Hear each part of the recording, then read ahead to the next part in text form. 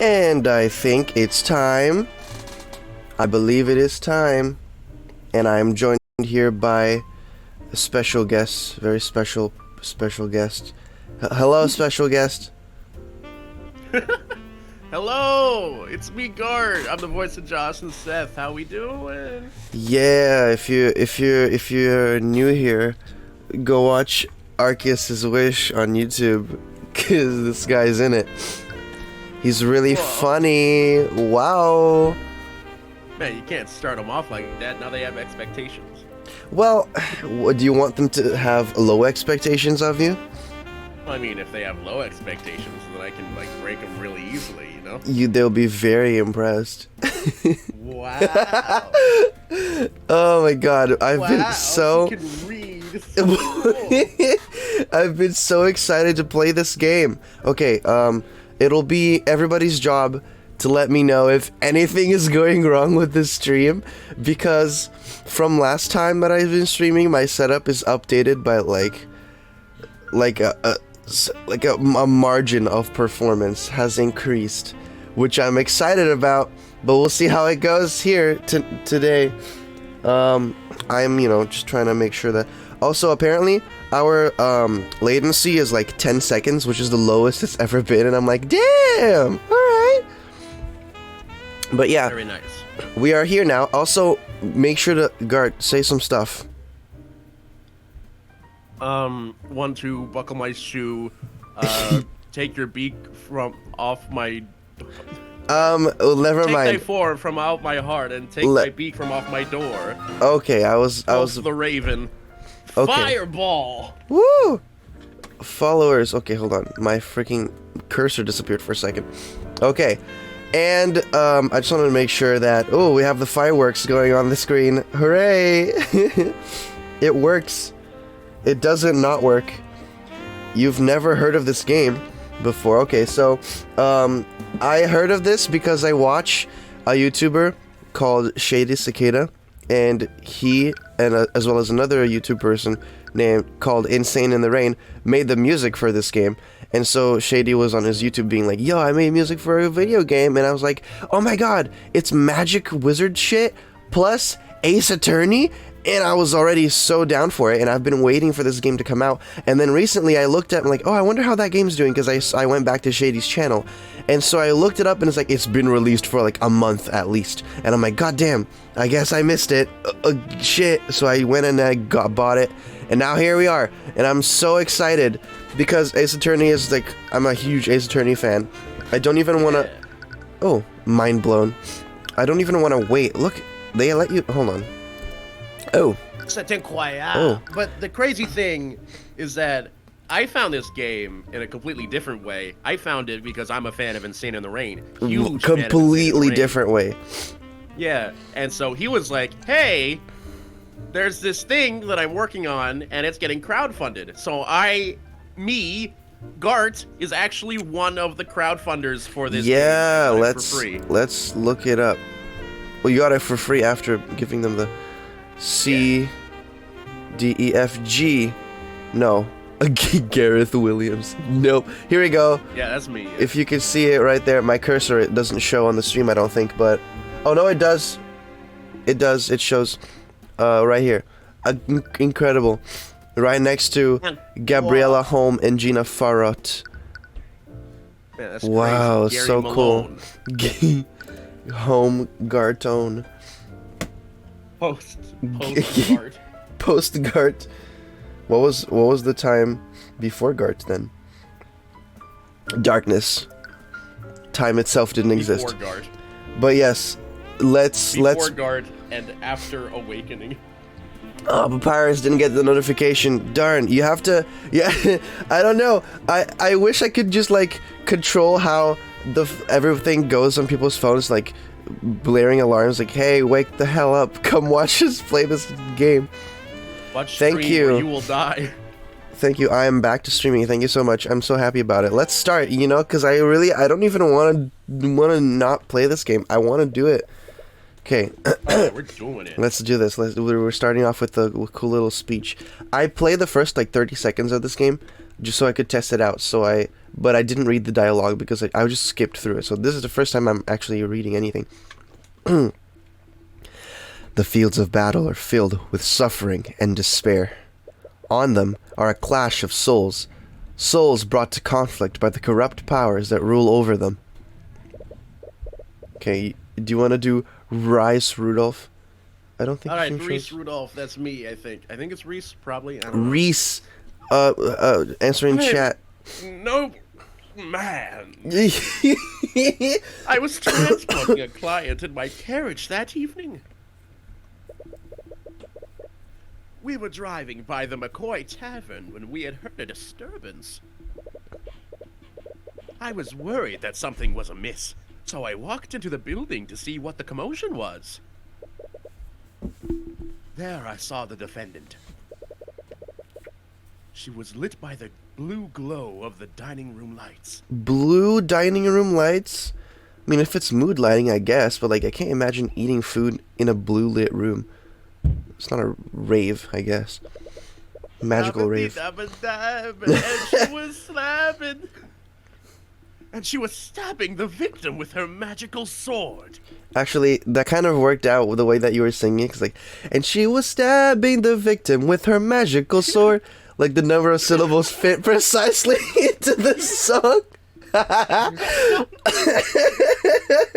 Beautiful. I just started streaming. I can't die so soon. Okay,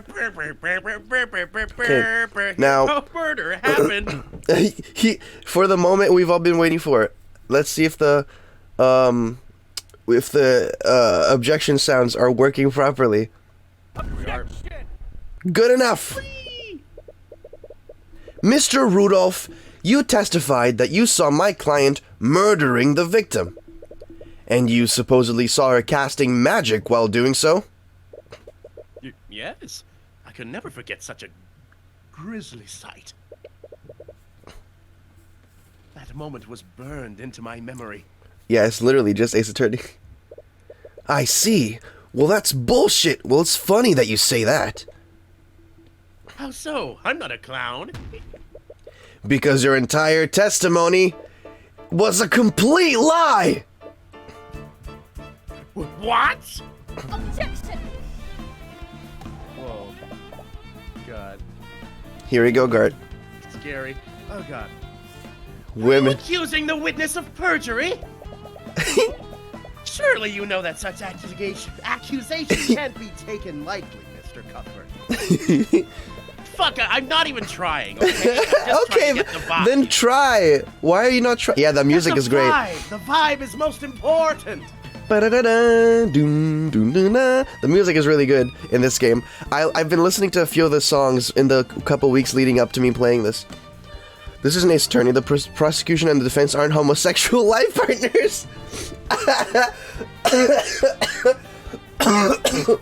That's fair. God, I love how it's like Phoenix Wright and Miles Edgeworth, and then you have Apollo Justice and Clavier Gavin, and I'm like, yeah, they're gay every time. I don't know what to tell you. What about Athena, though? Athena and, well, I guess, who's that girl that was in there? That one girl from the 5th game that she was like super besties with. Fuck. The girl that pretended to be a guy, Robin. Robin, the girl who pretends to be a dude for some reason, and then literally wears a whole set of like braces and clothes to hide her boobs and stuff. Like, it was a pretty cool scene, a cool moment. Anyways, Brightworth is like the only ship I support because it's so obvious, yet somehow it wasn't intended. I don't know about not. Well, the English the English translation of the game definitely makes it feel like that, but I have not seen how they phrase things in the Japanese version. My accusation is far from baseless, Steelwind. Think about the state of the crime scene at the time of the murder. Baseless? I assure you, it's very based. Yes. Think about the state of the crime scene at the time of the murder. The witness couldn't have seen anything, much less a homicide. bubble. The judge's about to be like, Seshkuni, Seshkuni. Hold on. Something. Let me bring up the... Because, Gart, your volume is still low. Ah, shit, sorry. He knows something. Oh, gosh. Okay, there you go. I guess I didn't have to do shit. But on this battlefield, there are still a few people who carry the ideals of justice within their hearts. Not this guy. But you have to wonder sometimes, are these ideals truly just? Or are they simply lies fed to us by our elders? Who cares about canon? We make our own. Damn it! Fuck. Damn it! Oh! Flainheart, you fool! Why couldn't you have just listened to me? Oh, I love this guy. Yeah. Rudolph, I require your assistance. Yes, sir. In the sealed Lord, what did you... Oh shit, it's Deed Man. You killed him. By the way, I am seeing when we get bits and stuff. Don't worry, I am seeing it. It's just, this game is so exciting. Oh my god, yeah, I love this guy though. Alert the town guard. Tell them that you saw his daughter fleeing the scene. I'm sure the neighbors heard them arguing with each other. They'll immediately suspect her. At once, sir. At once, Episode 1. but not at twice, or at thrice, at once. Earlier that day, you feel yourself slowly succumbing to unbearable pain. So yeah, I find it interesting that in this one, it has a lot more visual novel vibes in that there is a narration voice explaining the stuff that's happening on the screen or in the story. Meanwhile, Ace Attorney got all of its narration via dialogue, which was like, I think was really organic. This game does not do that, which I will definitely be missing, but I think it's fine. It's not a huge deal, but I think it's interesting. It makes you wonder how Ace Attorney really does everything via dialogue and like thought process from Phoenix. You don't think you'll be able to survive this much longer. Another woman! Oh, fuck. Oh, fuck. Are you sure you're okay, Cuthbert? I need you to be a bit louder. Are you sure you're okay, Cuthbert? You look like you're about to pass out. She's like, obviously Mia, but also her pose is the same as Mia. I was like... Yeah, I never really thought of her as Mia when I was like playing crossing Arcane. her arms, holding her giant boobs, and with one hand open like that. That's like just straight up what Mia does, and I'm like, I mean, very subtle, game! now. Very subtle! You gotta support him somehow. It's gotta kill the back. You have magic in this universe. Get a magical brow or something. Goddamn. Make him small, I know. Right? Make him reasonable. Goddamn. That's not what I was saying. You said that, not me. I like her outfit, though. Ah, shit, goddamn. Ruby Tamura. I like the little Whoa. character intro cards. Don't worry about me, Miss Tamura. I'm fine. You've been riding this carriage for days. You're definitely not fine. With each bump in the road, you feel yourself becoming more and more nauseous. It's taking every ounce of willpower just to hold down your lunch. I'm perfectly fine. If you say so. Damn, this guy can't even ride in a carriage. Damn. Oh. You feel the carriage drive over a large bump in the road. A dead body. You can feel and hear your stomach retching in protest. That stew you ate for lunch doesn't taste... into a barf jetpack. That stew you ate for lunch doesn't taste nearly as good the second time. Oh, I love that. Oh, damn. On second thought. Alright, take a break, buddy. You're okay. That's better. You take a deep breath of fresh air. There. It's the first breath you've taken today that hasn't threatened to come back out. Well, breathing usually should come back out, you know, because you... Sorry about this. This pose... Oh my gosh.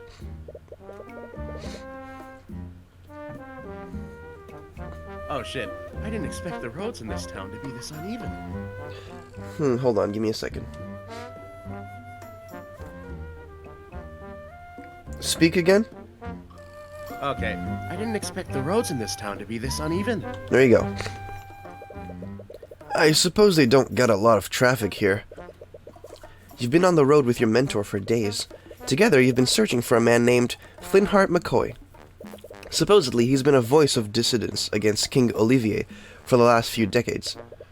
You have no idea what kind of business Miss Tamora would have with him, but you know better than to ask questions about her affairs. Affair? Does your husband know about this? Affair? Do you want to be the merchant? Not very matrimonious. Hello, travelers. Oh my God. Welcome to Cornhaven. I don't want my gain to be all the way up, so I can have some room to grow. But Just when you were speaking for Tamora, you were very quiet, and now you speak with this guy. You're like, hello. Yeah, that's you fucking. He's a booming bitch. Booming bitch. Steps out from one of the nearby shops. Teleports behind you. Teleports behind you. That's the joke. Yes. He has a wide smile on his face, and he approaches your carriage with the enthusiasm of a wide smile. Hello, I can see that. Hello. Would a pair of dignified individuals such as yourselves care for a refreshing drink? Those clothes. They must be from the city. Are you reading the magic thoughts stuff, or should I read those? Yeah, that's his thoughts. Oh, the guy's thoughts. Gotcha. He certainly has a friendly expression, but his thoughts seem very analytical. Well, I don't need a drink, but...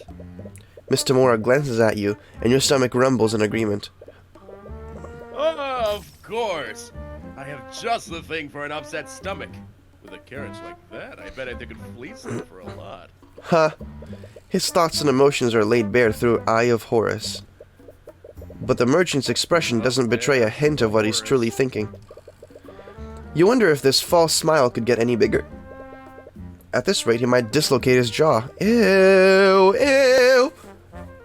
Yeah!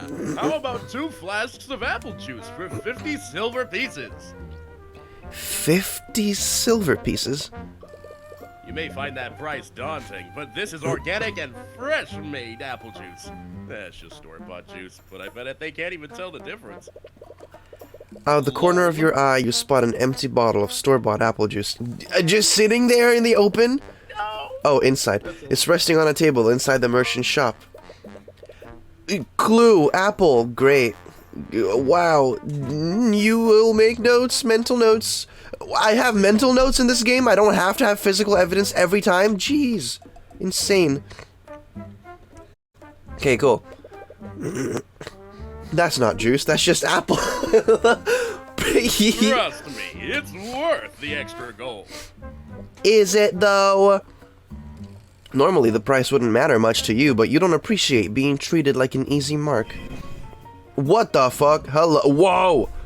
Hi, I wasn't ready for this.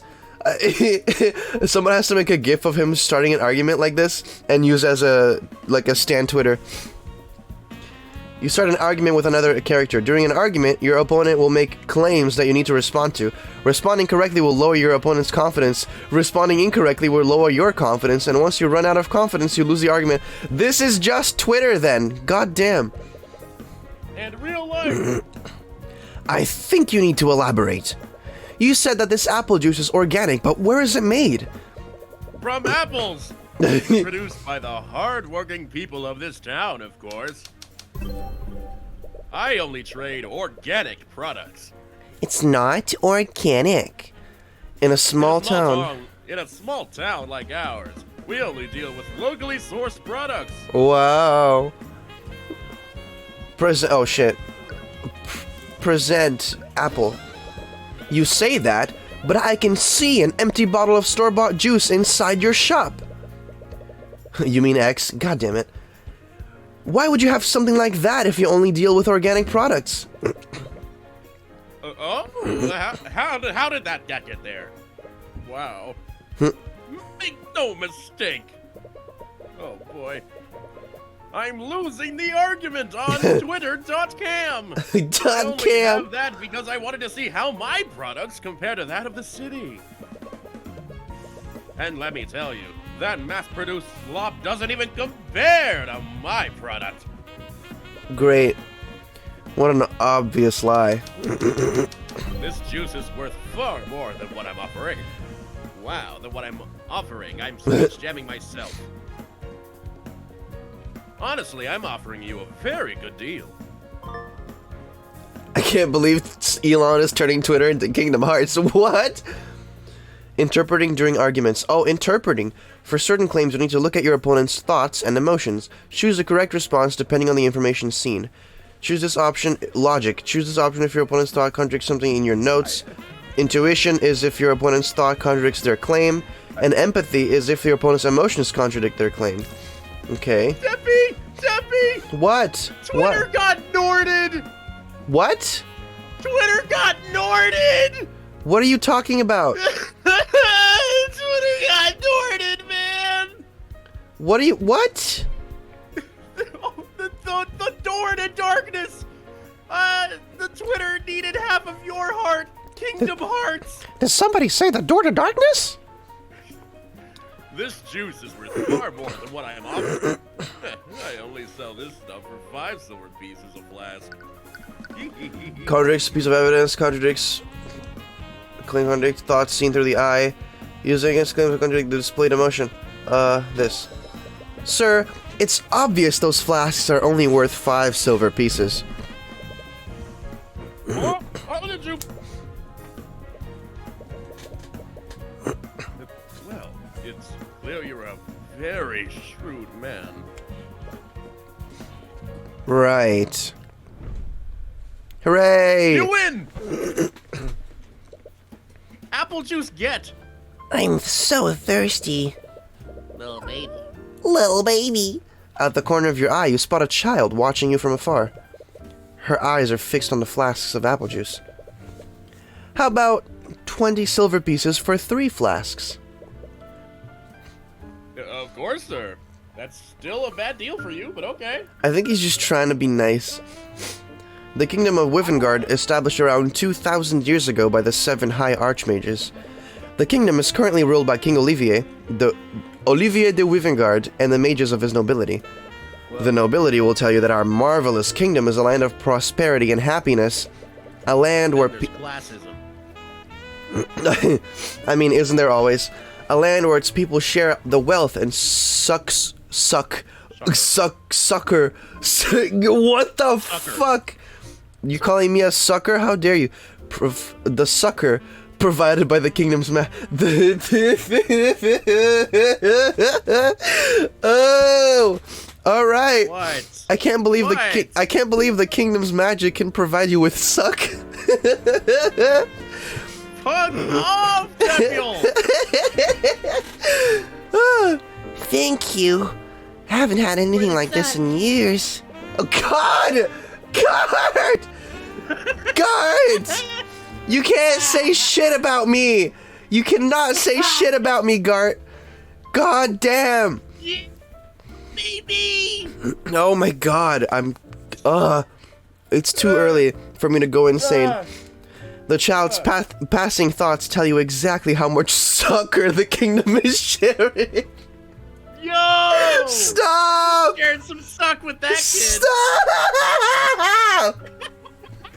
Stop it! Shut up! All this time, and evidently nothing has changed. Oh God! Oh! Okay. Oh shit! I didn't know you had such an eye for rural economics. Great. Well, I suppose I just have a good intuition for this sort of thing. Or did you use another kind of eye? What does that? What does that mean? You used What? The Eye of Horus. Your mom, Horace. You will not talk about my Egyptian gods in that way.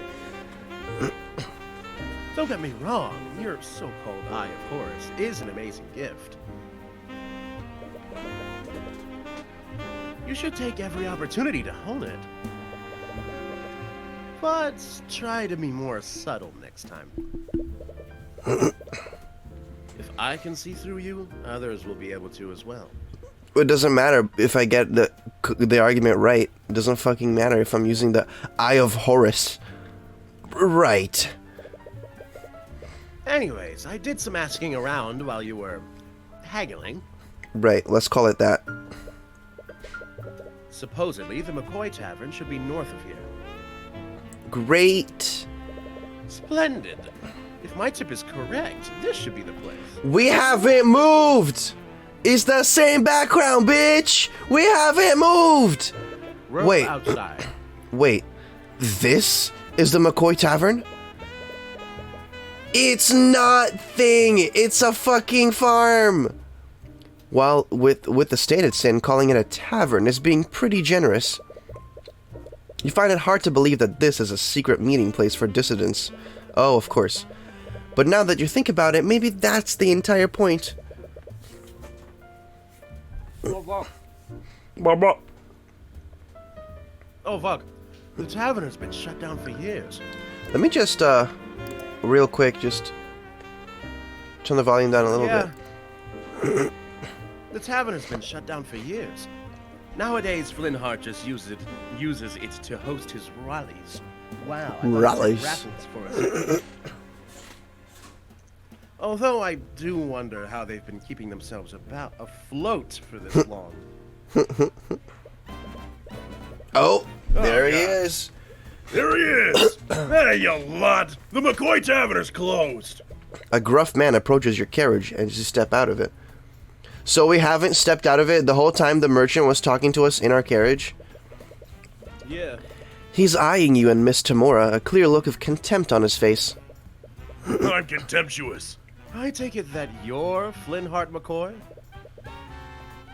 Yeah, what of it? I'm all contemptuous. Contemptuous. Occupation unemployed.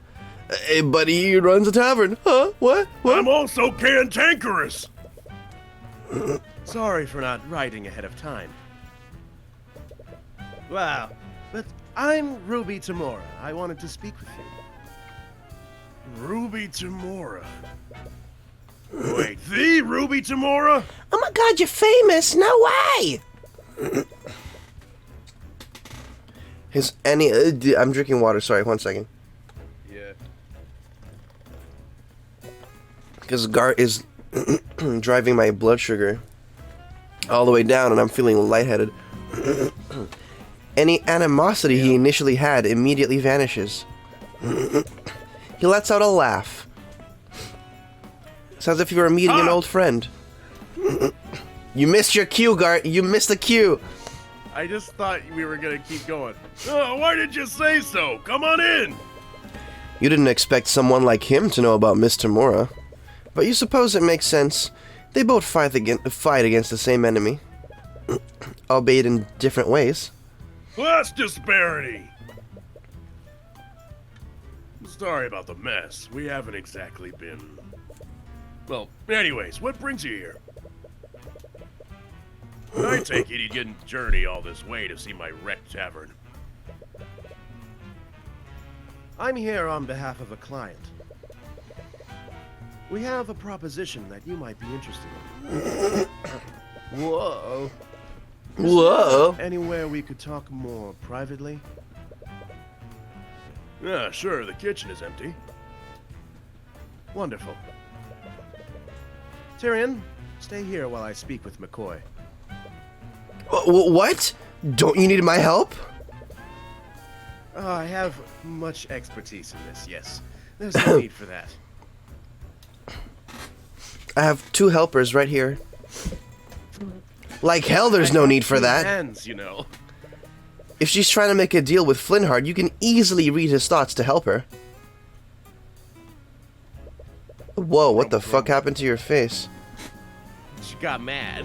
Her nose disappeared. You desperately want to object, but she shoots you a stern look that causes you to freeze up. You slowly look away from her. You spent... Is that Uncle Sam in the background, but not Uncle Kitsune Sam? Wild. You spent some... Yusuke? Uncle Yusuke. You spent some time waiting alone in the tavern's dining area. It's already been hours since Miss Tamura and Flintheart went to talk in the kitchen. Great. Damn. You can hear faint murmurs from behind the closed door, and you've been resisting the urge to eavesdrop. But even from here, you can tell that their conversation is slowly becoming more frustrated. You do not want to listen in, my friend. Looks like they're going to be a while. Well, it's a good thing you always bring a chess set around. You bring out the small chessboard that you've carried around since you were a child. Chess can be played with one person, and you've always taken advantage of that. Yeah, if you're a dweeb. Checkmate. You win against yourself. This time as black. Wow. I've played 10 games already, and I've won 7 out of 10 times as black. Oh, God. Who's gonna be Celeste? Is that gonna be you? I feel like, yeah, you probably don't want to be having a conversation with yourself all. I mean, I guess. No. Hello? Statistically, White's more likely to win. Damn. Unbeknownst to you, you're thinking out loud. So why am I performing so much better when playing as black? Hello? There's some kind of symbolism. You still don't notice her, and you're verbalizing your thoughts just as fast as you're thinking them. Am I becoming overconfident as White because it has a first move advantage? Or perhaps that very advantage is affecting my choices and making me play in a suboptimal manner? If a personal quirk is making me play illogically, then I need to correct it. Hey! What? How long have you been standing there? It's about time you noticed me. It's only been like Josh voice. I've been trying to get your attention for a while now. Oh, sorry. Do you know where my dad is? Your dad? Flintheart McCoy. I'm his daughter, Celeste. Woo, Celeste McCoy! Do do do do Whoa, do this do do character's not at all important. do Why is there no music?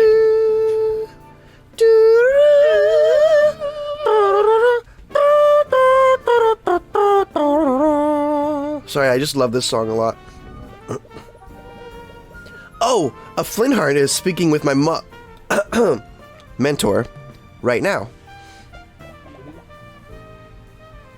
I wanted to show him something.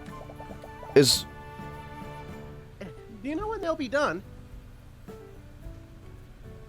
what was he about to say? Was he about to do a Freudian slip there? Call Celeste, sorry, calling Ruby mommy or something? Or is Ruby straight up just his mom? I mean, it's Miss Tamura, not Mrs. Cuthbert, so I have no idea what's going on. I guess we'll find out. Play the game, you'll find out. I don't know. They've been speaking in the kitchen for a while now. You hear Flintheart and Miss Tamura's voice getting louder and more frustrated, but Celeste doesn't seem to notice. Her eyes are focused on your chessboard.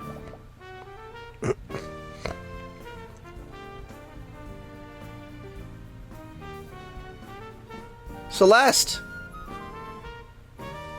Mommy, sorry, mommy. Where did Gart go? I went away. Why? Come back. Nobody asked you to go away. Yeah, I'm back. Okay.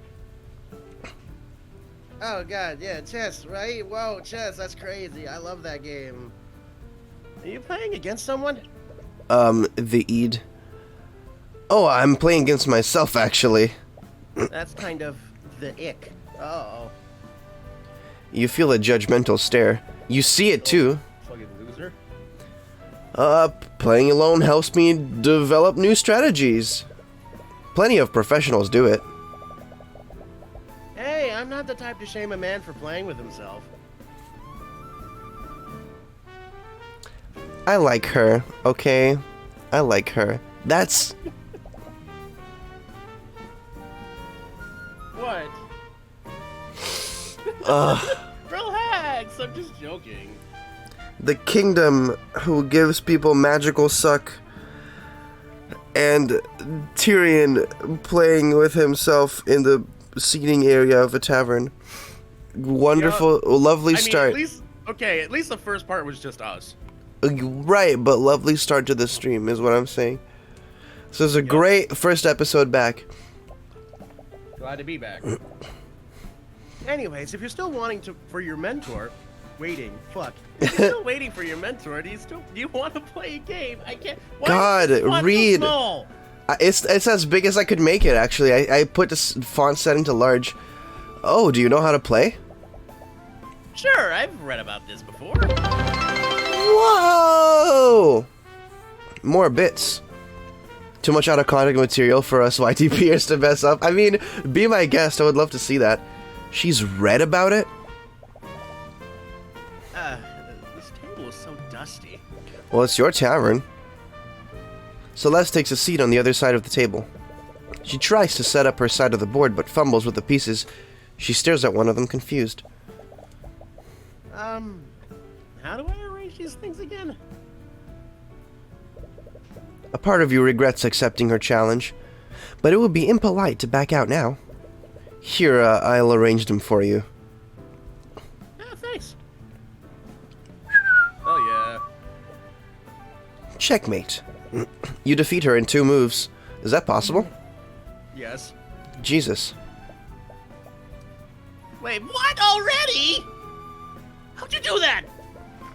You decide against telling her what the name of that mate was. Ah, Scholar's mate. Rematch me! I want a do-over. Fuck it, I'm going Josh all the way right now. Sure, why not? It's not as if you have anything better to do. Celeste's brow furrows and she tries to decide her next move. But she hasn't realized that the game is already finished. Here. She moves her knight into a position to attack your queen. It should have stopped her assault on her king, but... Checkmate. A scholar's mate this time. But the last one, it's in 2 moves. That's what the scholar mate, that's what it is. Anyway. I don't know. Ah, come on. How do you keep doing that? I'm gaming. You look at the closed door to the kitchen. Flintheart and Miss Tamora's discussion is becoming louder. It doesn't sound like they'll be done anytime soon. Their discussion. Again! I'll definitely beat you this time. God. This is fucked up. For someone who had... This main character's a fucking nerd. Yep. For someone who had clearly never played before, she's quickly improving with each game. It's impressive. She's observing your strategies and adapting them to her playstyle. She's AI? Plot twist. She's learning like someone who wants to get better? No, Easy. AI. Only AI is capable of learning. Get it right. With the way she's playing now, she could even defeat a nationally... With the way she's playing now, she could even do... Have I tried setting it up to also go on YouTube? Yes, I have. But, YouTube, I have to go through a whole process for it to allow me to stream on YouTube, which I'm unable to go through at the moment. And also, streaming to 2 places at once would definitely kill my computer. And we've already been on Twitch for a while, so why not just stick to this for now? Checkmate. But even so, you've been playing this game a lot longer than she has. How are you always one step ahead of me? It's like you're reading my mind! As if you'd even need to. Asshole. Oh shit, it's still her. Just one more game! I'll get you this time!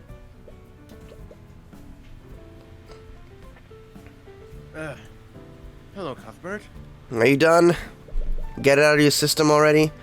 Miss Tamora emerges from the kitchen with Flintheart. They both look mentally exhausted. Mentally, we'll leave it at that. It looks like negotiations didn't go well. Negotiations. Yeah. I didn't even hear that. Discord cut you off. Negotiations. No! Yeah, all I hear is like...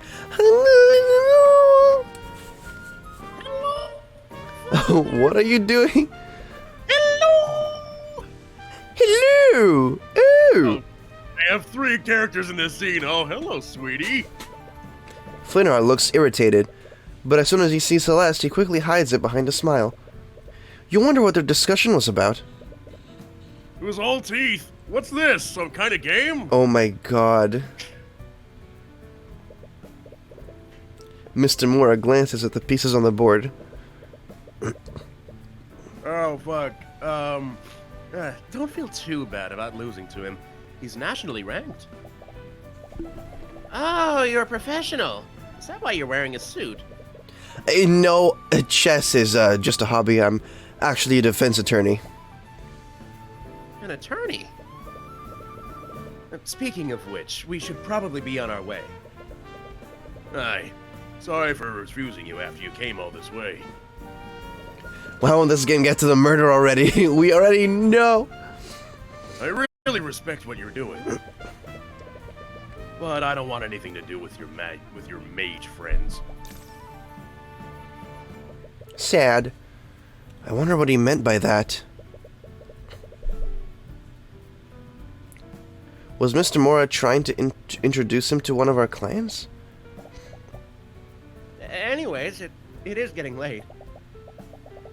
If you leave now, you won't get back to the city until morning. She's right. What do you mean morning? I said we were riding here for days. This region is littered with bandits and brigands. You wouldn't want to run into them this late. I guess you have a point. We have plenty of empty rooms that you can stay in until morning. It's the least I can do after you came all this way. Okay, there, brother. Well, if it's not too much trouble, we might as well stay here until tomorrow. The tavern is shut down, but we'll have some sheets and blankets. We still have. Fuck. I'll go to the rooms. I'll go get the rooms ready. God damn. You're like Van today. What's wrong with you? I'm so fucking small. I can't. I'm pressing my face against the monitor to be able to read. Celeste and Flintheart. I love how at the beginning of the stream you're like, wow, people are going to be impressed. He can read. And I'm like, well, yeah, debatable. I didn't hear that last bit. I said debatable. I didn't hear that earlier. Celeste I and... didn't hear that. No, I'm saying that now. Your mom. Celeste and Flintheart leave the dining area to get your rooms ready. You're left in the dining room with Mr. Mora. So, I take it that your negotiations didn't go well. No, I didn't expect him to be so stubborn. Honestly, I have no idea what that man has against mages. Well, there is one way to find out. Why are you being so secretive? If your business with Flintheart is related to our clients, I can help. It wasn't important, and your presence was not necessary. That's such an obvious lie. But you can't read a single thought from her mind. She's had years of practice hiding her thoughts from the Eye of Horus. Celeste enthusiastically came back downstairs, but she seems to have noticed the tension between you and Mr. Mora. Sorry to interrupt, but your rooms are ready now. Right. Thank Right. you. Right. Isn't that right? Right. God, an awkward silence hangs in the air as you and Mr. Mora head upstairs. Ugh! You reach the upper hallway and see 2 rooms that Celeste prepared for you. Mr. Mora stops before entering her room.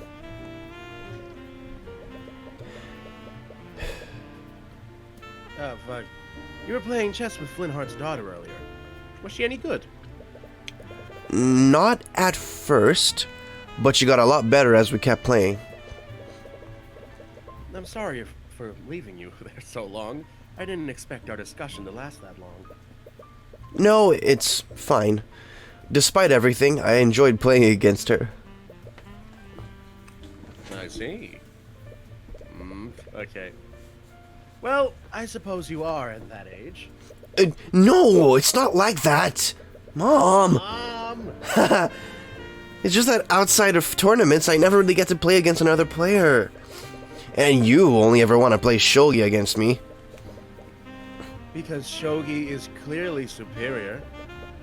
It's complete anarchy is what it is. You just bring fallen pieces back to life like some kind of necromancer. It adds depth. Dropping adds a dimension of play that isn't present in chess. You sternly look at each other. Your position is already made. A few moments of silence, you both burst out laughing. Ha ha ha! Ha! Ha ha ha ha ha ha! I'm sorry if it looks like I don't trust you. I know you're just trying to help. But there are some things about my work that I can't just tell you about yet. But one day, I'll tell you everything. Right. I'm sorry for prying. It's alright, right? I want to show you I'm ready to be an attorney. Oh, yeah. You are. I know you are. The rare praise from your mentor catches you off guard. Anyways, let's get some rest. You should mentally prepare yourself for the journey tomorrow. Right. You completely forgot about the carriage ride back. You can already feel your stomach churning in protest. Lamau. Lamo. You lay in the bed that the McCoys prepared for you, and as you close your eyes, you slowly drift into a deep slumber. As this happens, you feel something invasive. Your mind drifts away, and you feel yourself being pulled elsewhere. Whoa! You find yourself in a surreal and unsettling landscape. You're fairly certain that you're dreaming right now, but some instinct in the back of your mind tells you that something is fundamentally wrong about this. You see a woman in the far distance. She's staring directly at you. What? Presents? She's murmuring something, but you can't quite make it out. Is she trying to say something to you? Finally, found. I finally found you, Heavensborn! Poof, you're jolted wide awake. You can't exactly remember what the woman said to you, but whatever her words were, they sent a piercing chill down your spine. Your breath is heavy and your heart is beating in 100 miles per hour. Calm down. It was just a dream. At least, that's what you try to tell yourself. Please, just let me explain. I don't want to hear it! You hear the voices of Celeste and Flintheart ring out from downstairs. Ring out! It must be extremely late. What could they possibly be arguing about at this hour? Has 5 PowerPoints. I want you out of my house! Out! Damn. A dead silence lingers in the air before you hear someone rush out of the tavern. Whoever left slams the door behind them. You're not my dad! That's fucking... You're not my dad! Oh, yes, fucking... What was that all about? Fucking doo-doo head! It's none of your business. You only met those two today. It would probably be best not to get involved in their affairs. And as you left, tell yourself that. A brief image of Celeste's smile appears in your mind. Damn it. I'm gonna help.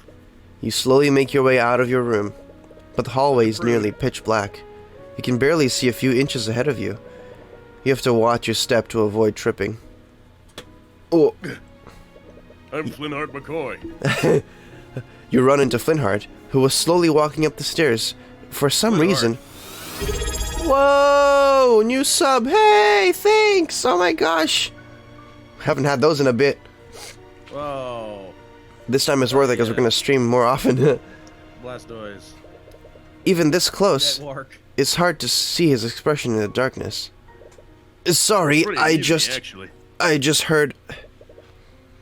Right. I forgot you two were... His words trail off. Is... everything okay? Not really. Sorry. I'm just going to... You awkwardly shimmy past Flintheart to head down the stairs. He doesn't move out of your way. It's clear his mind is elsewhere. You arrive at the dining room, but you don't see Celeste anywhere. Honestly, though, it's hard to tell with how dark the room is. Celeste? Are you still here? You don't receive an answer. You remember hearing someone slam the door from earlier. Your eyes are drawn to the tavern entrance. Celeste? Whoa, now it's nighttime. No answer. Celeste! Where are you?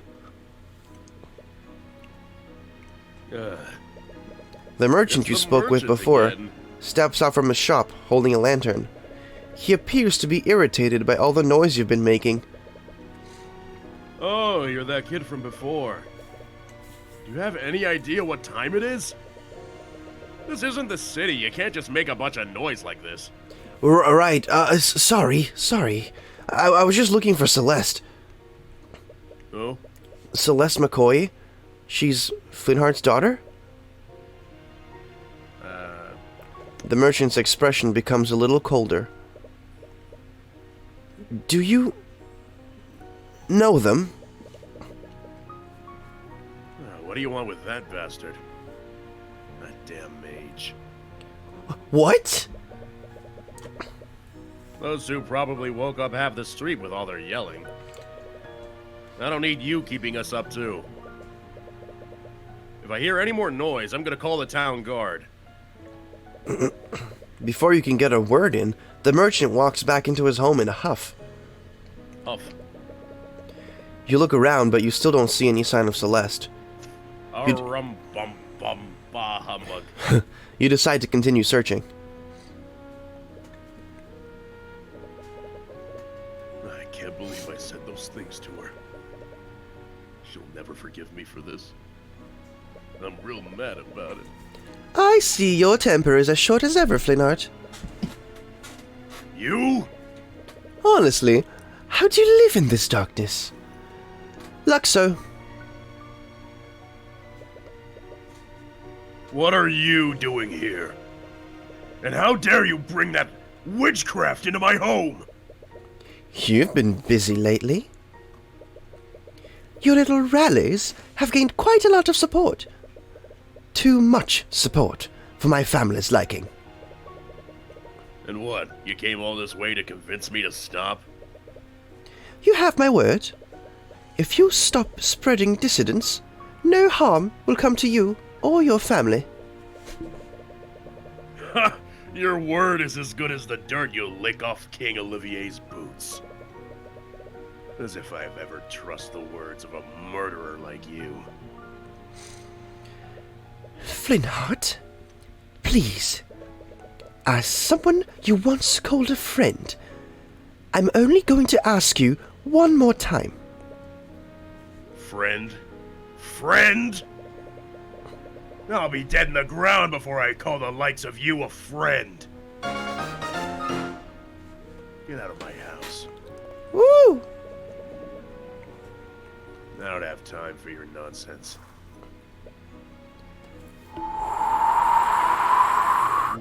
Unfortunately, I don't think you'll have much time for anything.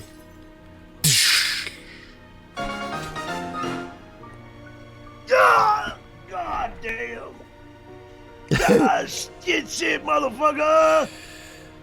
Damn it! Damn it! Flintheart, you fool! Why couldn't you have just listened to me? Rudolph, I require your assistance. Yes, sir.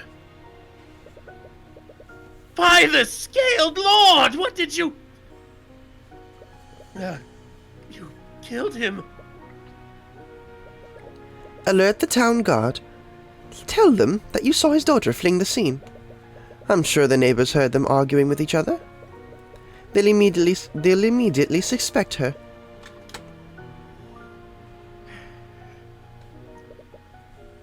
At once, sir. Don't take that out of context. You've been searching for Celeste for a while. How long have you been outside? 2 hours? 3? However long it's been, it's clearly taking a toll on you. Where is she? What am I going to do now? You hear a faint voice. Could it be? Oh! As you peer behind an old tree, you finally find her. And her exposed thighs. She looks just as tired as you are, probably even more so. Yeah, like, run pants, please. Her eyes are puffy and red, but she's doing her best to hide it with a smile. I've been looking all over for you. Oh, sorry. I'm guessing we woke you up? Yeah. Is everything okay? It's nothing. It was just an argument.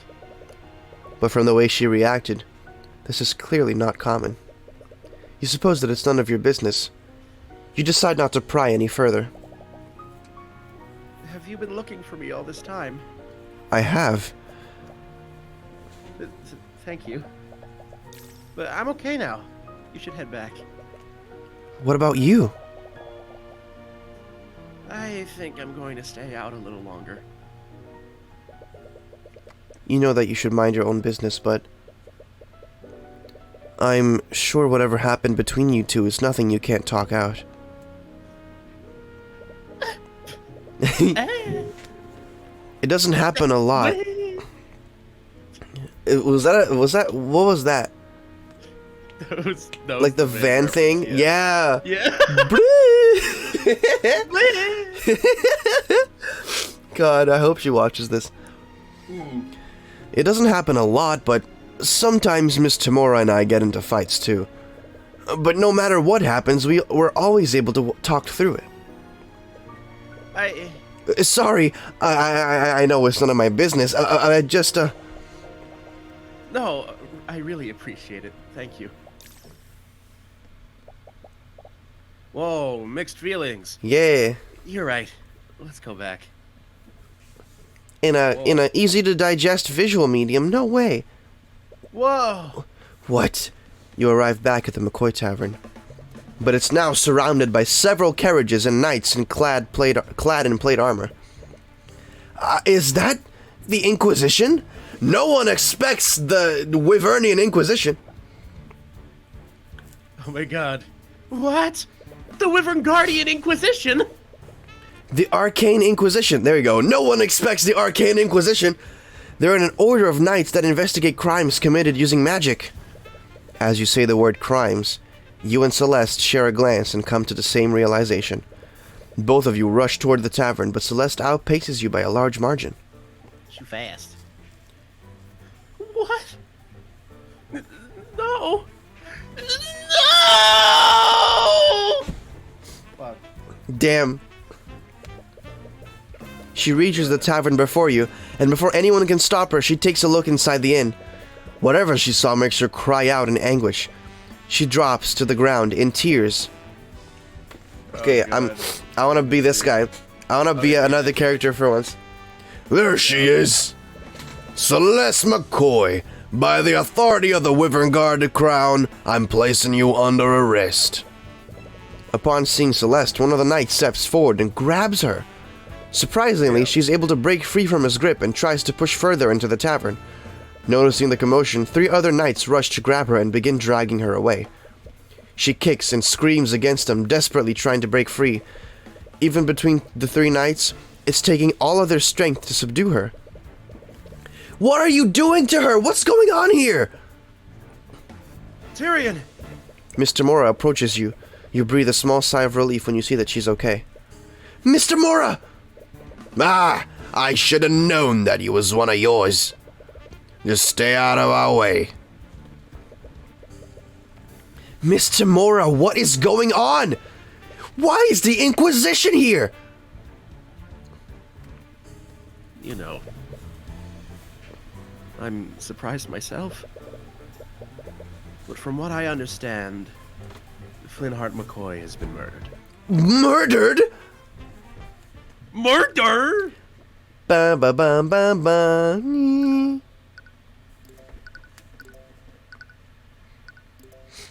Great. You follow the Inquisition back to the city where Celeste is being detained. According to Miss Tamora, Celeste was a prime suspect in Flintheart's murder, and due to the supposed nature of the crime, her case would be pushed to the trial immediately. Hooray, murder. But many elements of that situation still don't make sense. The Inquisition only investigates crimes committed using magic, so why is Celeste their prime suspect? Could she be a mage? It's not like everyone else already knows that. This is ridiculous! She has a right to speak to an attorney! Anyways, you find yourself met with another hurdle, a very frustrating one. Yeah, well, we can't let you see her until she's been processed. Her trial is in an hour! How has she not been processed yet? I don't know what to tell you, kid. I wish I could help. You don't need to use the Eye of Horus to know that that's a complete lie.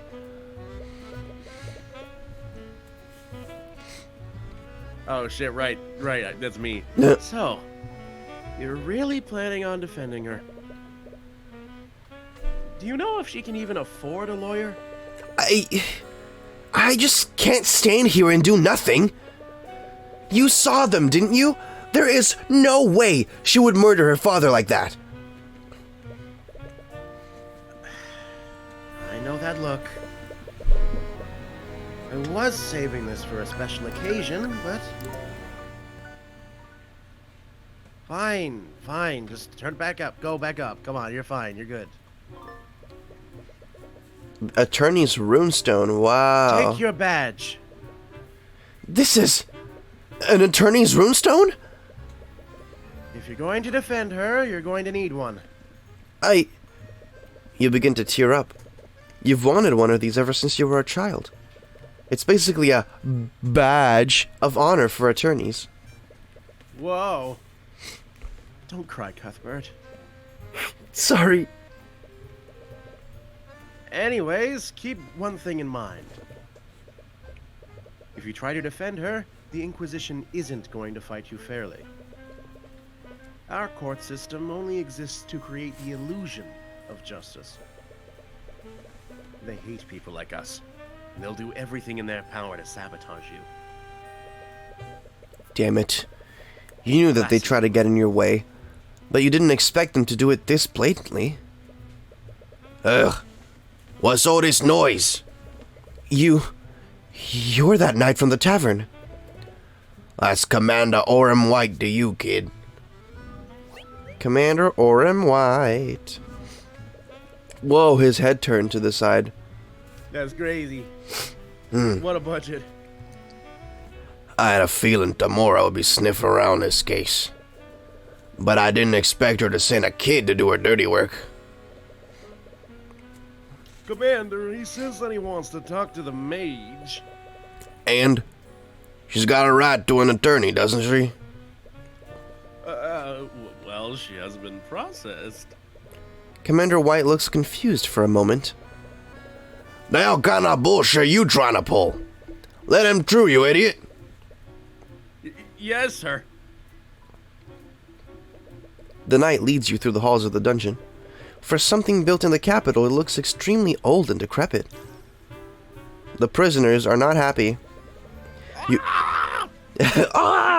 negative emotions from prisoners nearby. It's a heavy and almost crushing feeling. You've always had to avoid crowded places because of how sensitive you are to people's thoughts. Oh no, Athena Sykes.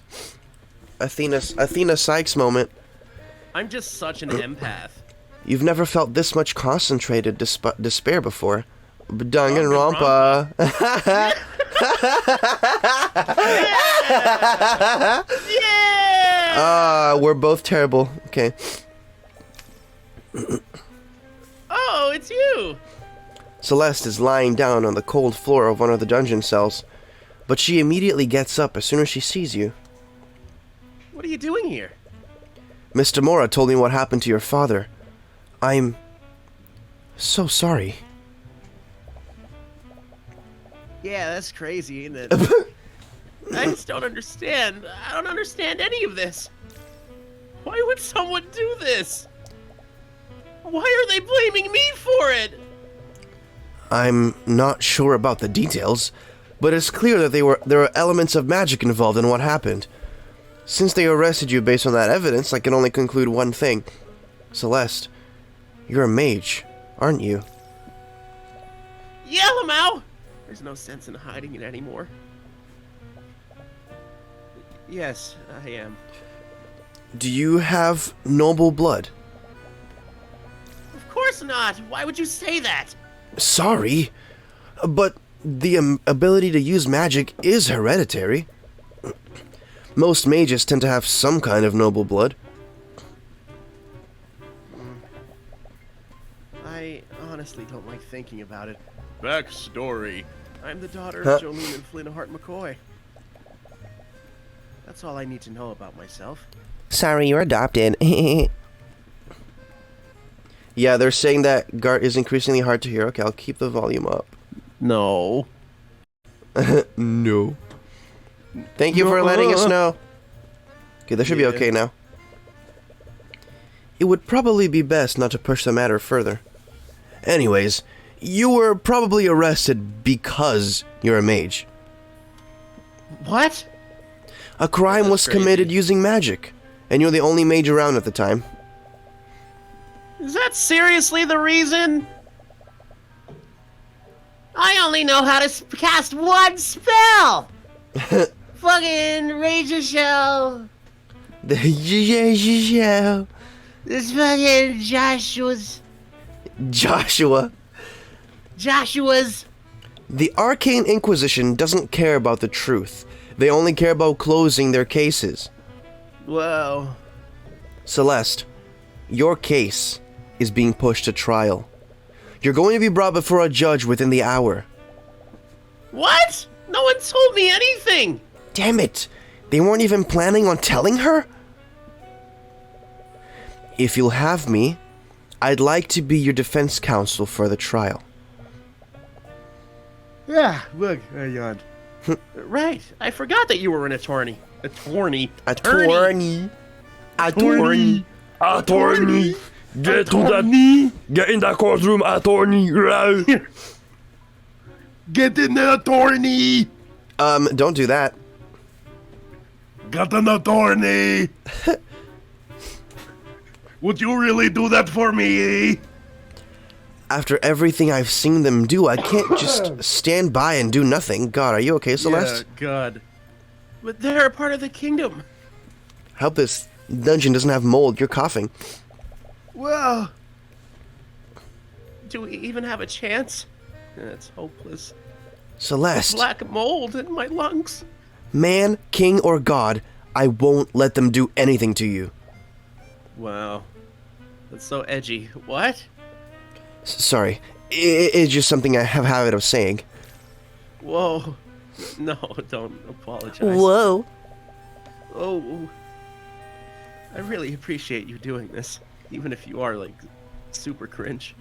It's clear the entire situation is bittersweet for her, and a little cringe. And because of the Inquisition's delays, you haven't had any time to investigate the crime scene. You were confident before, but you begin to doubt whether or not you can really do this. Everything is happening so fast. It feels unreal. No, you have to do this. This is the exact reason why you became a lawyer. No matter what happens, you'll acquit Celeste. You're of that age. You're at that age. Courtroom. I'm in a real courtroom. Actually, entering... Oh boy, here we are. Phoenix face. He's got the Phoenix face. Hold on, give me a second. Yup. 1 second. What the? Oh, did you do that? Yeah. Woo, new follower! Give me 1 second. Whoa. Gart, entertain the chat! Oh god. Oh no. Hey kids, did you know that cashews are actually seeds? They come from the fruit called the cashew apple. It sounds really dumb, but it's true. It's like cashew apple. It sounds really fake, but what do you know? It's real. Wow, Gart, that's so interesting. Now you're learning alongside your Ace Attorney fun time. So interesting. Thank you for that. I'm back now. Wow. Actually, entering the courtroom has taken a lot of wind out of your sails. You've never been here as an attorney before. You've only ever acted as Mr. Moore's assistant. The bitch! It's the bitch! The bitch! The precise fucker! The woman at the prosecutor's bench is staring at you. Miss Tamora mentioned her before you went to see Celeste. What was her name again? What was her name again? You think it was Aria Steelwind? Some dumb shit like that. Yeah. Oh, I like this pose. Yeah. I like her front-facing pose better than her side pose. Yeah. You can feel the coldness of her glare burrowing into you. I hope she's not like 15, like Ace Attorney likes to do. Why is she staring you down? I don't remember. I feel like she's like 22. Is she trying to intimidate you? Hold on, I have her profile, don't I? Yeah. She is 18. Well, fine. Fine. I know what happens later. That's worse. God damn it. Because it's working. Says Kunyi. Court is now in session for the trial of Celeste McCoy. Prosecution is ready, Your Honor. Aria, you're not supposed to have a gavel. Give me that. Oh, I stole it away. Oh, the defense is also ready, Your Honor. He doesn't necessarily sound very ready. Regardless, let's begin the proceedings. The prosecutor Steelwind, please list the charges. The defendant is Celeste McCoy, a mercenary for hire and a registered mage. Wait, did she just say mercenary? Yeah, I had to take up a job after my family's tavern was shut down. Oh. Right. I killed people. It's not exactly the first occupation you choose. She's charged with second-degree murder and negligent misuse of the arcane arts. I see. So there was magic involved. Yes. The crime occurred within the McCoy Tavern, a local inn that shut down years ago. The locals reported hearing a loud commotion coming from within the building. Negligent. Hours later, a carriage driver was nearly Fucking negligent. Now I have later a carriage driver that was nearby checked the disturbance. Now I finally have something. Now I finally have something to throw back at you for Pavimed. Finally. Negligent. Negligent and Pavimed. Now we need Van to say something, and it's the trifecta. Pavimed. Hey, you wrote out Pavimed, alright? It was a typo, and you said it into words out loud, Gart and Evenger. You did it, not me. Pavimed! Blame Google Docs for not correcting my spelling error, alright? Listen. Why should I have to blame your autocorrect for not knowing what the fuck Pavimed was? You don't know what the fuck negligent is. I know what negligent is, yes. Bruh. I don't know what negligent is, though, however. Gliggy. Okay, let's continue. It was then that he found the victim, the defendant's sword still impaling his body. Whoa. Whoa. The Inquisition has provided an autopsy report and a record of the sword. Nandeska? Died. Oh, I thought the whole thing is in quotations. I thought died was in quotations. I'm like, what? Autopsy report. Died. Great. Celeste sword. Type clue. Great. Let me look at those. Wow, it's a died after being stabbed from behind with a magical blade. Fatal wound shows heavy traces of transmutation magic. The alleged murder weapon, it's an ornately designed sword, but it has no magical properties. What was the defendant's relationship with the victim? Was the defendant's relationship with the victim? Was it what, Your Honor? I see that they share the same last name. The defendant is the victim's daughter, but not by blood. Okay, so she is adopted. She was adopted into the family when she was an infant. her birth parents are currently unknown. But we know that they're royals because she does magic. I see. What an unfortunate turn of events. To begin, the prosecution would like to call Commander Owen White to the stand. Right? Owen White. Freudian slip. Yes. Are you perhaps intimidated by my giantesque vocabulary? This isn't PBS Kids, alright? Let's move on. What? Dude, Read. Red white reference, okay? Read. You stop with the not read. Read. Witness, please state fuck you. Witness, please state fuck you. Yes.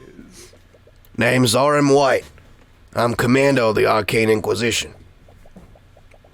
Oren, could you please testify about the details of the Inquisition's investigation?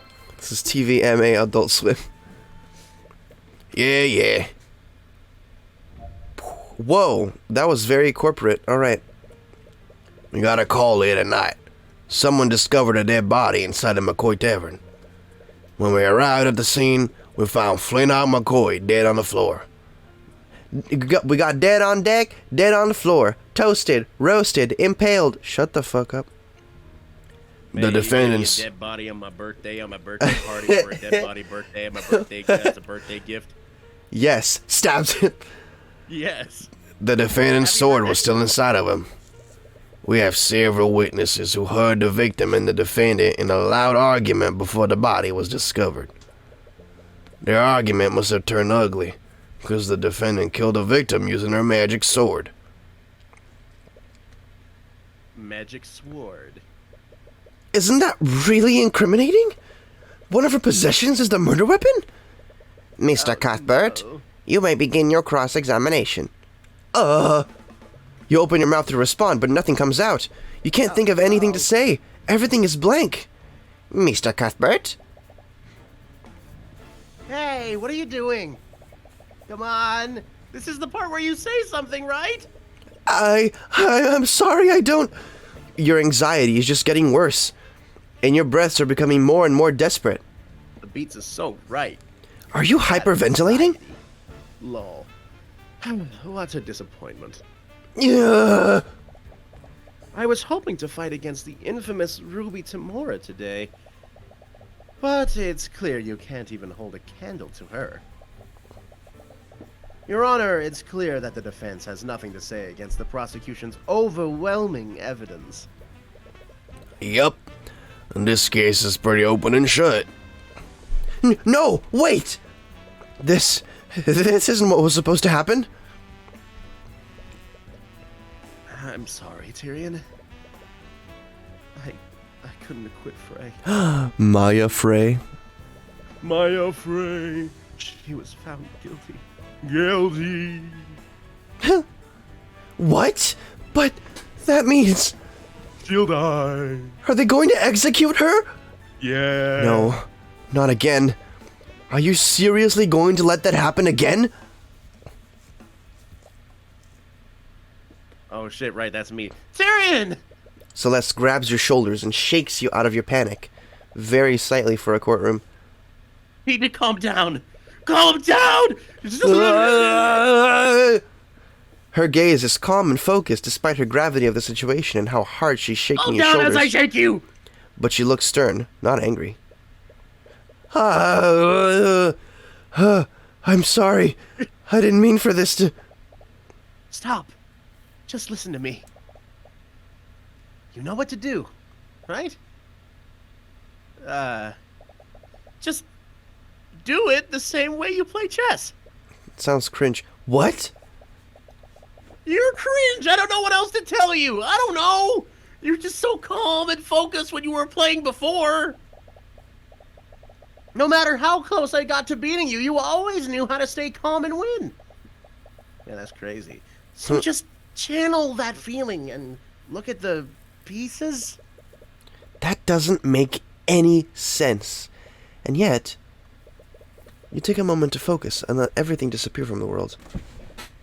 Every statement that he made, every word that came out of his mouth, Each of those is a possible weakness that you can exploit. Every bleak moment can be turned around. You just need to consider every angle. Wow. My apologies for the delay, Your Honor. The defense is ready to begin cross-examining the witness. Very well. There we go. Thank God that worked. Carefully examine every statement he made and find something that contradicts the evidence in your notes. Once you do that, present the contradicting evidence and prove that his testimony is false. Pew. Whee! Eyes. You're cross-examining a witness. I think I know how to do this, but let me just... Clue or... Oh. Say we're gonna... Yeah. I played It's Turning before. Press and present, yeah. You got a call at night, someone discovered a body. Boom. Hold it. At what time exactly did you get this call, and who discovered the body? The call came in at 1:25 a.m. As for the witness who discovered it, he wanted to remain incognito. It's not unusual for a witness to stay anonymous. It's well within their right. But this would be a lot easier if you could question the witness directly. What happened when you arrived, Commander? Hey, I'm cross-examining. When we arrived at the scene, found Fenrir McCoy dead on the floor. Dead on the floor. How did you know that the sword was my client's? Her sword is made out of some kind of special alloy. I think it was forged out of that country or something. It'd be hard to mistake something like that. We also have several eyewitnesses who verified that the sword belonged to the defendant. Well, she made no effort to hide it from the public.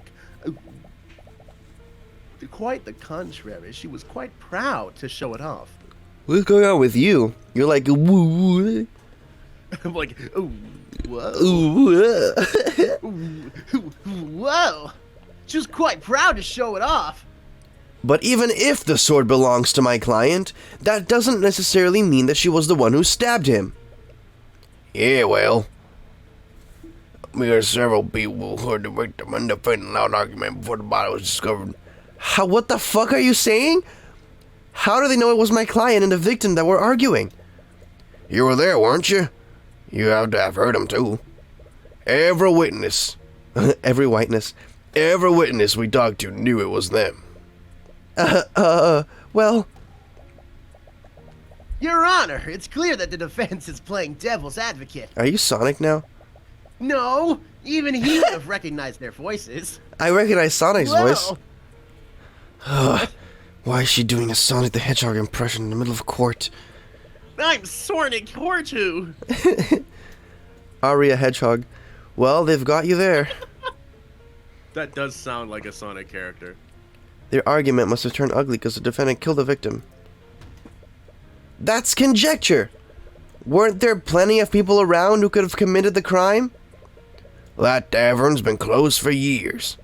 The defendant, the victim, and Ruby Tamura were the only ones there before the body was discovered. Plus, the murder weapon definitely belonged to her. Well, it's a given that Miss Tamura didn't do this. And it'll be hard to prove that someone else was at the crime scene. But you can't help but feel there's something off about what he just said. You shouldn't have panicked so much before. His testimony is straightforward, but that will actually make this easier. Assuming that Miss McCoy is innocent, there has to be a flaw in his logic. You just need to compare every statement to each piece of evidence in your notes. Once you find a contradiction, present that piece of evidence to the contradicting statement. Fair enough. Got a call at night, someone discovered a dead body in some McCoy Tavern. When we arrived on the scene, we found Flinner McCoy dead on the floor. We have several witnesses who heard the victim and the defendant in a loud argument before the body was discovered. Their argument must have turned ugly because the defendant killed the victim using her magical sword. Can I present something against this? It's only the design sword but has no magical property. Wait. Magic sword. Yeah, it has no magical properties. So... Objection! Objection! Commander White, you testified that the victim was killed using the defendant's magical sword. Am I correct? Yeah, it's pretty obvious when you look at the crime scene. I think I'd actually have to disagree with you on that. The defendant's sword couldn't have possibly been the murder weapon. What are you talking about? The sword was inside his body.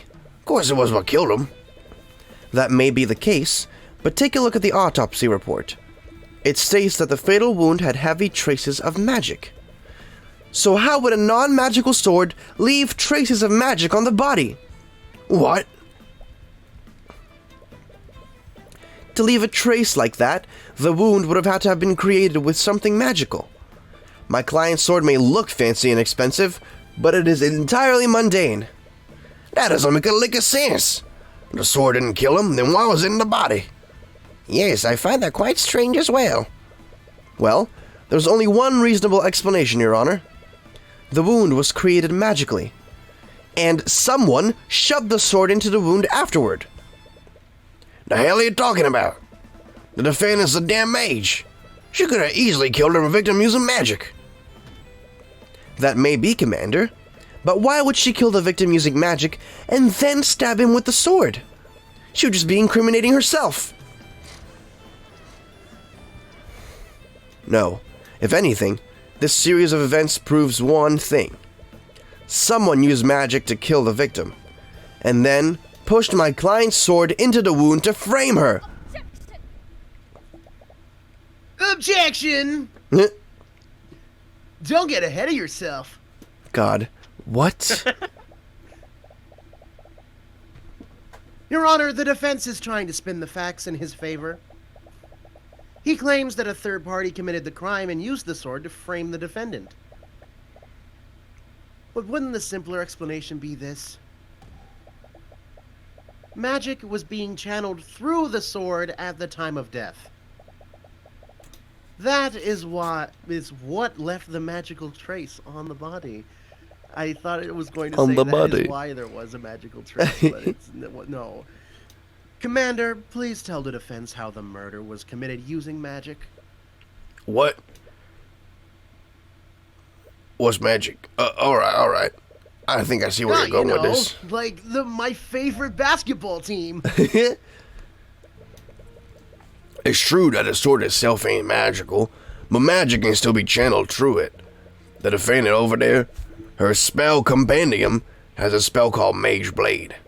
She must have used it on her sword before stabbing her victim. That spell is the reason why there were traces of transmutation magic on the wound. Well. So, her spell compendium contains a spell called Mage Blade. A spell compendium is a magic device that lists every spell a mage can cast. Luckily, Celeste's compendium only contains one spell. That means she can only cast that one spell. Celeste, do you have your spell compendium with you? No, I left it at the tavern after. Well, you know. Yeah. Sorry. You know. If you can't look at the description of Mage Blade, you'll have to approach this another way. The commander's testimony was a lot vaguer this time. If you can press his statements, you might be able to find a new information that you can use against him. Well. I know how to press. Shoot a sword is magical. Are you saying that my client used a spell and channeled it through her sword? There are a vast number of spells that operate like that. Whoa. Spells from the School of Transmutation are almost always channeled through an object. The defendant had a spell called Mage Blade. Mage Blade? It's a transmutation spell that sharpens my sword. Whoa. Sorting. I usually use it when I need to cut through an enemy's plate armor. That definitely helps our case. Great. I've killed people. Goddamn. I'm a murderer. Murder.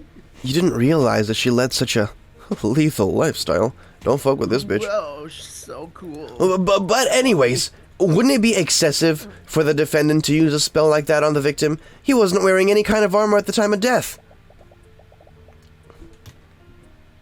Oh shit, right. The victim and the defendant were in an intense argument. Perhaps she used the spell in a fit of rage. It was a crime of passion, after all. Ugh, that theory is a little far-fetched, but you'll need more hard evidence if you want to disprove it.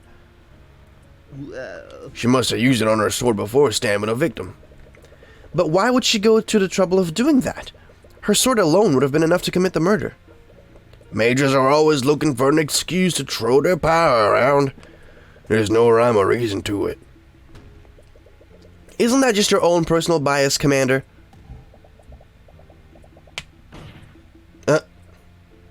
We don't need to understand why the defendant did what she did. The fact of the matter is that the magic was present at the crime. Do you have any evidence of the contrary? You don't. Yet. That spell was the reason why there were traces of transmutation magic on the wound.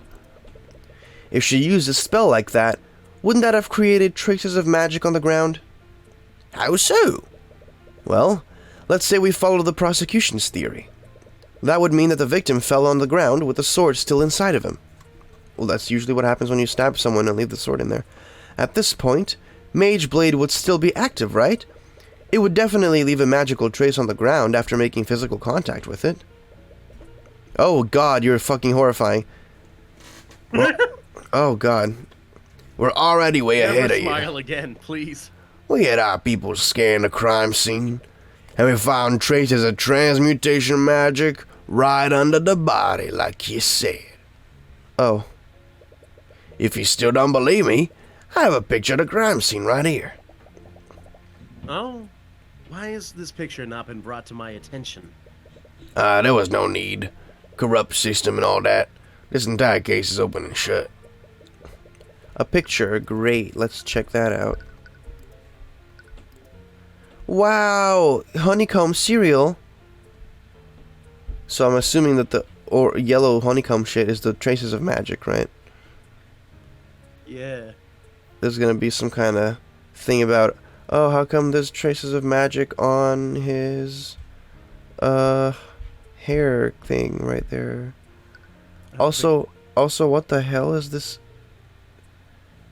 This sword is massive. Which way is it even going into his body from? Is that a fan? Looks like it's, it looks like it was inserted starting from the chest.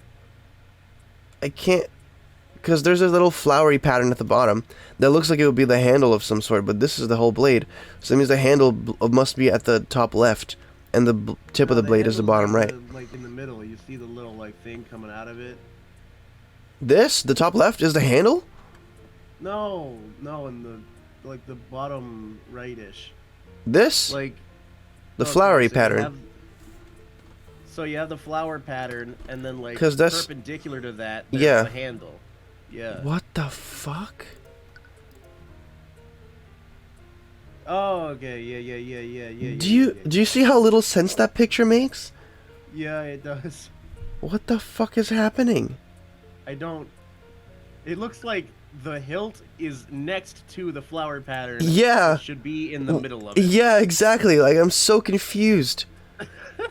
So her sword is on the ground perpendicular to the sword that stabs him. Apparently. I don't fucking know.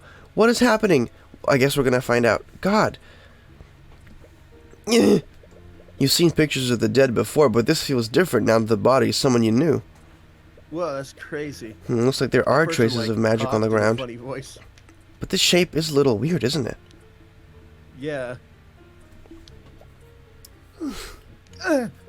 Whoa. What was that just now?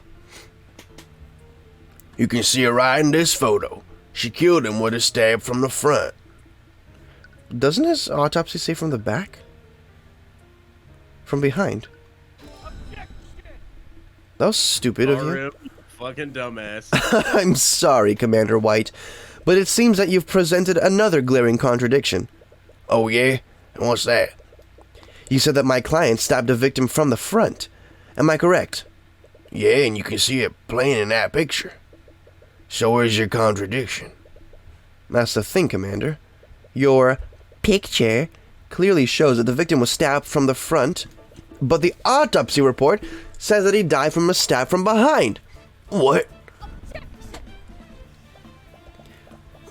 Orim! You were supposed to release everything that you had! Damn, I love the sprite of her. Why wasn't this photo given to me? There was no need. There's no way it could have been anyone other than that damn mage. You're a fucking idiot, Norim! Murmurs ring out across the gallery. It didn't matter how corrupt the justice system was, they wouldn't be able to cover up such a blatant incompetence. But you have, yeah, fuck! Ah! You have them right where you want them. Order! Order in the court! But you... Order in the court! It's a rock. Mr. Cuthbert, what is the meaning of this? Glass. Glass. I'll tell you what the meaning behind this is, Your Honor. As the autopsy report states, the victim died from the stab wound originating from his back. But this photo clearly shows that the sword entered from his front.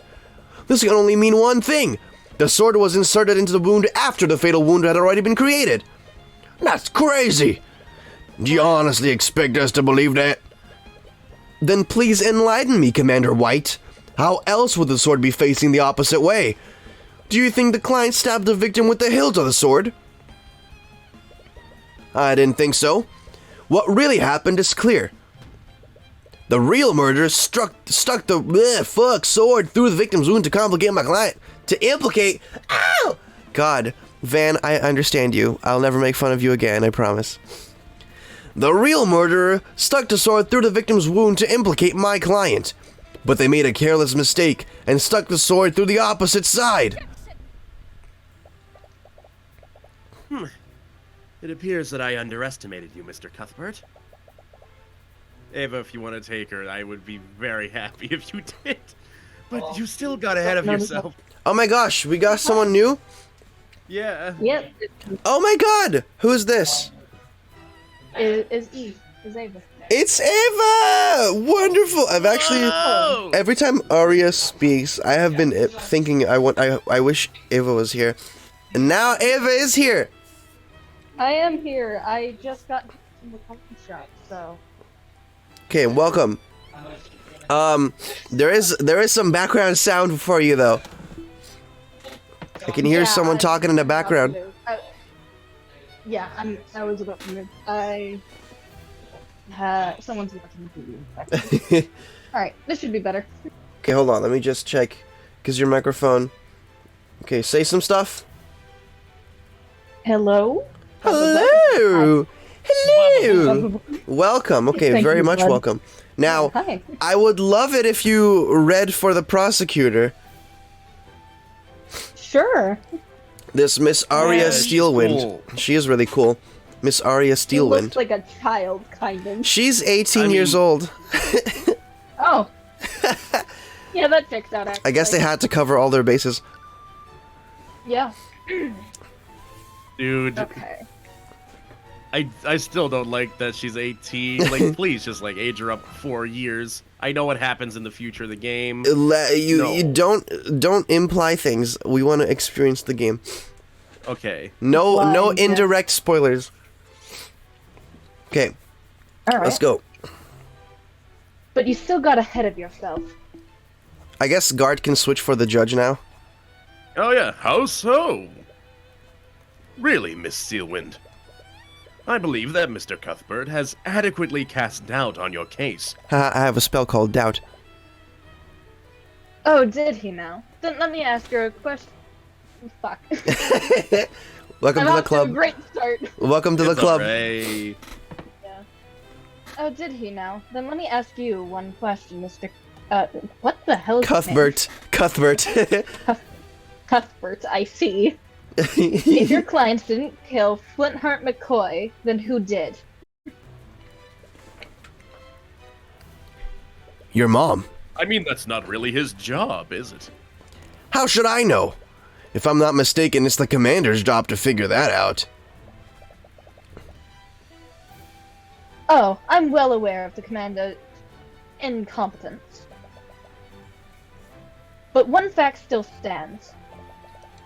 There was magic detected on the wound and the sword.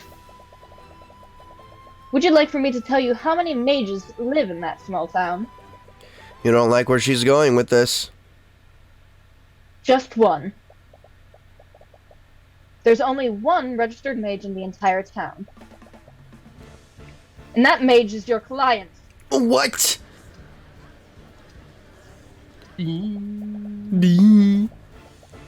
This is a funky world. Mhm. The defendant was also established to have been with the victim hours before his death. She was the last known person with him, and she was the only mage there. In addition to that, I have several witnesses who heard them arguing. Registered mage. It could be illegal mages. Yeah. Yeah. How she murdered the victim is simply an unanswered question. I see. That certainly does change matters. Need to advertise and give bits to the channel. I need to lower the volume of the bit sound effect. The good news is I can't hear it right now. Yeah. I can't say that the prosecution's evidence is irrefutable, but there still is evidence that casts guilt upon the defendant. Damn it. You almost had them. There are far too many unanswered questions for me to pass a verdict. We will give law enforcement time to clear these unknowns. I suggest that they conduct their investigation more thoroughly this time. Fucking dumbass. We will resume the trial tomorrow morning. Court is adjourned. Why does it have to be so, like, ominous? Goddamn. Bah. That's Wait, one such an second. interesting... Now I can do that. Cool. Hello, Cuthbert. Fuck. What the fuck sort of name is Cuthbert, though? Tyrion know. Cuthbert. Cuthbert. As you walk out of the I courtroom see. with Celeste, you're greeted by Miss Tamora. Miss Tamora, you're here. You recall how you froze up during the first cross-examination. You feel a little ashamed that your mentor saw all of that. Yeah, it was pretty bad. Well, at the end of the day, you were able to pull it together. And once you did that, you performed adequately. On that note, I wanted to give you this. Ooh, Whoa. spell compendium. It's Celeste McCoy's spell compendium. It contains the formula for the following spell: Mage Blade. Mage Blade. Mage Blade. Blade. Wow, it's like an Blade. it's like an RPG Mage freaking. Blade. It's like an RPG fucking skill slot. School transmutation, incantation, Arcane. Gesture, none. Duration, 1 minute. Concentration, yes. What? Okay. It's a concentration spell, apparently. For the duration of the spell, the edges of this object, usually a blade, become unnaturally sharp, making it more effective at slashing through material. So you don't even have to use a sword to kill people if you know this spell. You can just use your fucking spoon. Dinner spoon.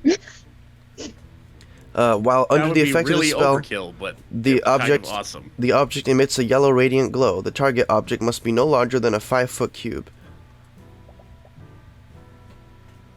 Ooh, should we Oh, have shit, right, Mike. should we have Keep forgetting should who we I have- am! should we have My Ava read for spell. Celeste? Huh? What? Should we have Ava read for Celeste while she's here? Yeah, maybe. I'm okay with that. Go for it. Yeah. My spell compendium? I swiped it from the dining area before the Inquisition arrived. I thought it'd be best for you to have it. So this is your spell compendium. And it only has but I- one spell. Mage Blade. This means that the Mage prosecution has to prove that Celeste used that specific spell. It will restrict how they approach this case, which gives you an edge over them. But that prosecutor is really something else. You mean Prosecutor Steelwind? You can still Yeah, she's remember her really ripping cool. glare. It gives you chills just thinking about it. You wouldn't even know it, but this was also her first trial. Really? Kind of a spark in a big career, I guess. Yeah, it's almost like you're like It's almost You're- like she's she's like your barely mirror. 18. that's crazy. It's Almost like like she's she's your a mirror rival. art. Anyway, I thought that her inexperience would make for a good first opponent. Why didn't she give to us before the trial? Look, I don't know. I feel like I feel like her spell compendium is something that the police should have like actually confiscated, but apparently they didn't find it. So now we have this spell compendium. It feels like this is evidence that we shouldn't be holding on to on our own, at least not at this point. Yeah, I don't fucking... But that girl, she's a natural in the courtroom. Whoa. It makes me wonder why a Steelwind would choose to become an attorney in the first place. What do you mean? Nepotism. The Steelwinds are a powerful noble house. One of the noble families, they are one of the few who answer directly to the king. Most members of their house take high-ranking positions in the kingdom's military. So, it's a bit strange that she chose to become a prosecutor despite that. Steelwind. Man, no wonder I couldn't breathe.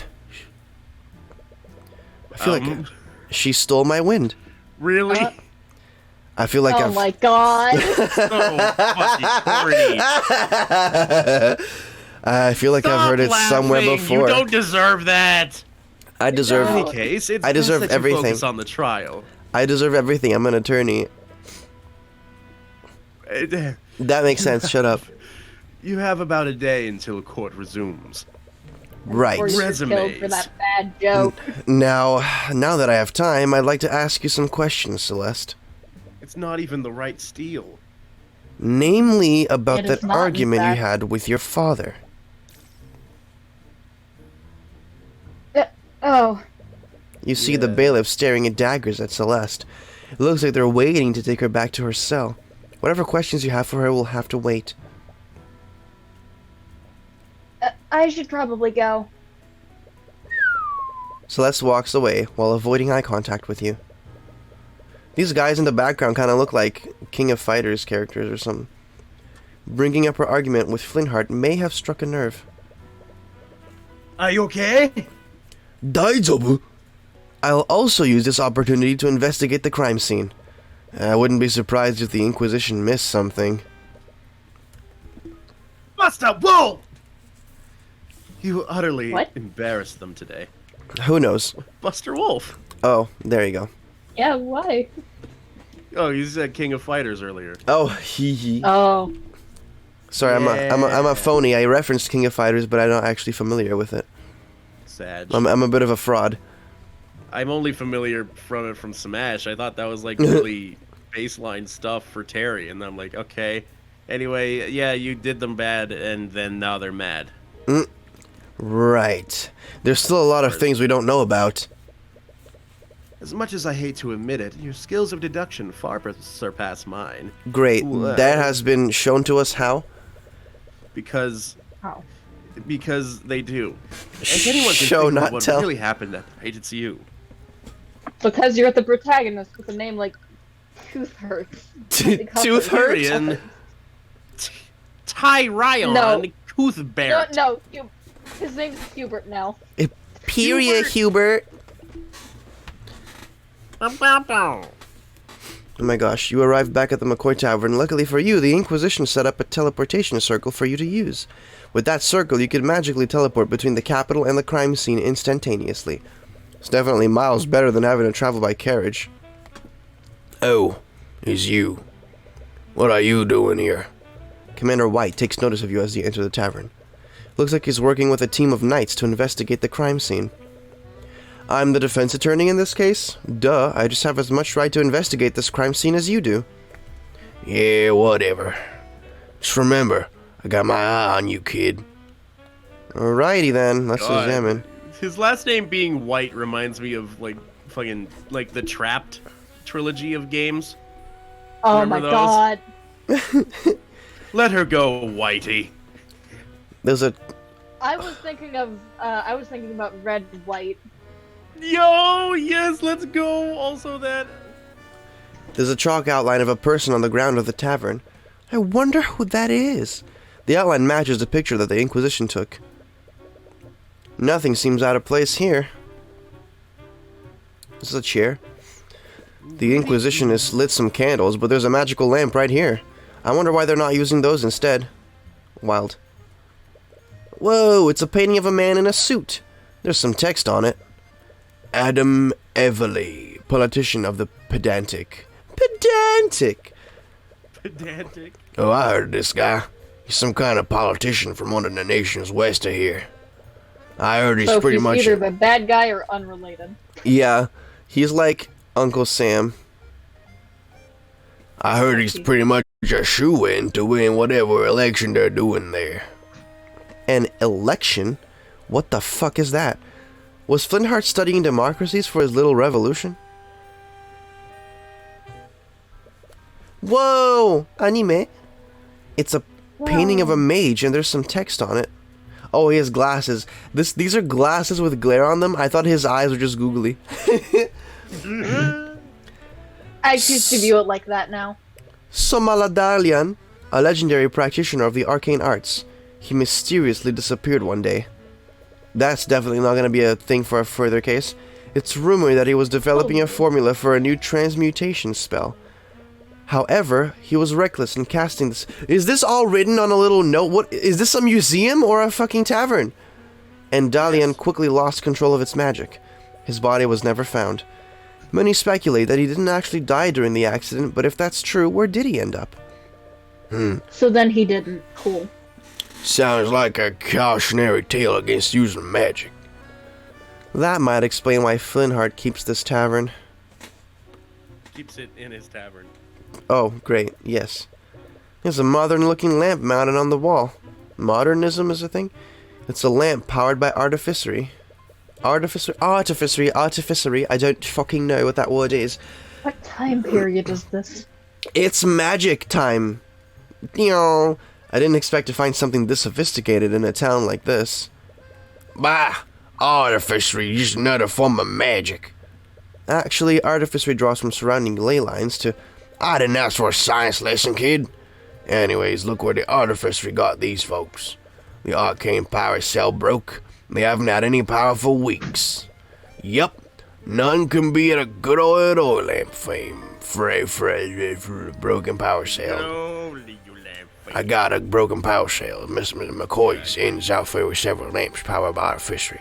However, the arcane power cell has been broken for weeks and the lamp can't turn on. I don't know what I'm doing. You were just saying stuff and I did not process any of it. Ooh, look at this. For we can't turn down. I agree. There's a broken bottle on the floor. It's shattered close to the chalk outline of the body. The label has the words lotus juice on it. Probably illicit. I've never heard of that brand before. Must be foreign. Shattered bottle of lotus juice. Damn. Great. I like how this guy is like actually talking about the stuff that I'm finding. And he's not just being like, Hey, don't touch anything, pal. okay, I guess we're gonna talk to him. I wonder Questions. who you could be talking about. I was wondering if I could ask you some questions about the case. Richard. Ha! As if I'd help the likes of you. I saw your boss is, and I know what you're up to. That witch probably sent you here to calm me. What? I'm just looking for some information. God damn. A likely story. He was cooperative before when you let you see Celeste. Why is he being so stubborn now? Is he angry that you embarrassed him in court today? Oh, little baby. Oh, poor baby. Little piss baby. Little push baby with his little gray hairs. Oh, he's getting old. In any case, you won't get anywhere at this Gart, rate. did you say pissant? Yee. If you want his help, you'll need to persuade him through an argument. Great. I don't know, like little. What the? annoying Whoa. bastard. That's a lot of stuff. So, what does the Arcane Inquisition do exactly? You trying to pick a fight with me? No, I'm just genuinely curious. Jeez. Well, I'm sure you already know, but us Inquisitors investigate crimes that involve magic. Well, Do crimes like this happen often?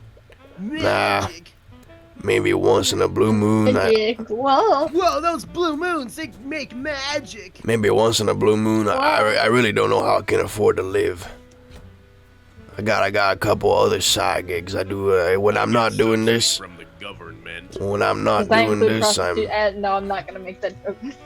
You already have. It's too late. Makes sense. Most mages are in the nobility, after all. And the nobility does like grizzled gigolos.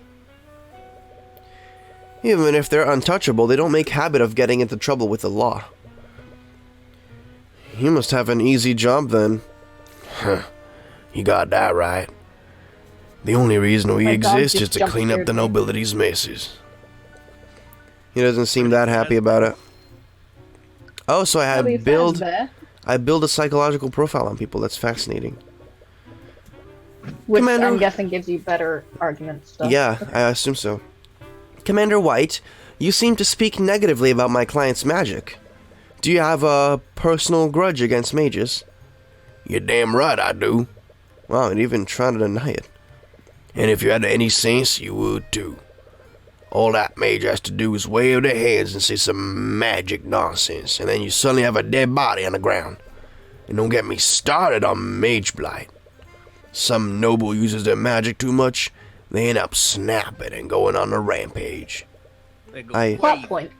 Gotcha. Don't They know go if crazy. I- So stupid. Ah! don't know if this is going too far. But why join the Inquisition if you hate mages so much? What?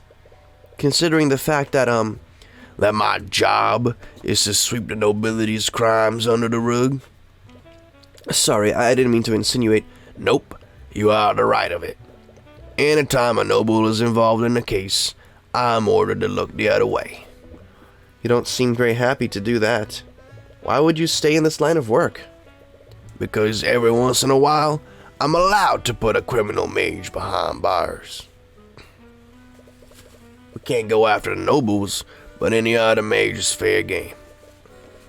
Or at least, they were before your boss showed up. Your boss. Does he have something against Miss Tamora? Literally that, yes. I have to ask, did something happen between you and Miss Tamora? Ha! Miss Tamora! What are you, her lackey or something? No, actually, she's my guardian. Oh, I didn't know she even had a... Look, kid, I don't know what the deal is with this game and adopted kids, but I kinda like it. I don't know what the deal is between you two, What? but no good will ever come from associating with her. This is about the rumors, isn't it? Throughout the years, Rumors of how about like adopted children deserve a family versus anyone else. I agree. Throughout the years, there have been several insidious rumors surrounding Miss Tamora. She's been accused of forgery, blackmail, and all manner of illegal activities. It's clearly Bon misinformation.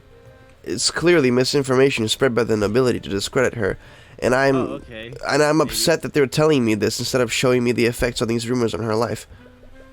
She's always been fine with it, but you can't help but get angry on her behalf. It's like, Well, I oh, mean, I guess people they did think show I'm it, doing but illegal it's things. not liking her. People do illegal things. Ah, yes, I don't care. It's more I than guess, just yeah. rumors. I've seen it for myself. That woman is evil, kid. She defends mages who don't have the protection of the nobility. She's not evil. She's a hero. Yeah, So she'll die next case. yeah, Just like Mia. yeah, whatever. Yep. Orm White's psychological profile is complete. Great. Now I can do the argument. Commander White seems unusually hostile towards you, and you have a feeling it's not just because you embarrassed him in court today. If you can clear up this misunderstanding, you might be able to convince him to help you. Yes. Twitter time. Argument. What? Alright, I'm just going to come out and say it. Do you have a problem with me, Commander White? Oh, I can open his psychological profile. Stubborn and stuck to his ways, seems to have a grudge against Ruby Tamora and will read her negatively if you try to defend her. However, he'll respect you if you defend yourself against personal attacks. Nice. Do you have Well, a we problem gotta with me, refer to Commander that. White? You should know exactly what my problem is with you. I saw who you're working for. Do I have to spell it out for you? No, because that would be magic, and you hate magic. Ruby Tamora is a crooked Spelling lawyer. is magic. Oh, No one knows where these words came from. I have a spelling compendium, aka a fucking dictionary. or does your boss not tell you what she gets up to? I mean, she got up to something in the kitchen a few hours ago, that's for sure. The dictionary's magic. With the murder victim. She did it. Elocutions and arguments. Arguments are not always fought using hard evidence. Sometimes you need to elocute to convince your opponent that their claim is wrong. When you're prompted for an elocution, choose from one of the 3 possible responses. The correct response can be gleaned from reading your opponent's psychological profile. Gotcha. Whoa. Ruby Tamura is a crooked lawyer.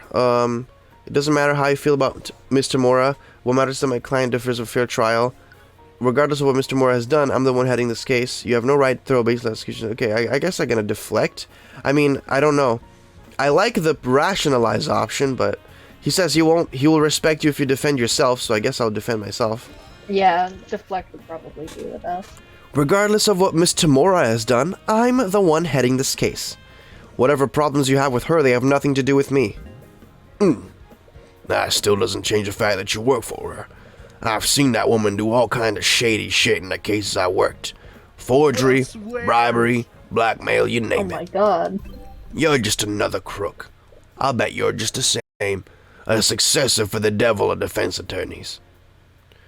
What? Forgery, briefly blackmail. Have you seen me do any of those things? Because all I've done so far is point out the mistakes that you've made. Goddamn. Maybe me being something to do with it. I'm not Ruby Tamura. Regardless of what you've seen her do, I'm going to run an honest case. I'm not Ruby Tamura. It doesn't matter if the rumors are true or not. Regardless of what you've seen her do, I'm going to run an honest case. I think I rationalized that one, and that one also worked, so...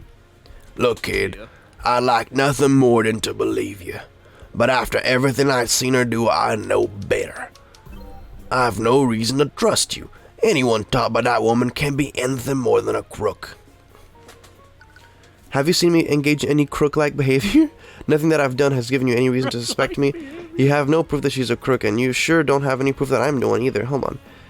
Stubborn, he seems to have a grudge against Ruby Tamura. He will respect you. That's the only clue that I have to go off of. Nothing that I've done giving you any reason to suspect me. I guess I'll do that. Right now, I'm just a defense attorney. That's asking you for information. Nothing that I've done has given you any reason to suspect me. Argument 1. You twittered good. I tweeted him. I beat his ass in the QRTs. You just want some info, right? Yes. That's all I'm asking for. Alright, I'll answer your questions. Just don't make me regret this. You've successfully persuaded Orm White. Great. Murder weapon. Probably goes without saying, but I don't believe that the sword is the murder weapon. Right. I guess you have to prove that someone else put the sword there. Did the Inquisition find anything suspicious on the scene? If you're asking if we found another bloody weapon lying around, we definitely didn't. That would be a little too convenient, wouldn't it? But let's say that a girl really is being framed. If there was another murder weapon, the killer probably walked out with it. Do you think they could have hidden it somewhere in the tavern? Doubt it. After the trial, Steelwind turned the place upside down and scanned it with her magic. If someone did hide a murder weapon there, they hid it well. Or they hid it in plain sight. Okay. I can't believe you made such an obvious mistake during your investigation. Oh, shut it with that. I already got an earful from Steelwind about that mess. Well, you don't have to worry about me mucking things up. Steelwind's basically taken over the entire investigation. Wait, does she have the authority to do that? Normally she wouldn't, but I know better than to go against orders from a noble. Right. There's definitely a strange power dynamic between them. But honestly, that girl sweats the details too much. She even had my men drop a scaled map of the crime scene. Wait, really? Whoa, that's crazy. Do you have a copy? Oh, Sure, knock yourself out. I don't know how much good it'll do you. A geometrically scaled map of the crime scene. Let's view. It's the D&D thing. Cool. oh my god. It actually is. Wow. 5 feet. Oh, 1 square is 5 feet. Gotcha. 1 square is 5 feet. Man, I love that the measurements are actually there. That's cool. Yeah. Might be Those are useful. some wide-ass chairs. 5 foot. It really That's are. true. They are very big chairs. I heard that this was Prosecutor Steelwind's first trial. She must be pretty talented if that's true. A pain in my ass is what she is. That damn noble comes in here telling me how to do my job. I honestly have no idea what she's even doing in this line of work. I heard that she's from a renowned noble house. She must be a pretty powerful mage. Ha! Powerful is an understatement. The steel winds who came here before could turn this entire town into a glass crater. What? There's no way that's true, right? I think you found everything that you can here, but what does it all mean? There's no murder weapon to be found, and there's no obvious evidence of another person at the scene. Hey, are you okay? You got quiet all of a sudden. Alright, just focus. Woo! Versatile pit 1, 2, 3. Thanks for following. Close your eyes and let Oh, hey, everything it's my else friend. disappear from the world. Hello, Eva's friend. Hey, you listening? So, there's no clear evidence pointing to another killer. There is, however, evidence pointing to how Flintheart moved before his death. What? What can we tell about how Flintheart died? There's no blood trail leading to or from the body. What does this imply about the location of Flintheart's death? Flintheart didn't move after the murder? No, there was no blood trail where Flintheart's body is. The lack of a blood trail tells us something important, namely where Flintheart was throughout the murder. Oh, Flintheart didn't move during or before? Probably during, because if it was during, then there would Yeah. have been a blood trail, right? Yeah, true. Flintheart died where he was attacked. He didn't move from his position at all. Yeah, I guess you're right. There's also the autopsy report, which says that he died from a stab from behind. He was probably caught off guard and was too He's probably caught off guard and was too You got this. incapacitated to move anywhere else. This means that the attack happened at the exact position he fell over. Crime scene map has updated in your note. What?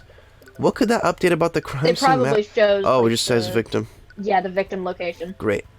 There's also the shattered bottle of lotus juice. How'd the bottle shatter? He dropped it, I guess? Or maybe he got stabbed and the bottle got stabbed with him? I doubt it means anything, but the shattered bottle is right next to the body. The killer... the bottle... Flintheart dropped the bottle after the attack? During the attack? Before, after? Wait. Okay, so the bottle has magic traces on top of it, I guess. So could that mean that it was Yeah, because during the attack? my idea is Yeah. that they were using the mage. Okay.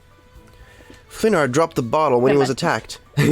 From that, we can infer that he was holding it the moment before he was attacked. Great. Whoa. Whoa. What's so strange about the bottle, though?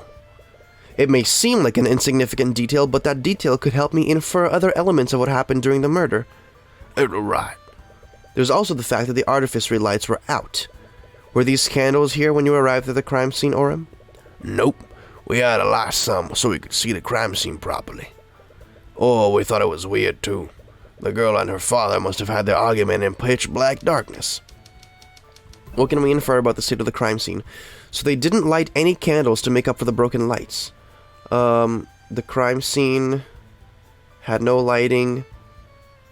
No, it did, because we know that he used his Lumos variant to light the place up. Yeah. The crime scene... No, but we don't know that. Like, We- Tyrion doesn't know that. Well, yeah, but we can't... I don't want to affirm it, right? Because it did show us this information to us, the player. So the player is been told this information. Yeah, I but, mean, might as well try. Before, I'll say before the murder, had no lighting. No, the candles were lit by the Quidgers after they came to investigate. Yeah, that's what I'm saying. And the dining room Okay. lights have no energy for the last week. Seems strange, but this can only mean one thing about the... Okay, so I guess the crime scene had no lighting. During during the murder. See? Okay. Yeah. Yeah. The crime scene had no lighting during the murder. The argument that Celeste had with Flintheart must have been spontaneous. They weren't planning to have a conversation in this room. In this darkness, Flintheart wouldn't have a lot of visibility. If he was stabbed from behind, he probably didn't see it coming. He was clearly surprised, and was probably in too much shock to run away. Also, the bottle may seem insignificant, but he was holding it when he was attacked. Maybe he was pouring a drink for himself, or maybe it was for a visitor. Either way, the assailant must have been unseen by Flintheart. Kid?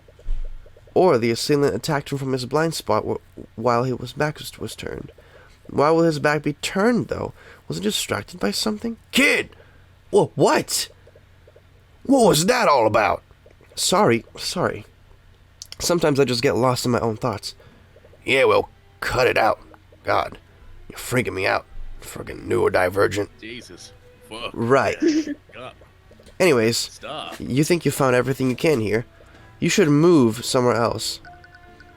Yes, let's do that.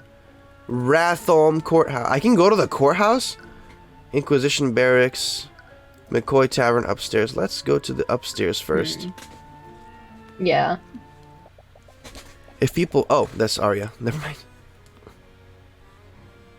Oh wait, that's me. Yes. Yeah. If people keep seeing you here, they're gonna start asking questions. Leave the investigation to me. All you have to do is stay quiet until the trial is over. While heading upstairs, we spot the prosecutor having a conversation with someone. They seem to be in some kind of argument. Enough! I will do as I see fit. You may be a Steelwind, but this is my land. I think we found the murderer. Oh, sorry. Oh, you're the defense attorney from the trial. I am. I'm sorry, but... Who are? How rude of me. My name is Lord Garrick Pierce, the ruling noble of this land. Occupation, nobleman. As the ruling noble, I suppose I should thank you for playing your role in the current trial. As misguided as it may be. This bitch. I love this He's guy. evil, right? I suppose that you also think my client is guilty?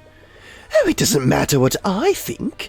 The entire scandal has done nothing but rile up the common folk. Magic is a gift for the nobility, and the nobility alone. It is a symbol of the aristocracy and our divine right to rule. And now that bastard child has tainted that symbol in the public eye. All of that has nothing to do with her. She's just an innocent woman who got trapped in all of this. Even if she is innocent, the charges have been laid and made public. Someone must take the fall, lest the public accuse the justice system of corruption. So you're saying that she should be found guilty even if she's innocent? What do you suppose would happen if she's acquitted? All the public will see that it is a mage going free, despite a myriad of evidence. That alone will be enough to cause public outrage. I thought it said, thought alone. Tensions between the aristocracy and the common folk are high enough as is. In. What is one insignificant girl when compared to the stability of our great kingdom? That's enough. Stop antagonizing him, Pierce. Haha, his name is Pierce, get it? Because he killed him Yeah, with piercing. with piercing. He dealt some piercing damage. He got a nat 20 there. Yep. I can't refute what he said, but I don't agree with it. What? The system should be based on truth and justice, not public opinion. Well, you're based for sure. Then why are you working against my client? Do you honestly think she's the kind of person that would kill her father? It doesn't matter what kind of person she appears to be. The evidence clearly points to her as the only possible killer. But you should fight according to your own ideals. Just as I will fight for mine. For a prosecutor in an Ace Attorney's inspired game, you're surprisingly based. Yeah. It's hard to get a read on that woman. Guess I could examine something. Oh gosh. There's some candles lighting up the hallway. They look like they used to be a part of the old architecture. Several doors lead to guest rooms. Aside from the rooms that you and Miss Tamora used, they don't look like they've been open for quite some time. Fair enough. I can examine any of the doors. That's kind of hilarious. What's the... Oh, it's the lady. It doesn't look like they've been open for quite some time. There's a door at the end of the hallway. It looks like it's seen some use recently. You try to open the door, but it seems to be locked. Perhaps someone might have the key to opening it. Okay, I guess we can't Bust do it down, break through. I no wonder one who, not even I wonder the door. what kind of person who lives in here could have the key to this room that's in the house that we live in. You return to the cell that Celeste is being kept in. Oh, prisoner! The ambient despair fills in the... Fuck! Ah! The ambient despair in the air fills your mind like a horrendous stench. You do your best to ignore the... Despair. Dispinned in the wind. You do your best to ignore the emotions of the other prisoners, but you haven't had much practice blocking out this many people. I got despair in the air. I got this. I got the air in my. I got the hand on my air. What are you saying? Hair in the air? I got my hand on despair. I got my hand on the air. I got my hand on this pair. I got my hand on the mare. I got my hand on the snare. I think you might... My hand on a pear. You might want to stop putting your hand on things. Real hip hop. The government's I corrupt. Gart. You might want to stop putting your hand on things. As you arrive, you see Celeste huddled down in a corner. As soon as she sees you... Got my hand on a bear. Oh god. Her dour mood seems to lift, if only for a moment. Oh, hi, Mr. Cuthbert. That name. That name. Cuthbert. Mr. You? Cuthbert. It sounds like I'm about to say something wrong. Yeah. Cuthbert. Cuthbert? There's no need to address me so formally. Just call me Tyrion. Okay. Yes, this is exactly a fantasy Ace Attorney game. Anyways, I came here to ask you some questions about the case. Right. I'm sad. I'm sorry for freezing up like that. I almost lost us the trial. No, there's no need to apologize. You did great. But it was only thanks to her. If she hadn't calmed you down, who knows what would have happened. So she's like be the dead, Maya probably. of this game. Yeah, she is. Yeah. Okay, cool. You know what? I'm for it. She looks cute. Anyways. She is adorable. Yes. But I And still she don't kills understand, people though. For fun. Woo! For money. For money. I can't not think about her outfit and the way that, like, she has, like, this metal plating just underneath her tits. Like, what is that doing? Yeah. Is that, like hard metal cupping your badonkers? Like, how does that... Is that a thing? I don't know. It's an interesting design choice. I'm going to assume it's just a pattern, but if it's not, I don't know, don't I? Yeah, I'm assuming it's like, not like thick, but it's like a thin metal covering. It's aluminum foil, there we go. Yeah, it's aluminum foil on her tits!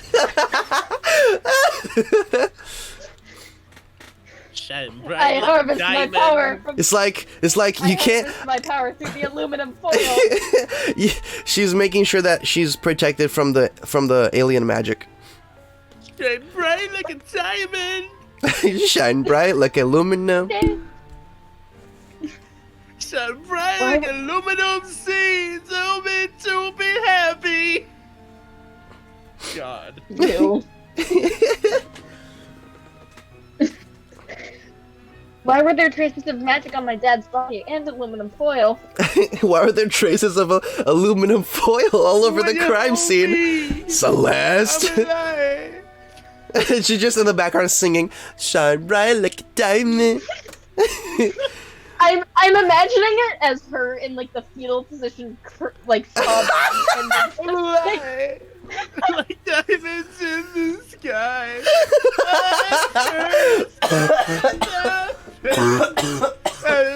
I saw the light inside. I put the sword inside of you. No. It's like the Plankton AI covers, you know? Oh my god. I saw the light inside of you. God, okay. Right, this is a serious crime. This is sad. She looks sad. Let's respect her sadness. I saw the light inside the foil. Magical. What's the first thing I'm imagining her eating aluminum? Oh God. It's just her favorite thing. How it got there? It's like formed from her skin. it's like you try to comfort her. Oh my God, no! It's like you trying to comfort her. You touch her in the head. Are you wearing an aluminum wig? Oh, magical no, that's what traces. My hair is made out of. Magical traces are particles Tin hat. of magical And it residue. goes like, doom. Left behind I'm when the mage actually casts a just spell. really big conspiracy theorist. Ooh, magic. Imagine like you. This like, is important. Knock on her head and Look, it makes look. like the metal pipe sound. This is important information. The magical traces only linger for about 48 hours, and then they go away. That gives you a rough timeline of when and where a spell is cast. Did you cast Mage Blade on your sword that day? I did. I- I usually. What? Go ahead. I really wish I had the metal pipe sound in my soundboard. I really glad you don't. In another server I'm in, we do. Oh God. God, please. Don't share that info right now. I don't have nitro, so I can't use it anyways. I did. I usually cast it when I train in the morning. Yeah, that explains why there was a trace on the sword at least. Did the trace on my sword leave some magical trace on my dad's body? No, magical traces can't be moved around physically. For a spell to leave a trace, it has to be active when physical contact is made. Really? What does that mean then? Whatever killed your father had a transmutation spell active on it at the time. The magical trace on your sword was just an unlucky coincidence. That just feels like an Ace Attorney game. Yeah. I can't believe this. I didn't realize that was my I don't line for a sec. believe this. Could you tell I me more can't about your believe father? this. I can't believe you've done this. Sorry, I know this must be difficult after everything that's happened. No, it's okay. JK, it's not. No, it's not. I'm actually sobbing. I'm curled up in a ball in the corner, and I'm gonna eat more aluminum foil. Another lie! God! If it helps you, I'll try my best to answer your questions. Were you too close? We were. I'm sure you know this by now, but I was adopted by him and my mom. But even though I don't have their blood, they treated me as if I did. I mean, they sure think you have his blood now. Yeah, that's Oh my crazy. god. On your hands! He loved me with all his heart until So he stabbed him Stop through the heart. eating. Until he find out you have magic powers. Until you find out that he died. Until what? Does this have something to do with the argument that they had? I'm sorry to say this, but I could hear your argument from my room that night.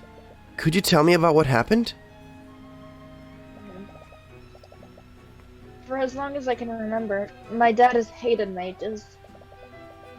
I'm not sure why, but even if you mention magic around here, then he'd fly into a rage. So I hid my magic from my family.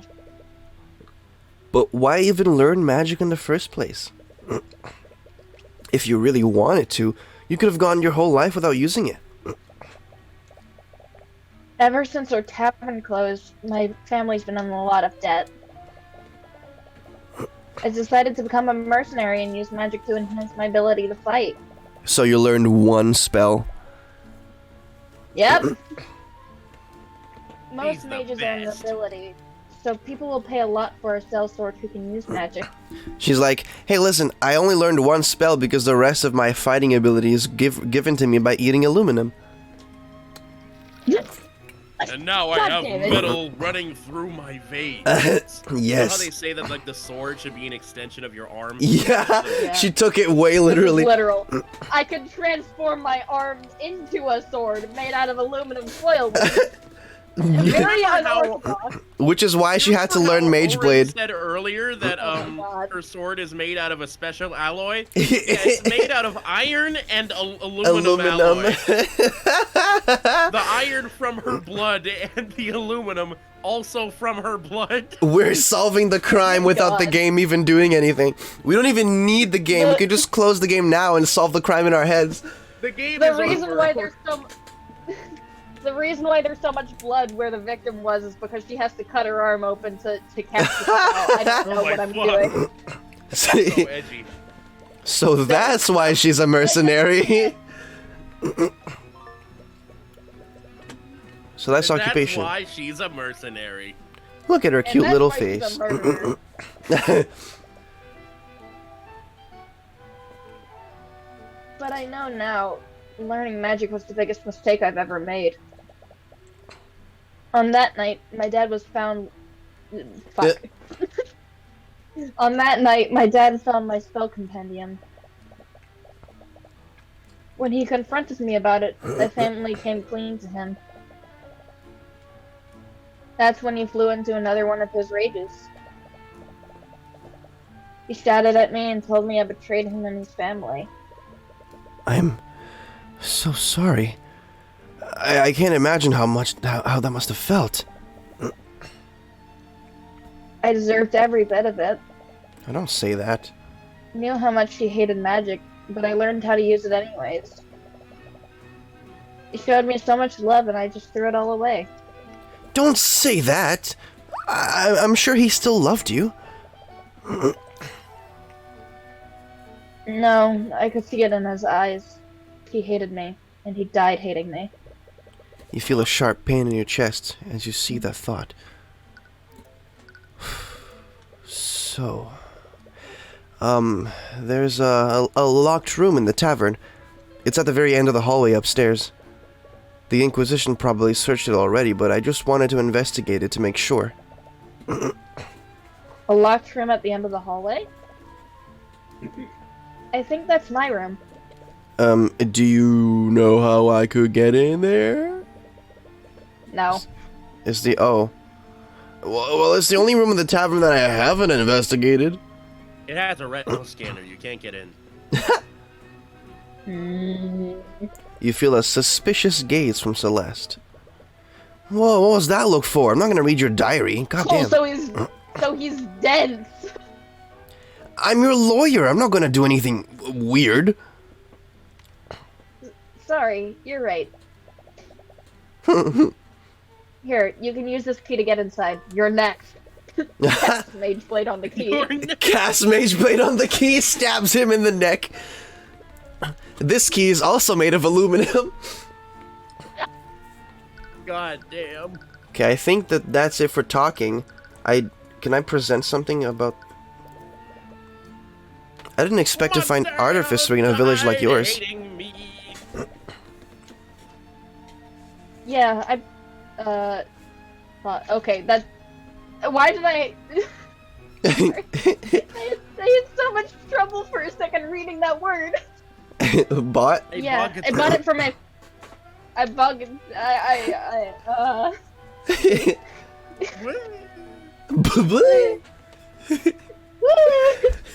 Yeah, I bought it from my Stop laughing! I'm sorry! Hey, we're progressing. We're I'm sorry, he all made right, the... Greg family. He made the Venetia joke. I thought it was funny.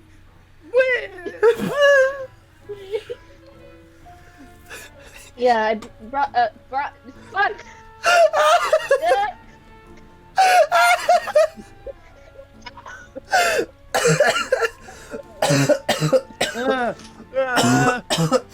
Ah, okay. Big double. The aluminum must be affecting her brain. My kill count is 3. I killed Deppy. Okay, there we go. You can do this. Try again. Okay. Yeah, I bought it for my family to make their lives easier. But I think I just made things more complicated. Yeah. Without Sorry. without an arcane power cell, those lights aren't very useful. No shit. Map key. No! Compendium Oh sword. no! I'm Now you're gonna need an blow up. arcane cell. Man, no food or movies. What kind of plane is this? This is a pretty strange sword. I have never seen anything like it. Yeah, pretty weird sword. Unavoidable Do you chin like it? move. It's made of aluminum. It's a souvenir I got while traveling to the Eastern Kingdom. This is the best running joke we've ever had on stream. Wait, you've eaten aluminum? You've been to the Eastern Kingdoms? I'm made of aluminum. I thought Wyverngard had a strict policy preventing people from poisoning themselves by eating metal. Okay. I love the expression. I love it. No, I God. didn't exactly interleak. What? Oh my god. Insane. I This is the transformed exact into a same sheet of expression aluminum. she made when she's like, you know what? I'm not gonna judge you for playing with yourself in this tavern. What? He was playing chess I alone. Oh, God. I transformed into a sheet of aluminum foil and I went underneath the Yeah, the metal detectors didn't even notice me. They have metal detectors in this world. The metal detectors didn't notice me. They're magic. It needs to be a magnetic metal. The magic detectors. You quickly glance at the guard of the cell. He doesn't seem to be listening. Please don't make a habit of telling people that. You're in enough trouble as it is. Yeah. He's adorable. Yeah, fucking stop ruining my fun, you fucking dweeb. Oh yeah, I want to ask her what Lotus juice is. You probably shouldn't show this to her. She's already been through enough. You shouldn't remind her about her father's death. Well, I want to know what the fuck the juice is. Give me the juice. What is it? Give me the You juice. learn! Go away! Okay, well, I guess we're done here. Let's move somewhere else. Shove it in her face. Make her look at it anyways, Celeste's bedroom. bitch. Hey, we're barely halfway through the first episode and we already got in our bedroom. You use the key to enter Oh my Celeste's God. bedroom. However, you're startled when you What do notice you mean, drink this? someone else is No. already inside. Damn, she's a lesbian. Hi. I've already told you welcome to nice Voices. everything that I know. What more do you? Oh, aren't you Celeste's attorney? I am. Who are you? Oh, how rude of me. I'm Jolene McCoy. I'm Celeste's mother. Oh. Shit. Jolene. Wait, purple. Wait, let me check something. What? Oh, never mind. Yeah, no, okay. No, I was checking because her eyes are purple, and then Flinard's eyes are green, and her eyes are orange, but they don't really have. I was wondering if they did some cool, because she's adopted, but I was wondering if they were gonna do some cool eye color thing. She has Dang. Alexandria's Genesis. There we go. We'll go with that. Also, your outfit is like definitely it exists. It exists. I'll give you that. It is there. I was at the Barely trial this existing, morning. Yeah. I was at the trial this morning. I can't thank you enough for everything that you've done for my daughter. I don't know what accent I'm gonna give her yet. I'm kind of fumbling with that for a bit. So I cannot this, thank you enough for everything you have done for my daughter. I just picture. Actually, that's a pretty good idea. I just picture like Tyrion looking her up and down. I am So Babushka. this is Celeste's mother. She might be able to Louis tell you Mama. more about Flintheart. About that, I'm gonna try. I'm gonna try that accent on her. About that, do you mind if I ask you some questions for my investigation? Of course. I'll do anything I can to help. No, I am mother. Can you tell me why your husband hated mages so much? I understand that most people dislike the nobility and associate magic with them, but on that night, it's like he was furious at Celeste specifically because she was a mage. Oh, you must have talked to Celeste. I wasn't there when their How argument else would he happened, be in the room? but I can only imagine what he said to her. Do you know what happened to him? Why does he hate magic so much? Happened. Celeste doesn't know about this, But years ago, Flintheart had a sister named Effie. Effie Trinket. When we were all children, Effie McCoy. we were friends with a boy named Garrick Pierce. He was the son of the ruling noble at the time. Garrick Pierce. Isn't that the nobleman that was speaking with Steelwind earlier? Yeah. Yes, I'm totally evil. We were all inseparable at the time. He'd always sneak into town to play with us against his family's wishes. They probably weren't too happy about that. Great observation. We definitely needed that line of dialogue. He was quite Totally. rebellious back then. But everything changed when the Fire Nation attacked. When Garrick began to learn how to use magic. Oh my god. One day, when we were playing together, he wanted to show off the spells One he'd day, learned. Me and my brother Sokka found the airbender. He was told not to use magic without his instructor here. But he was just too excited. He began casting his spells, but something went horribly wrong. He lost control of his magic and fatally wounded Effie. Jesus. Damn, you're dumb. We tried bringing her back into town, but by that time it was too late. She was already gone. I'm sorry. God, that must have been traumatizing for all of you. The next day, the Arcane Inquisition came to investigate what happened. House Pierce used their connections to cover up. They even threatened Flintheart's family to keep it quiet. After that, the official story was that Effie had been mauled by a wolf. That's not surprising. How are those wounds even relatively similar? The nobility seldom takes responsibility for their actions, even for a mistake like that. Flintheart's sister. Type clue. Picture Flintheart. Love that. Woo. Something changed in Flintheart after that. He began speaking out against the nobility. Eventually, he started hosting rallies in this very tavern. Each night, more and more people began listening to his words and joining his cause. The number of people that he'd gotten under his banner was terrifying.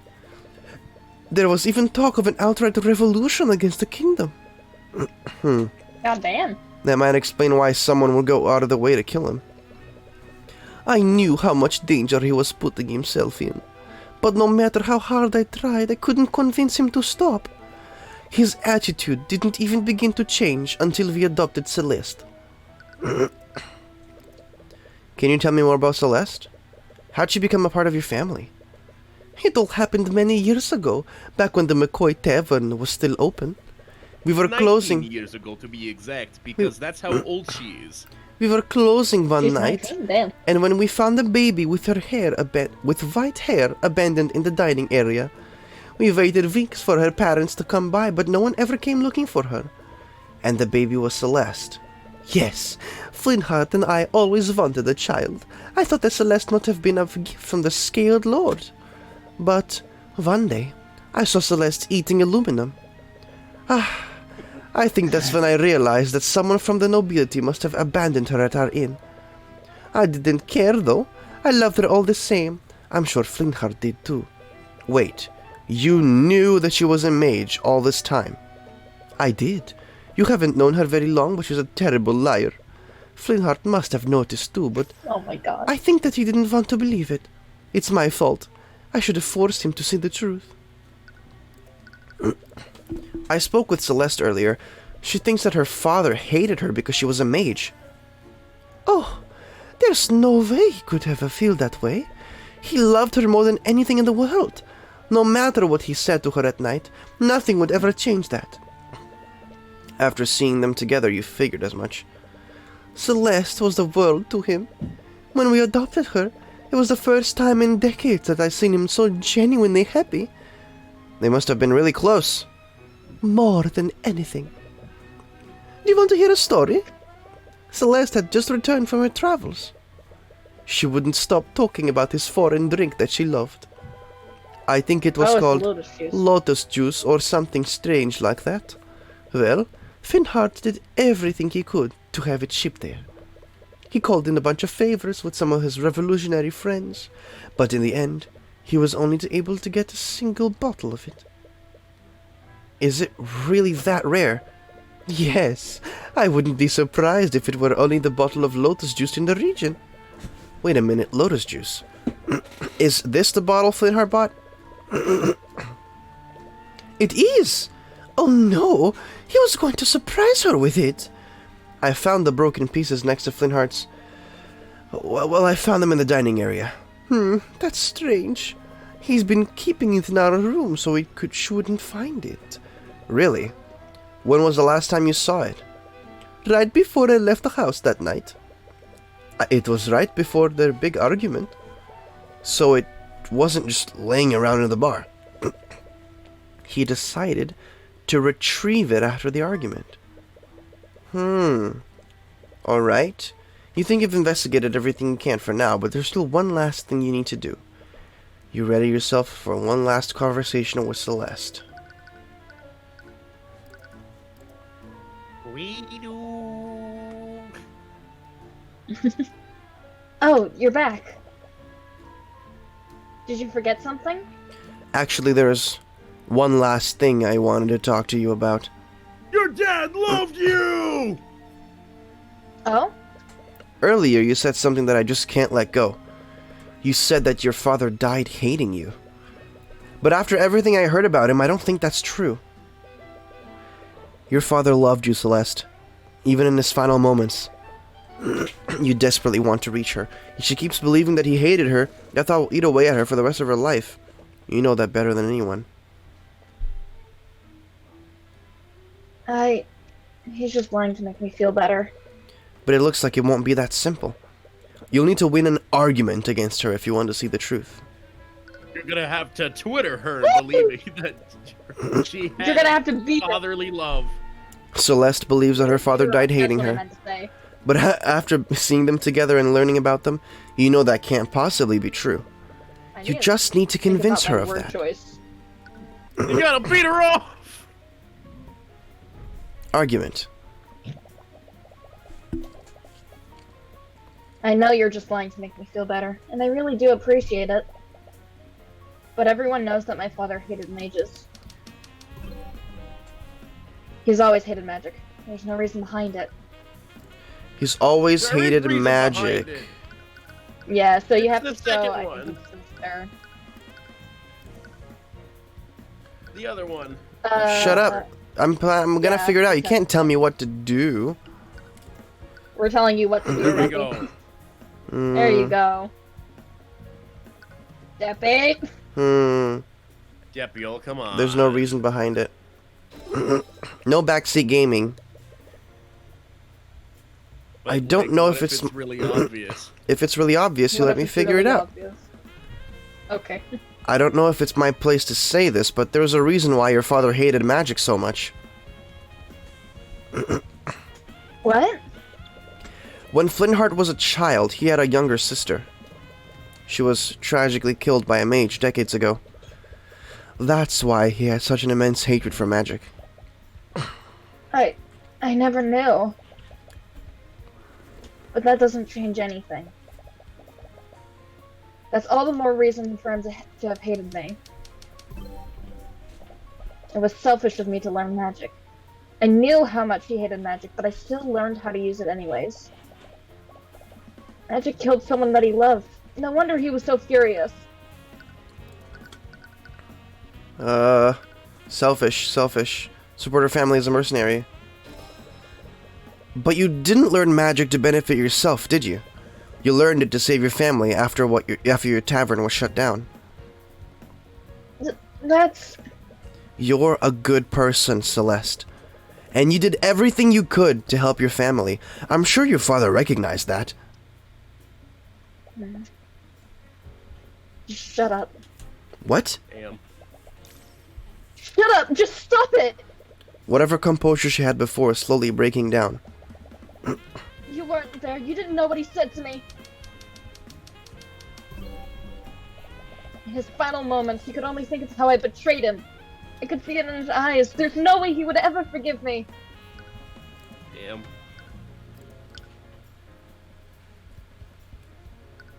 Is it this one? Take a look at this. Look at this photograph! Look at Oh my this God. graph! Look at his graph. What? A shattered bottle? Wait, is that a bottle of lotus juice? Do you know where I found this? On the floor of your family's inn. What? That can't be true. I try to find it here, but no one sells it in Wyvern Guard. I don't know. Your father knew how much you loved this drink. I'm gonna sneeze. Bless you. It's my magic See? sense. My magic sense is tingling. Blessing thee. He called in. Absolve you. I hope to absolve her. He called in quite a few favors just so he could have imported it for you. God. Bless you. What? What? He did that? Your father didn't hate you, Celeste. He loved you more than anything. That doesn't change anything. If he did that all for me, it was before he knew about my secret.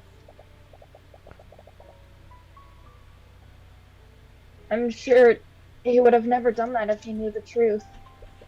That's not true at all. What the hell would you know about him? You barely even knew him. How could you possibly know how he felt about me? Don't you think I want to believe that he still loved me before he died? But I know the truth. There's no way he would ever forgive me for what I did. It's not just the fact he bought that drink. That's Oh wait, Tyrion. that's you. Fuck. Sorry.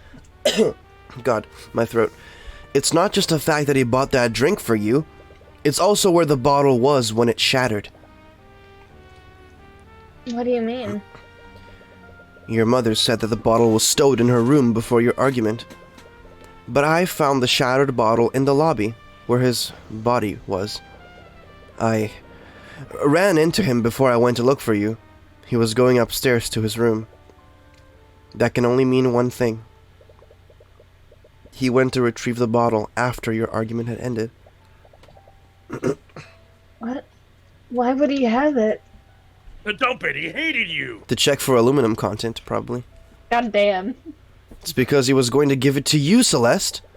Oh, yeah, right, yeah, that. He was going to give you a gift to apologize for what he said to you.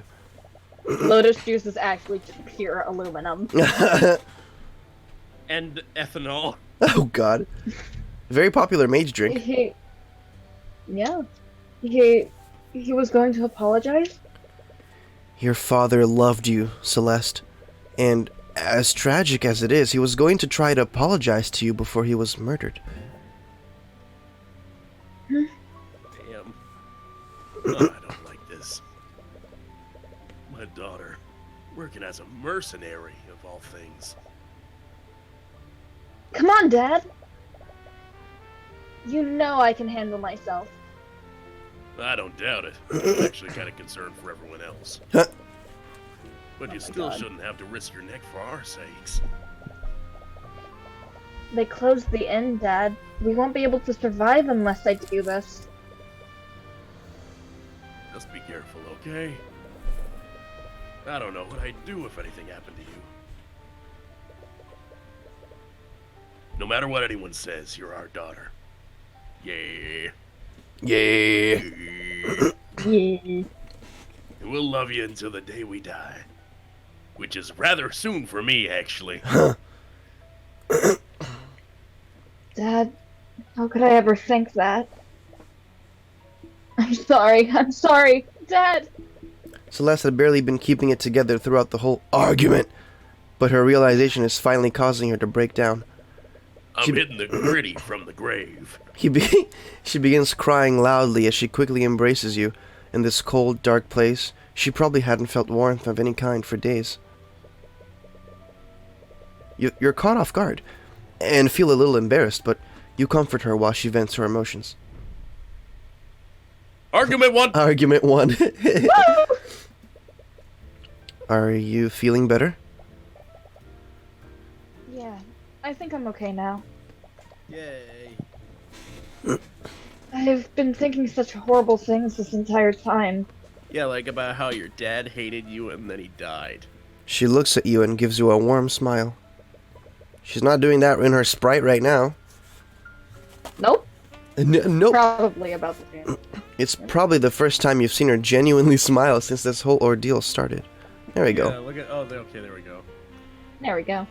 Thank you. Yeah. But is everything really going to be okay? I'll make sure of it. I'll get justice for you and your father. It doesn't matter who stands in my way. Even if they're man, king, or god. You're completely different now. What happened to the nervous wreck from before? Please forget about that. Anyways, take some time to rest. The trial is going to resume soon. With that, you've done everything you can for now. You've learned a lot about what happened the night of the murder. You just hope it's enough. But even with your investigation, you still don't know what prosecution has planned. I actually like this game a lot so far. Yeah. Has Pierce told you all of the details, Mr. Rudolph? Will you remember them? Yes, I pride myself on my eidetic memory. Just so there's no misunderstandings. I do not approve of this. Then why is it happening? You're the prosecutor. You said it yourself, Lady Steelwind. There's no possible way that I could have done the deed. I'm a virgin after all. It has to be Oh my god. It has to be that bastard child. He's bitchless. Oh my god, he I totally haven't- is. Look at him. I haven't gotten the bitch in my life. We don't know. We don't know what sort of tricks Ruby Tamora might pull tomorrow. I am a virgin in the face of God. In the eyes of God, just see this as a way of securing a just verdict.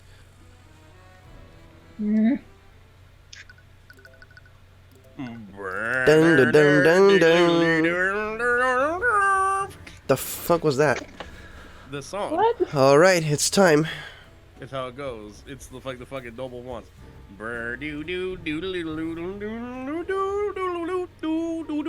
Anyway, hello, Cuthbert. Oh, hi, Miss Tamora. The hell you were singing a second I was ago. just jamming out to that music earlier. It was fucking nice. Oh, I see. You're a lot less jumpy than you were yesterday. I'm glad to see that you're finally getting used to things. So, what did you find in your investigation? You tell Miss Tamora about everything you've learned over your investigation. Blah blah blah blah blah blah blah. It's really not that much, is it? There aren't a lot of clues that point to what actually happened.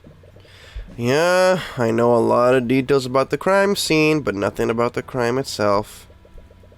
You're not very good at this. This means I'll have to rely solely on pointing out contradictions in the witnesses' testimonies.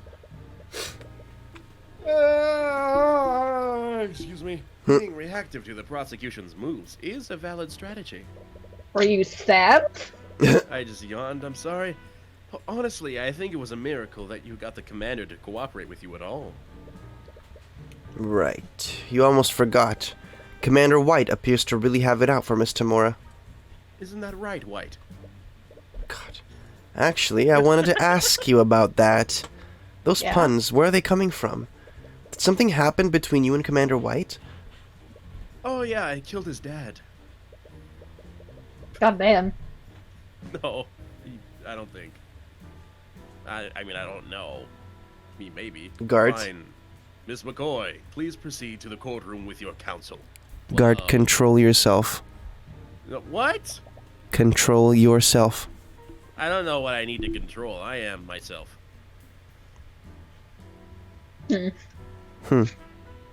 Let's go, Tyrion.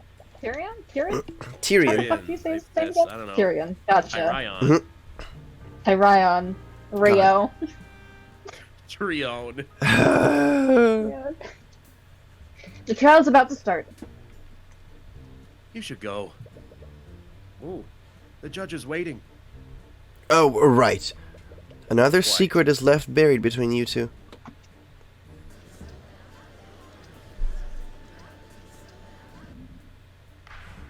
Smack.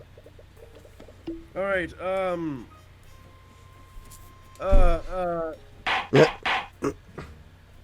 Court is now resumed for the trial of Celeste McCoy. Let us review the proceedings from yesterday. Yesterday, the defense presented some shocking oversights made during the investigation. Yes, I personally saw to it that the investigation was conducted properly this time. I see. I suppose that puts my mind at ease.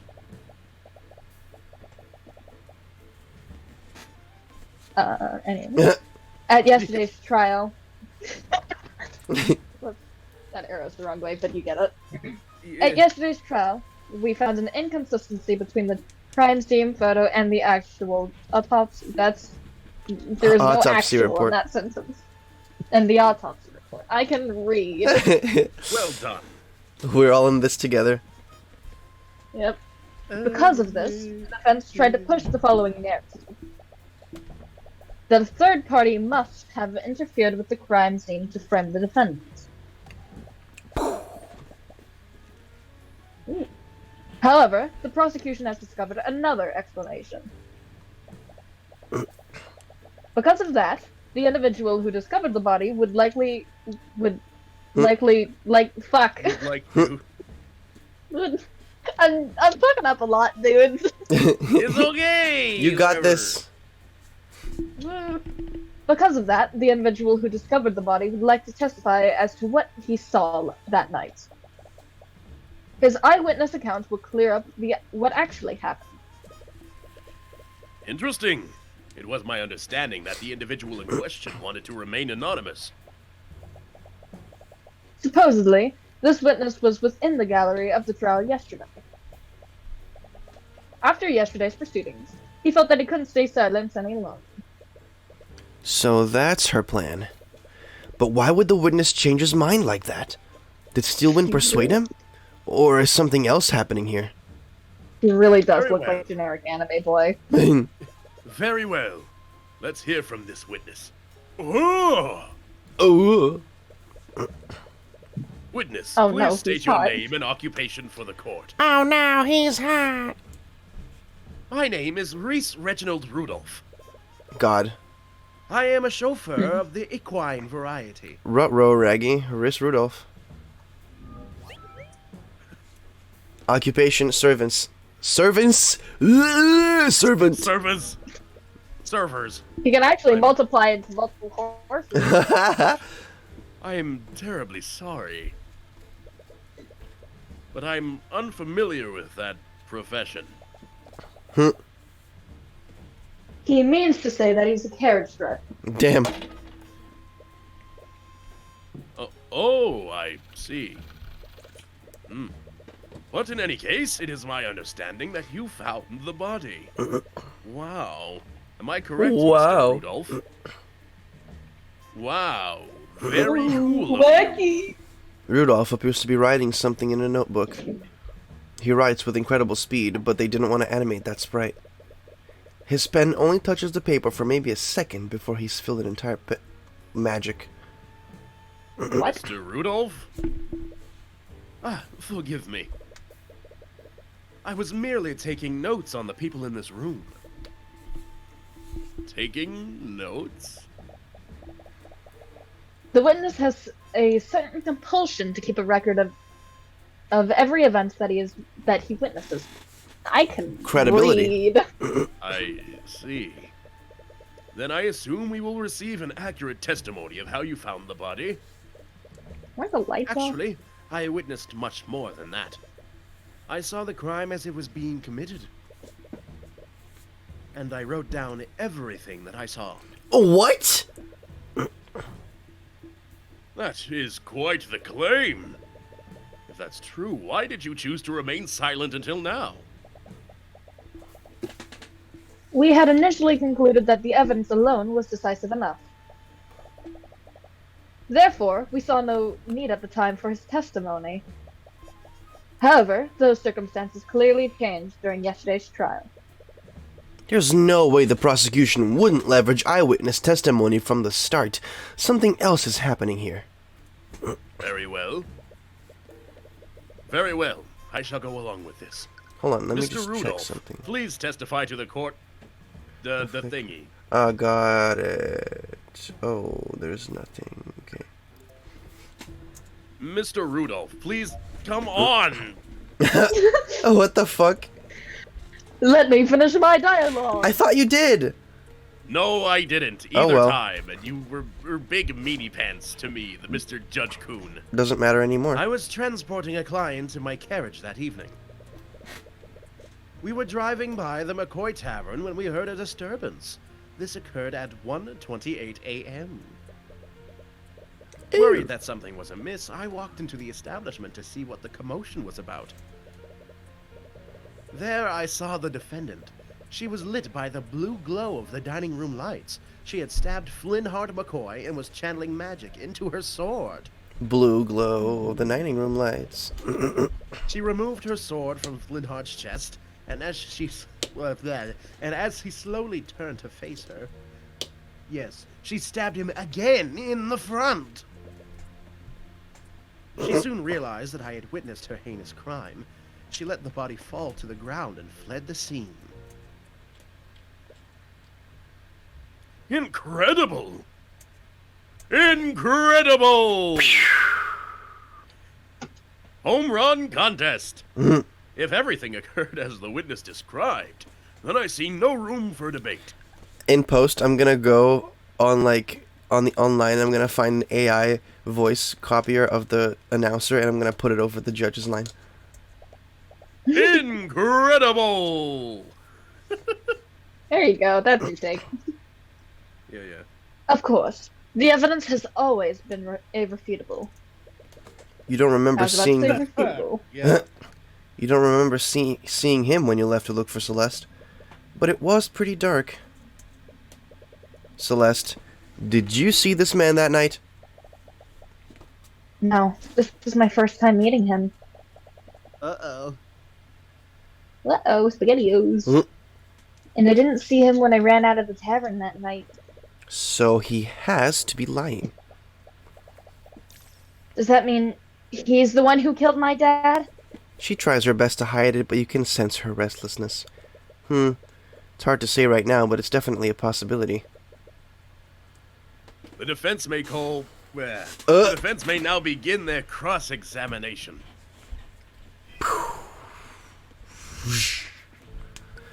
I was transporting a client in my carriage that evening.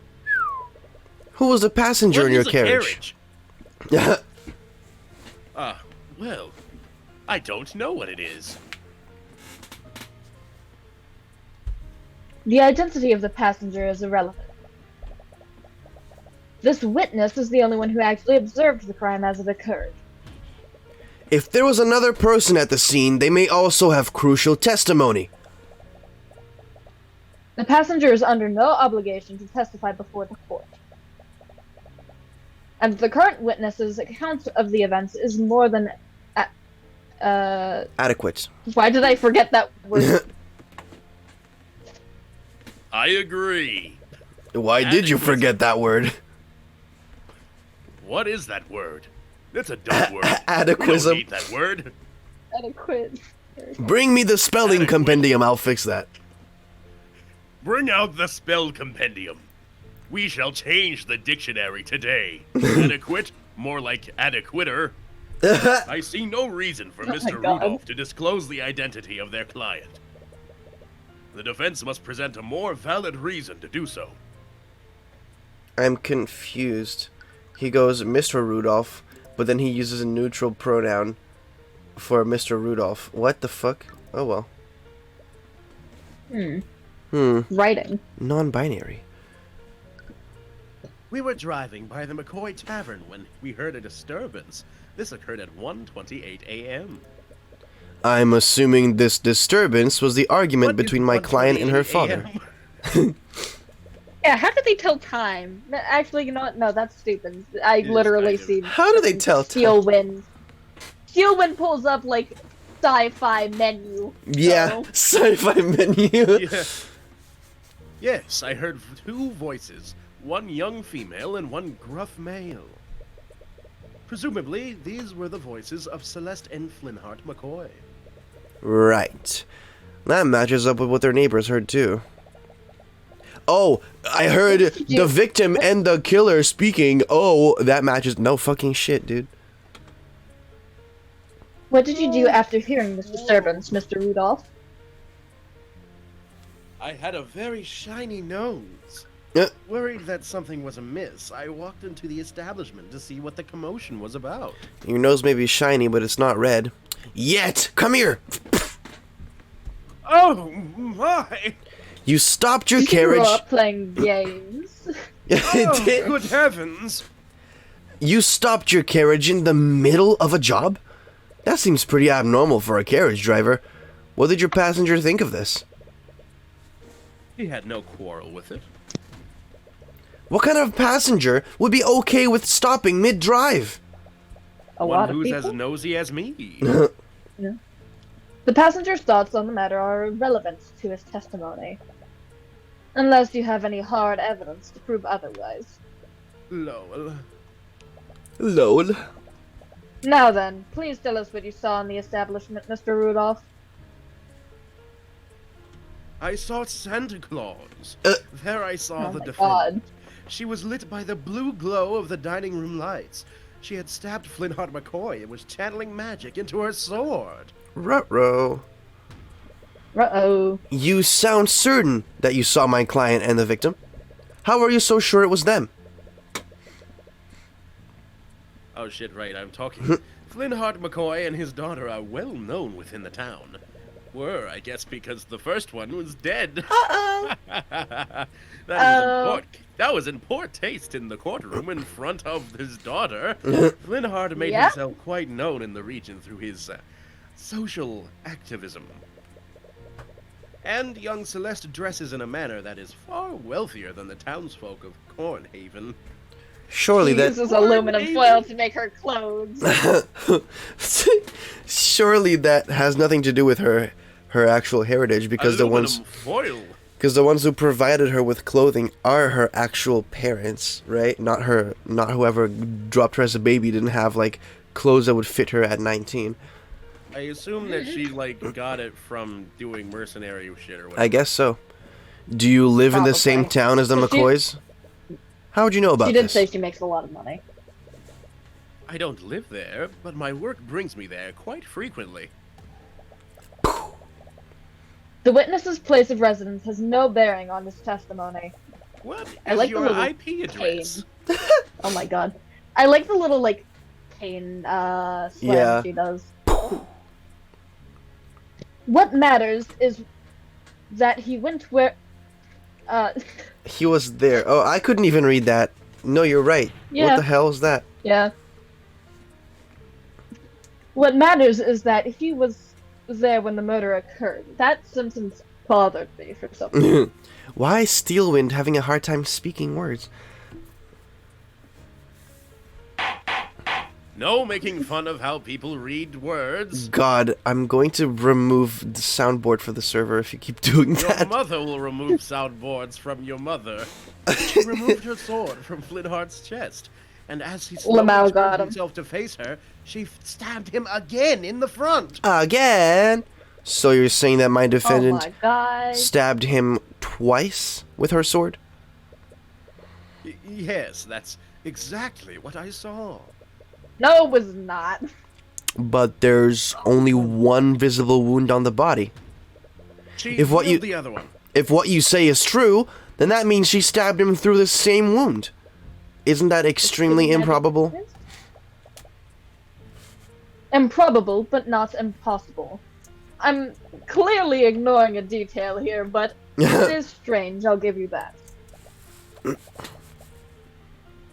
But nevertheless, that is what the witness saw happen. Great. So we can just present on the one before the one. She's we just really... read. Yeah. Gart! Why? Stop it! Stop! Why? Stop! No You backseat. go. No backseat. Stop! Stop it, bad You, guard. you won't get I have a anywhere unless you newspaper. can prove that he's lying. She She soon was no, the one before that, I mean. Gart! Shush. Wait, if I go to the end, it's gonna do a little cutscene, right?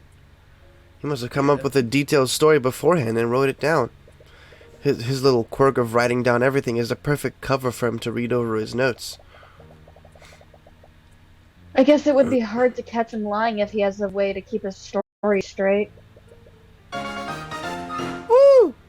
Actually, it's just the opposite. With all those details, it'll be that much easier to find an inconsistency. You just need to find out which detail is incorrect.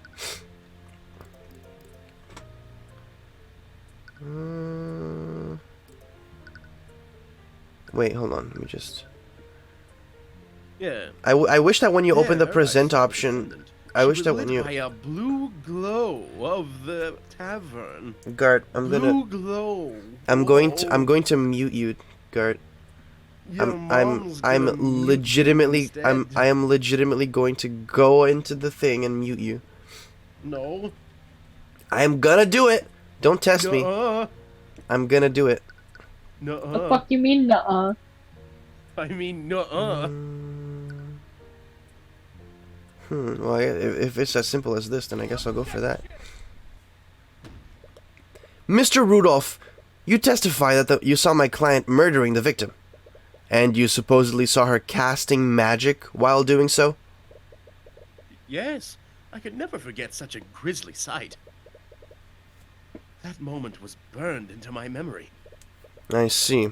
Well, it's funny that you say that. How so? Because your entire testimony was a complete lie!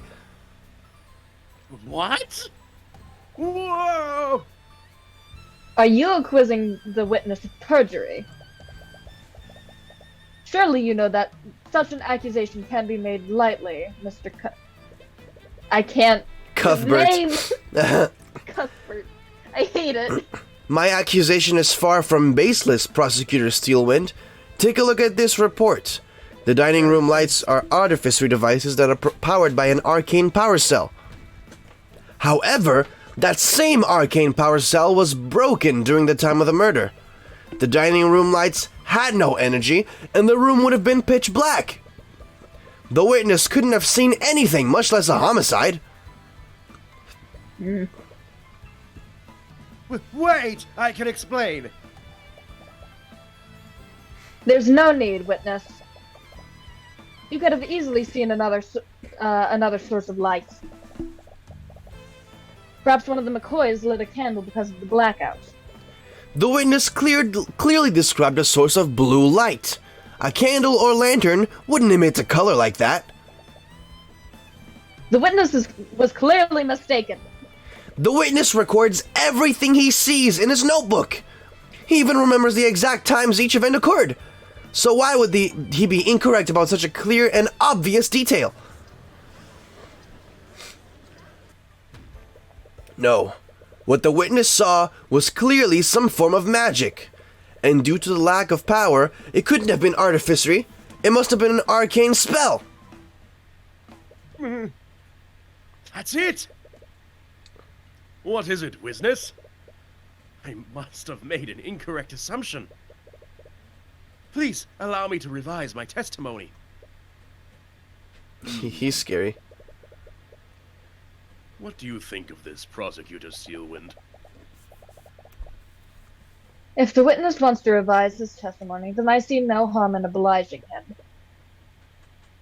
And you, Mr. Cuthbert? If he thinks he saw something different, then it's only fair to hear him out. You'll tear through each of his fuck. I clicked by accident.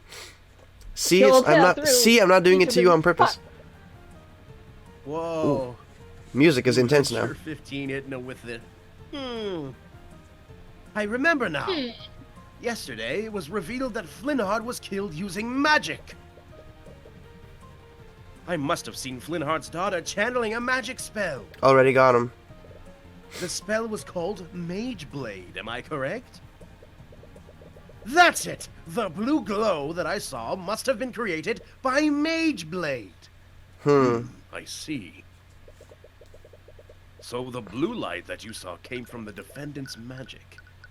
Mr. Cuthbert, you may proceed with your Mage Blade. cross-examination. Yellow radiant glow. It's yellow, not blue. We knew that. We've been new. With pleasure. We've been done knowing. I don't even need to. I remember Mage Blade. Blue glow Mage Blade happening. Ooh, it's Oh clearly no! yellow. Mr. Rudolph, you don't know much about magic, do you, fucking dumbass? Of course not. Are you trying to say that I should have recognized Celeste's Mage Blade? No. I admit that you probably wouldn't know about Mage Blade, but that's exactly where your mistake was. My mistake? Mr. Rudolph, if you were aware of how Mage Blade works, then you would know that the spell emits a yellow radiant glow, which means that the blue glow you saw couldn't have possibly been Mage Blade. This is ridiculous. I'll grant you that the witnesses clearly remember seeing a blue glow. But what significance could such a minor detail have? It's extremely significant, Prosecutor Steelwind. If the witness did see a blue magical glow, then he must have witnessed another spell at the scene. Preposterous! You wouldn't have any evidence to back up that claim. That blue light made a large impression on the witness. He wrote it down in his book, and he specifically mentioned the color. There's no way he would be mistaken about something like that. So, Maybe I would be, I don't know. what did you really see, Mr. Rudolph? Did you see my client at the scene casting a spell that he couldn't possibly cast? Or did you see another mage at the scene? Don't misgender her. Well... Your Honor, the defense has no right to accuse the witness like this. I was about to say victim. Let me remind you that perjury is a crime, Mr. Rudolph. Oh my god, this world has more crimes than murder. If you are found to have lied in your testimony, you will be prosecuted. No, wait, please! Now, that is quite enough of that. Oh god, I love this guy so much. Look at this bitchless dude. Garrick Look at this Pierce bitch, dude. suddenly steps down from the gallery and walks to the witness stand. I don't need bitches. I'm my own bitch. Exactly. Is He's- there a stair? He's breaking every possible rule in the jump book, Noted. but no one in the room moves to stop him. The bailiff looks to the judge nervously, but the judge just narrows his eyes and carefully watches Pierce. Pierce, meanwhile, shoves the still flustered Rudolph off of the stand and begins addressing the courtroom. What is he even doing here? I will not stand by while you harass my servant. Pierce, we discussed this. There's no need for you to take the stand. And what, pray tell, did they discuss? Nonsense! I have nothing to hide. And if you had done your job properly, I wouldn't have needed to intervene. For the first time, Steelwind doesn't seem to have control of the situation. What is the meaning of this, Miss Steelwind? Who is this man? This is Garrick Pierce, Your Honor. That is Correct. Lord Garrick Pierce to you, Steelwind. I am the honorable heir to the Pierce noble house. In any case, I must apologize. I'm afraid that these misunderstandings are entirely my fault. What do you mean? Oh, when you nod your head yes, but you want to say no. You see, Rudolph wasn't the one who witnessed the crime that fateful night. It was me. I was the one who witnessed the crime. But I you had- don't want me to move, but you tell me to go. What I do you mean? The driver. I had my driver report the body so that I could remain anonymous. What? Are you saying that you had Rudolph lie for you? I simply dictated to him what I saw and had him repeat that to law enforcement. I simply wouldn't do that for a member of the nobility. Oh, it simply wouldn't do for a member of the nobility to appear publicly in court. So then, Lord Pierce. are you? Irregardless of your intentions, this is a very clear act of perjury. But from the look on the judge's face, you can easily tell he won't face any fatal consequences. Wheezy Condor 870, thanks for the follow. I understand. You read actual as fatal? Who? Me? Yeah. When? Yes, you. Just now. Just now? Any actual consequences? That's what it says, right?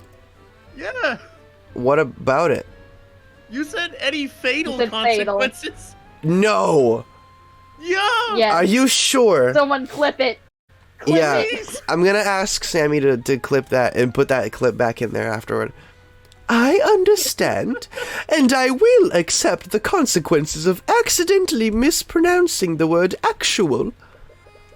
But I would be remiss if Rudolph's shoddy testimony allowed that girl to escape her crimes. Please, let me testify as to what I saw that night. Okay, very well.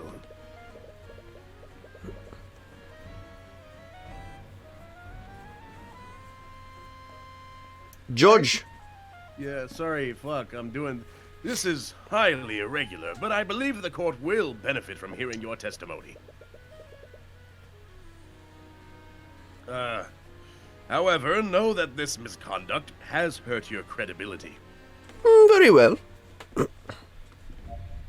Corporate. Whew. On the night of the murder, I found myself unable to sleep, so I went on a leisurely carriage ride around Cornhaven. I happened to be passing by the McCoy Tavern when I heard a loud commotion from within the building. Curious, I stopped my carriage and took a single step inside the establishment, and then I saw the scene inside. I saw the defendant stabbing that poor man twice with her sword. Garrick Pierce. He's a member of the nobility. Yup. That means he's probably a mage, right? Yup. And he's the only other mage that was there that night. Oh no. Does that mean... There's no doubt about it. He's the only person who could have left a trace of transmutation on the body. He has to be the mage that we're looking for. Sorry, this must be a lot for you right now. Don't worry about me. Focus on taking him down. Yo. Punch him. Punch him in the face! Usually you're right around Cornhaven. Special aluminum foil punch! That seems like a Aluminum foil. Whoop-ah! strange way to pass the time. Now that you believe him for a second. The witnesses, eccentricities? Eccentricities. Eccentricities. Yeah. Eccentricities. That's a weird word. Yep. The witnesses' eccentricities are beside the point. Eccentric. What matters is that he was clearly at the scene. I wouldn't quite put it that way, but nevertheless. I'm guessing this commotion was the argument between my client and the victim. One would conclude that, yes. As we all know, both of them became quite loud during their arguments. It's not unreasonable to say that the witness heard them from his carriage.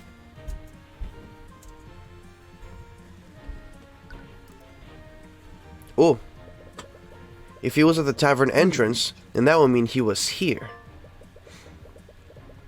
Okay. You saw the entire scene from the tavern entrance? It would be quite dark, considering that the lights weren't operational. Even if my client was using Mage Blade at the time. Of course, I'd forgotten that detail. I couldn't see what was happening, so I used my magic to illuminate the scene. You used magic at the crime scene? Yes, I remember it clearly. I conjured a blue light to illuminate the scene. That same blue light must have been what my driver saw. I thought that Rudolph didn't witness the crime at all. If I had to guess, Mr. Rudolph must have seen the blue light from his carriage. He must have made that detail a part of his testimony earlier. That actually makes a lot of sense now that I think about it. Rudolph was so sure that he saw a blue light. It would be strange if he was lying about that. But anyways, which spell did you use to illuminate the crime scene? Oh, it was the Conjure Light spell. Luxo is the incantation. Conjure Light has been added to your notes. Your Honor, if the witness used magic at the crime scene, then I'd like for the spell compendium to be added to the court record. I see no reason to invade the witness's privacy over a trivial illumination spell.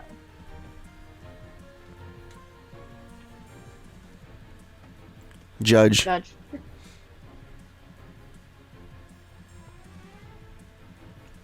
I agree. There you go. The defense would need a stronger reason to requisition the witness's spell compendium. Right you are, Your Honor. Your wisdom is truly fitting of your station. Oh, shut up.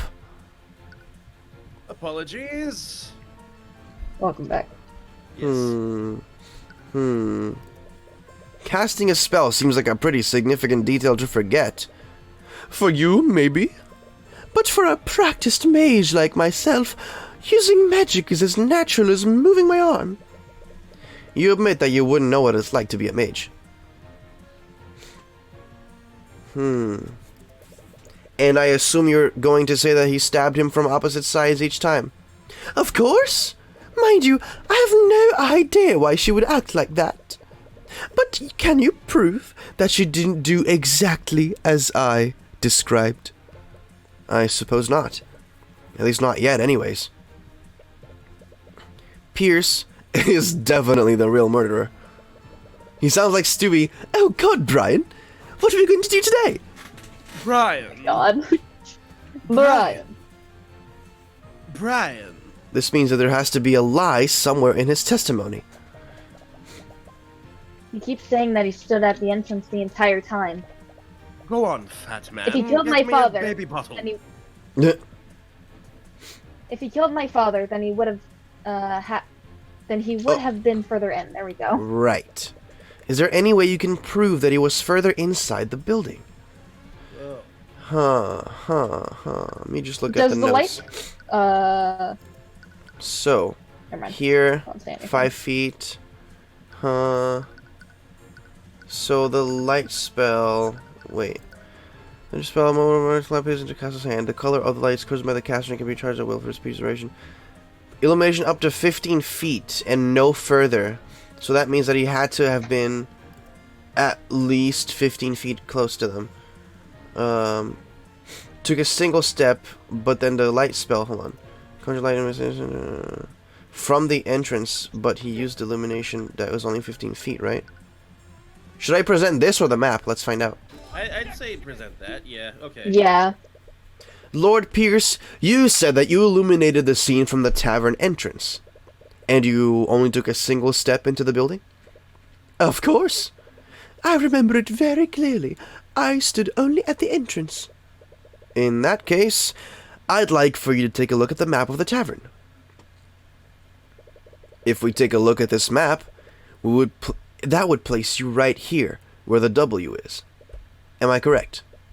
Of course I was. I do not know what you wish to achieve by having me repeat that fact. Well, I find it interesting that you illuminated the crime scene from all the way back there, considering that Conjure Light only illuminates an area within 15 feet. What? This music bopping. Yes. The spell's range is relevant. We've already established that the victim would have been illuminated by Mage Blade. During his testimony, Lord Pierce clearly stated that he couldn't see what was happening. That's why he cast Conjure Light in the first place. However, Conjure Light doesn't work like a normal source of light. It only provides illumination up to 15 feet of the caster and no further. If he had stayed at the entrance, his spell wouldn't have done anything to help illuminate the scene. But what does this mean? Lord Pierce, did you illuminate the crime scene or not? Well, I can answer that question for you, Your Honor. Lord Pierce did illuminate the scene of the crime. He illuminated it because he was standing right where it happened. Mr. Cuthbert, are you trying to say that Lord Pierce was that close to where the murder occurred? How would that be possible? Well, there's only one way this scenario would make sense, Your Honor. And that would be if Garrick Pierce was the one who murdered Flintheart McCoy. Hold on for a moment. This is absurd. I could have easily used a different spell to illuminate the room. And which spell would that be, Pierce? The name escapes me. I'm not sure which one it was now that I think about it. You idiot. Well, maybe we can figure it out together. When you relinquish your spell compendium to the court. What? This is a clear violation of my privacy. Steelwind, why aren't you objecting to this? If you had listened to my instructions, you wouldn't be in this situation. You've made your bed, now lie in it. Steelwind, you treacherous! She's a good prosecutor, I like her. I love her. Alright, That's enough! It appears that the prosecution has no objections. With everything that has occurred, I must ask that Lord Pierce relinquish his spell compendium to the court. Ooh, here we go. He must have Mage Blade also, right? Or something like that. Prestidigitation, conjure light, conjure water, frost like, blade, right and away. shape liquid. Shape Liquid. Oh! Oh! Ooh. Oh! Uh-oh. Okay. Oh. Prestidigitation. You're supposed to... Yeah. I'm assuming that's like levitation? Yeah. A snap of the fingers. Prestidigitation is actually cleaning up. Oh, visual effect around their hand. The effect will last for as long as they maintain concentration of the spell. What? With a snap of your fingers, you can create a simple and harmless visual effect around their hand. Gotcha. Conjure water. Actually, that may not be the same. Water magically flows out of the caster's hand. This water will flow so long as the caster maintains concentration on the spell. Frost Wave. Anything caught within range is hit with a blast of extremely cold air. Liquids hit will be immediately frozen and organic life will immediately enter stages of hypothermia. Shape Liquid. Prestidigitation. Magic tricks performed as entertainment. While Okay. concentrate It's not the same as D&D then. Yeah. In D&D, it cleans people up. While concentrating on this spell, the caster can magically manipulate up to 10 liters of liquid and form it into complex shapes. At any time, the caster can choose to freeze the liquid and solidify its current shape. While frozen, the caster can also choose to make the liquid instantaneously melt. So he basically stabbed him with an ice thing. Probably. Something. I don't know. Good job, how do you say his name? Tyrion. Tyrion, thank you. We got a spell compendium. Ah, Yeah.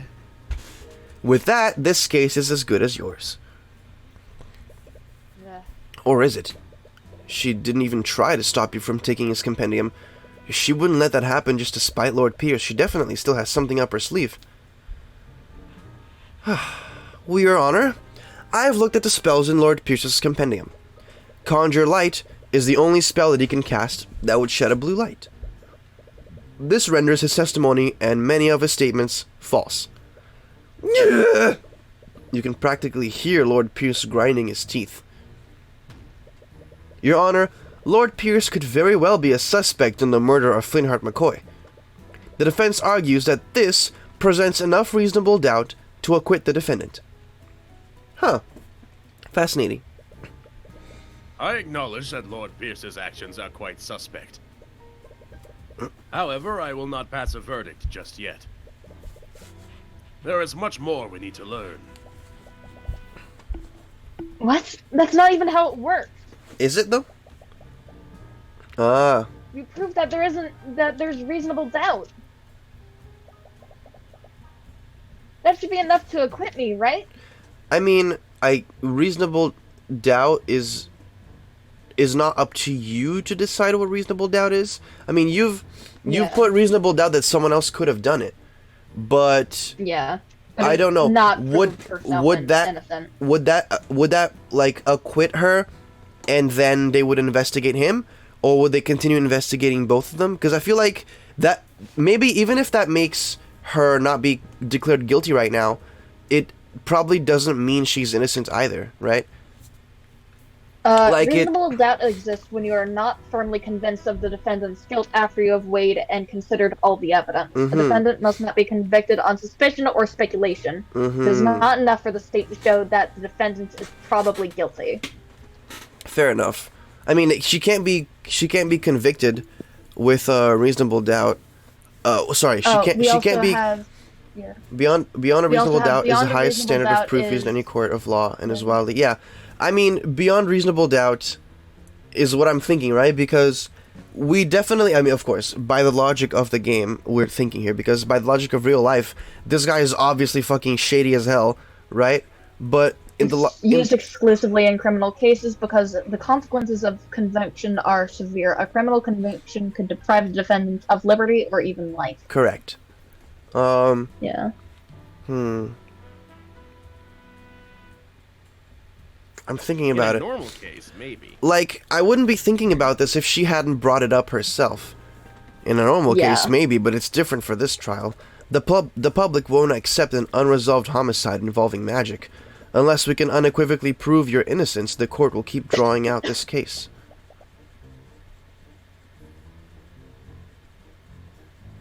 Oh, right. Fuck. Yeah. What? But that's not fair. That's just how the system works. Our court system doesn't exist to exact justice. It exists so that the kingdom can save face. No. However, the court will be suspending the trial of Celeste McCoy until further notice. Whoa. I think the American version of that is innocent until proven guilty. That's not really an American version. That's just an idiom or a saying. It's like it's a what is it called? A proverb? I don't know what it's called. But we use both, I think. Yeah, in court, reasonable in our court. reasonable doubt is just a court thing. I don't think it's exclusive to Canada or America. Yeah. That is, until Lord Pierce something. Oh, she objected. Whoops. A possible suspect. The very idea of that is preposterous, Your Honor. Damn it. You knew she was planning something. Let's revisit the basic facts of this case, shall we? Glenhart McCoy was murdered using a blade with a transmutation spell active on it. Mr. Cuthbert, why don't you tell me the spells Lord Pierce knows? Alright. His face glitched out for a second there. His spells are Prestidigitation, Conjure Light, Conjure Water, Frost Wave, and Shape Liquid. Hold on, let me just check the... Flynn Harmonico was murdered using a blade with a transmutation spell active on it. Right. And is she saying that none of his spells are transmutation style? Let's check. Conjuration, Evocation, None of them use a Conjuration. blade. Oh, Transmutation. Yeah. And then, yeah, these two are Transmutation at least. Transmutation. Those are transmutation, though. Yeah, I believe the transmutation spell active on it, yeah. What he's saying, I think, is he doesn't have a blade spell with transmutation. But he can make a there's blade. ways around it. Yeah, he can. Yeah. You've realized it too, haven't you? Lord Pierce doesn't know any transmutation spells that can be channeled through a solid object. What? That can't be right.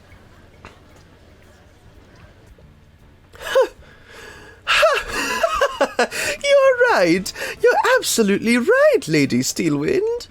I couldn't have possibly committed the murder. I see. With that in mind, that would leave the defendant as the only possible killer. But he was the only other mage there. He has to be the real murderer. But he doesn't know any transmutation spells that can affect a solid object. We can't prove that he stabbed him while casting magic. Wait a minute. How do you do it then? We've solved this. She's right. How did he do it? If there are traces of transmutation magic on the wound, then Flintheart was definitely stabbed by something magical, but none of his transmutation spells can affect a steel blade. Does that mean that he used something else? Smack. Alright. The defense did cast some doubt on the witness's testimony. Nevertheless, I must conclude that he could not have possibly committed the murder. With that in mind... Please wait, Your Honor! We still can't conclude that Lord Pierce couldn't have committed the crime. What are you on about? Lady Steelwind said it herself, you commoner! I don't know any spells that can be channeled through a metal blade. This bitch. Metal blade! He's right. You dumbass. Which can only mean one thing. You didn't use a metal blade, did you? Thank you.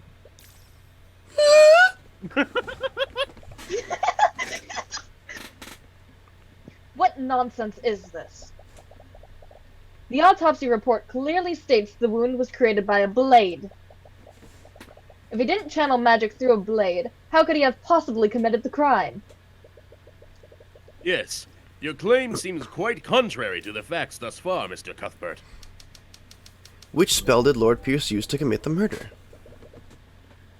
Which spell could Lord Pierce have possibly used to kill the victim? Okay, so like freaking shape liquid, I think, because this freezes Yeah, I things. Yeah. You This could freezes things, probably do it in order of operations then. Which spell would he have done to do after? Yeah, because this No, Yeah. it doesn't make like an ice wall. They don't Yeah, make, like an icicle like wall. Yeah. conjure water, makes water happen only while he is and then you can freeze it, but this spell already says you can freeze and melt the liquid whenever you want with shape liquid. So frost wave is basically not important to this. So I think it would be shape liquid. Yeah. And it is transmutation Well, too. it says which spells, so wouldn't you have to present them in the order that he used them, maybe? Oh, maybe. Let's see. Outstretched palm, which he did. Wait, let's close it. The Does it say problem- which spells or which spell? Which spell? Which spell? One. Okay. Oh, which spell? Okay. So maybe it is shape liquid. Let's try this one. You see, Your Honor, Garrick Pierce go. didn't kill the victim using a sword. He killed him using an object shaped exactly like a sword. What? What? I'm afraid I don't understand, Mr. Cuthbert. It's like Star-Lord. What? What? I'd like for the court to take a look at Lord Pierce's spell compendium. Garrick Pierce knows a seemingly insignificant spell called Shape Liquid. With it, he can control a body of water and shape it into any complex shape he wants. Then, he can freeze that liquid, maintaining its current shape. A shape like a sword. What? No. Is it possible that he... What do you have to say for yourself, Lord Pierce? What do I have to say? Pierce's breathing becomes more frantic. He is clearly not used to being put in a corner like this. You can see Look at his his stress fucking and frustration shoulder tassels. emanating through his eye of Horus. This is why he doesn't have any bitches. You have him now. The shoulder tassels, yeah. Time for the finishing blow. Reader! Argument. I'll tell you exactly what I have to say, you commoner! I'm not the one on trial here! We're here because that bastard child didn't know her place! She's just a peasant! She still learned the arcane arts! And look what happened! I saw the murder! I witnessed everything! That girl used our holy arts to murder her father in a fit of rage! Huh, you witnessed everything. What the fuck? I saw the murder, I witnessed everything. So... But the, like, conjure light thing was wrong for what he said, maybe? Well, Would it be conjured light? Cause, it's only 15 feet, right? And 15 feet is like... 15 feet is like 1, 2, 3. He was like standing It's right three here. tiles away. Yeah, it's 3 tiles Yeah. away, so it's right here. So what the fuck do I present? At least he could have been 3 tiles away. Oh, this is a Shady Cicada track, 100%. Yeah, I love Shady Cicada's music. I saw the murder. I witnessed everything. I mean, you saw it because you fucking did it, but how do I say no to that in like a non-clever way?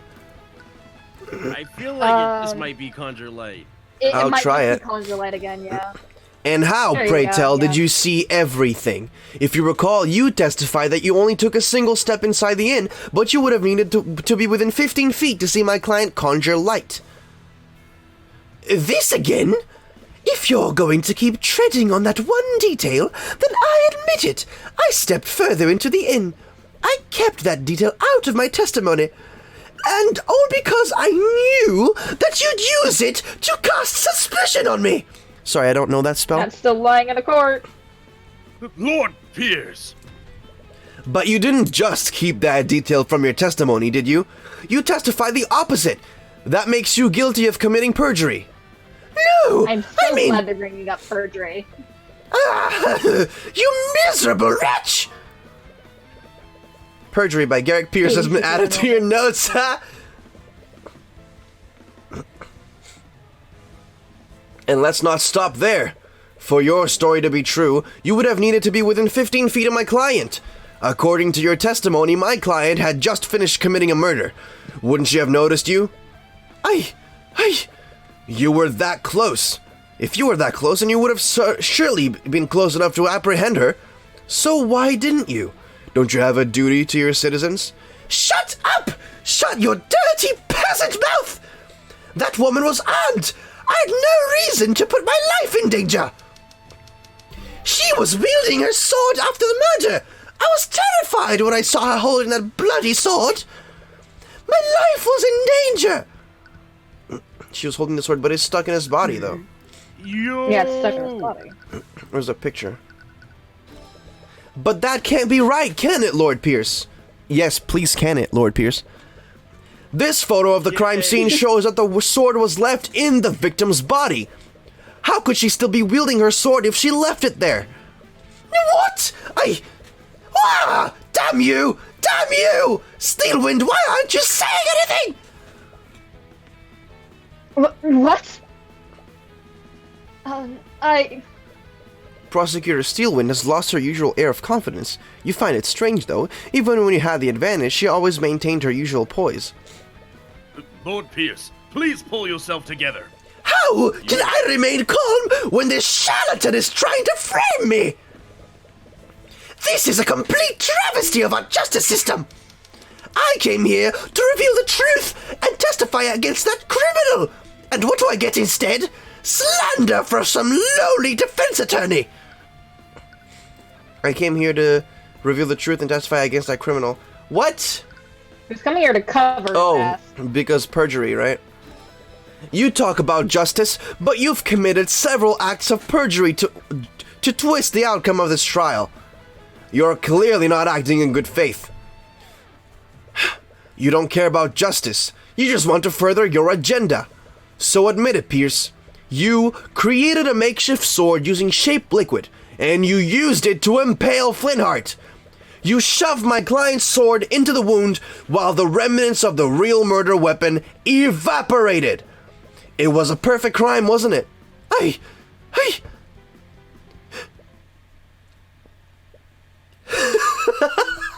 Ooh, breakdown.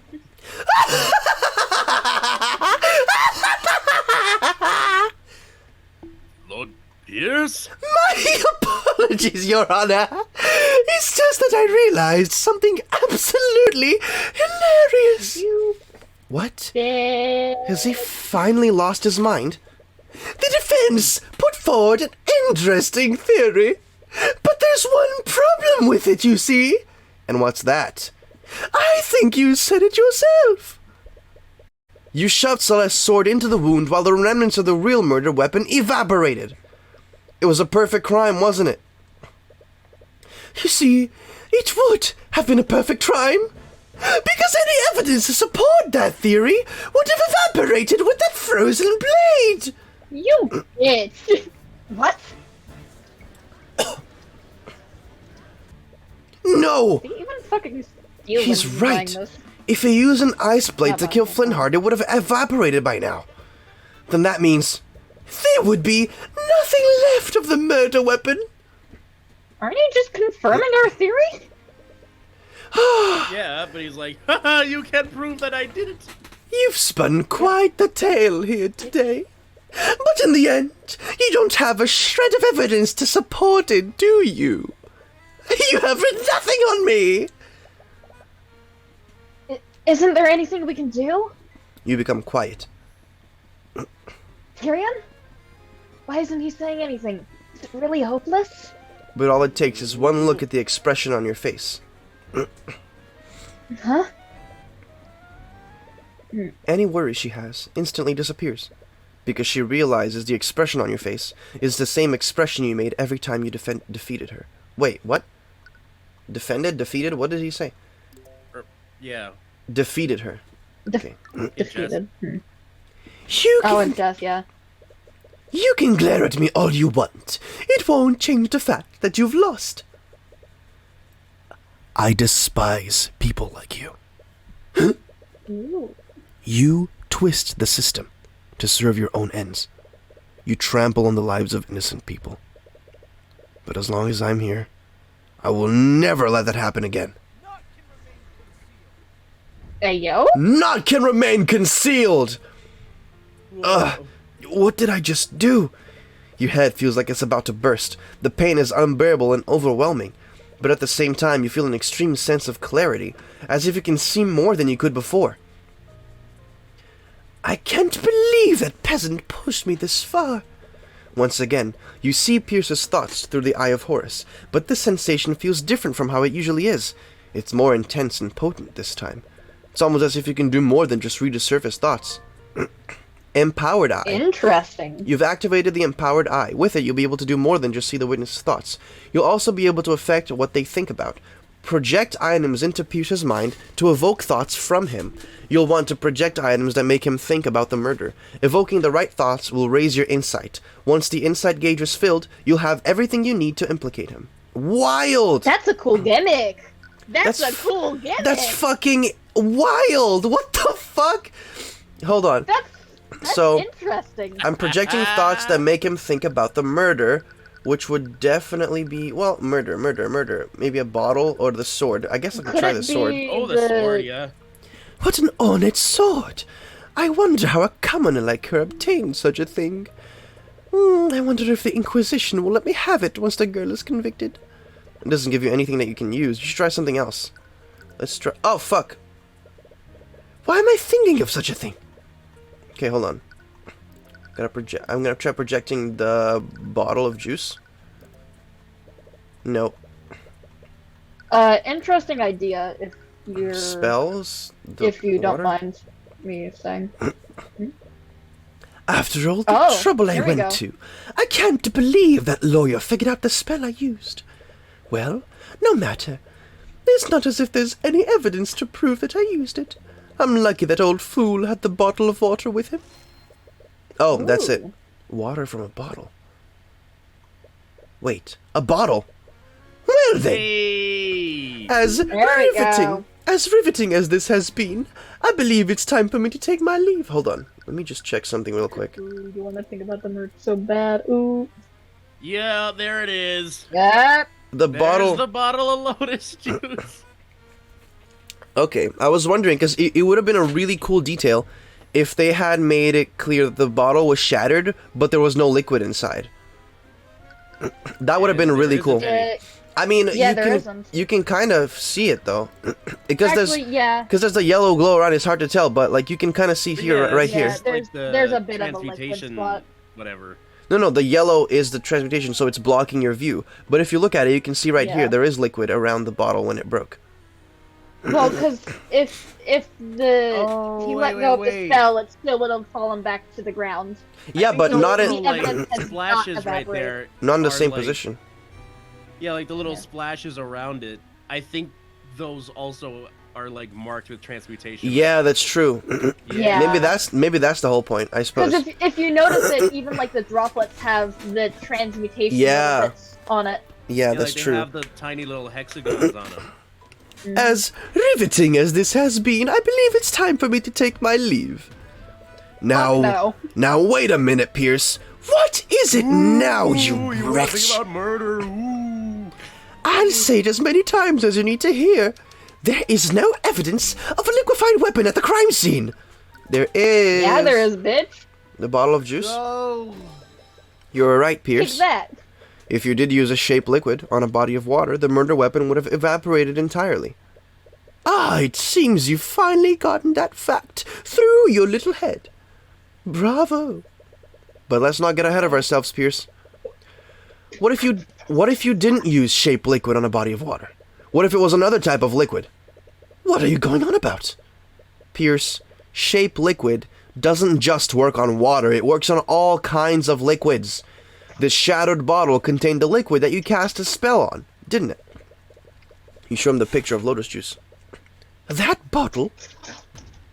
Pierce, I found this shattered bottle on the ground, near the victim's body. I wonder what caused it to shatter.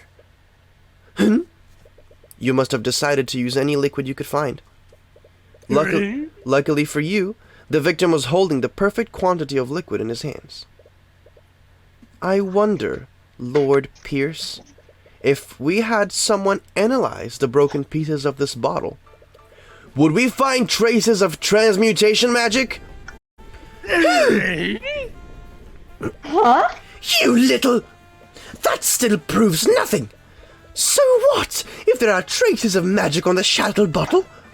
You still don't have a murder weapon. I wasn't finished, Pierce. What? You see, the liquid contained in this bottle wasn't water. It was soda. Soda? What difference does that make?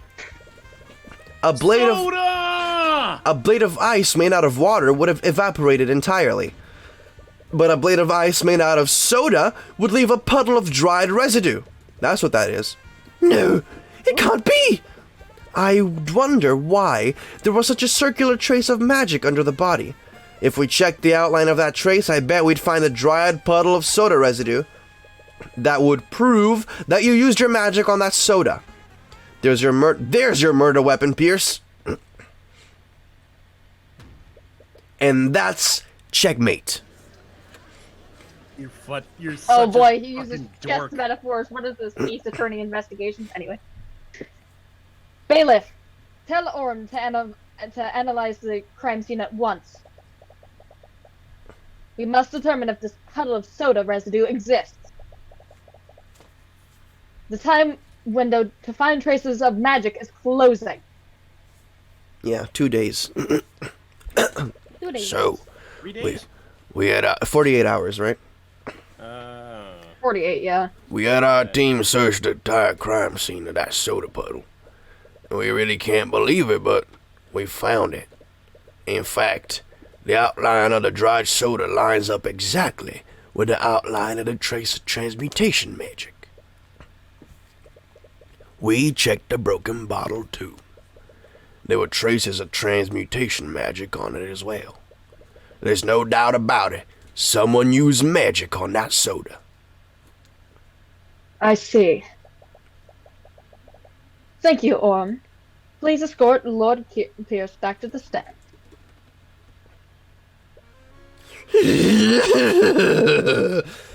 What do you have to say for yourself, Pierce? What do you think you've accomplished here today? Do you honestly think you can indict me?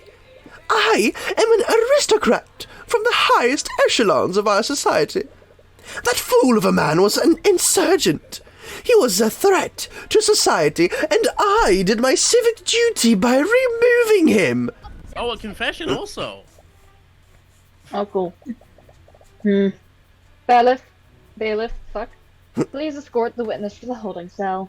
Bailiff? Still wind? First-degree murder is punishable by execution, Lord Pierce. I suggest you remain silent, lest you incriminate yourself further. What? You can't be serious! Shut your insidious mouth! Damn. Well, what are you waiting for? Take him away. I Yes. like her a lot. Take him I away like at her a once. lot, yeah. She's the best Such a good prosecutor. prosecutor. I wish she wasn't 18. She's like Franziska von Karma minus the physical abuse. And also, without saying, And the revenge. Yeah. Yeah, Oh, yeah, minus the revenge. physical abuse and the revenge, so you just have only the good parts of Franziska's character left. And also saying foolish every 2 seconds. That's funny. Yeah. I can't believe it. We actually won. Tyrion, Foolishly foolish fool trying to fool me with their foolishness. You foolish cretin! It's all she can do to hold back her tears. You don't need to say anything, your face says it all. Thank you. You've more than exceeded my expectations today. Oh, Mr. Mora! Whoa. I'll be honest. You really, like, wow. I didn't think you'd win at all. I thought she was dead, actually. What? Good job. When I realized that the murder weapon evaporated, I thought that the case was shot. Whoa. I can't believe you were able to turn that around. It was just luck. If he had used water, we would have been done for. It had nothing to do with luck. You were able to deduce which liquid he used. And you did it just by looking at a few shards of broken glass. Your skills of deduction never cease to amaze me. That's not exactly true. But with Celeste there, you can't tell her about your new ability. That's Arya. You all are quite lively. Oh, she's mad. Oh, she pissed. There's no need for such hostility. Though I wouldn't expect any less from the Hound of the Eye Taken. Ooh, interesting. Lore! Oh. The lore! What does she mean? What do you mean by that? You glance at Miss Lore. Tamora, but when she meets your gaze, she immediately looks away. I forgot you said that. She looks like she's focusing. Almost as if to protect herself from a certain eye. I forgot she said that. I must admit, I was hoping to test my blade against you directly. However, your protege proved to be a worthy adversary. Thank you? Is this some kind of game to you? You talk about trials as if they're some kind of competition. Your action almost condemned an innocent woman to death. Our system operates by having 2 powers of opposition. When those powers are balanced, justice prevails.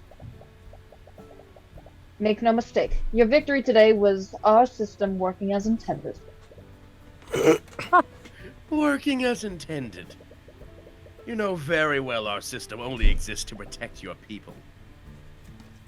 I know. What? In any case, it looks like we'll be facing each other more frequently in the future. Bye. I look forward to doing battle again with you. I look forward to doing battle with you again, Tyrion Cuthbert. I almost said Cuthbert. Tyrion Cuthbert. Tyrion Cuthbert. What a strange girl. She didn't even say my name right. Shut up. Bleh. Gosh. What?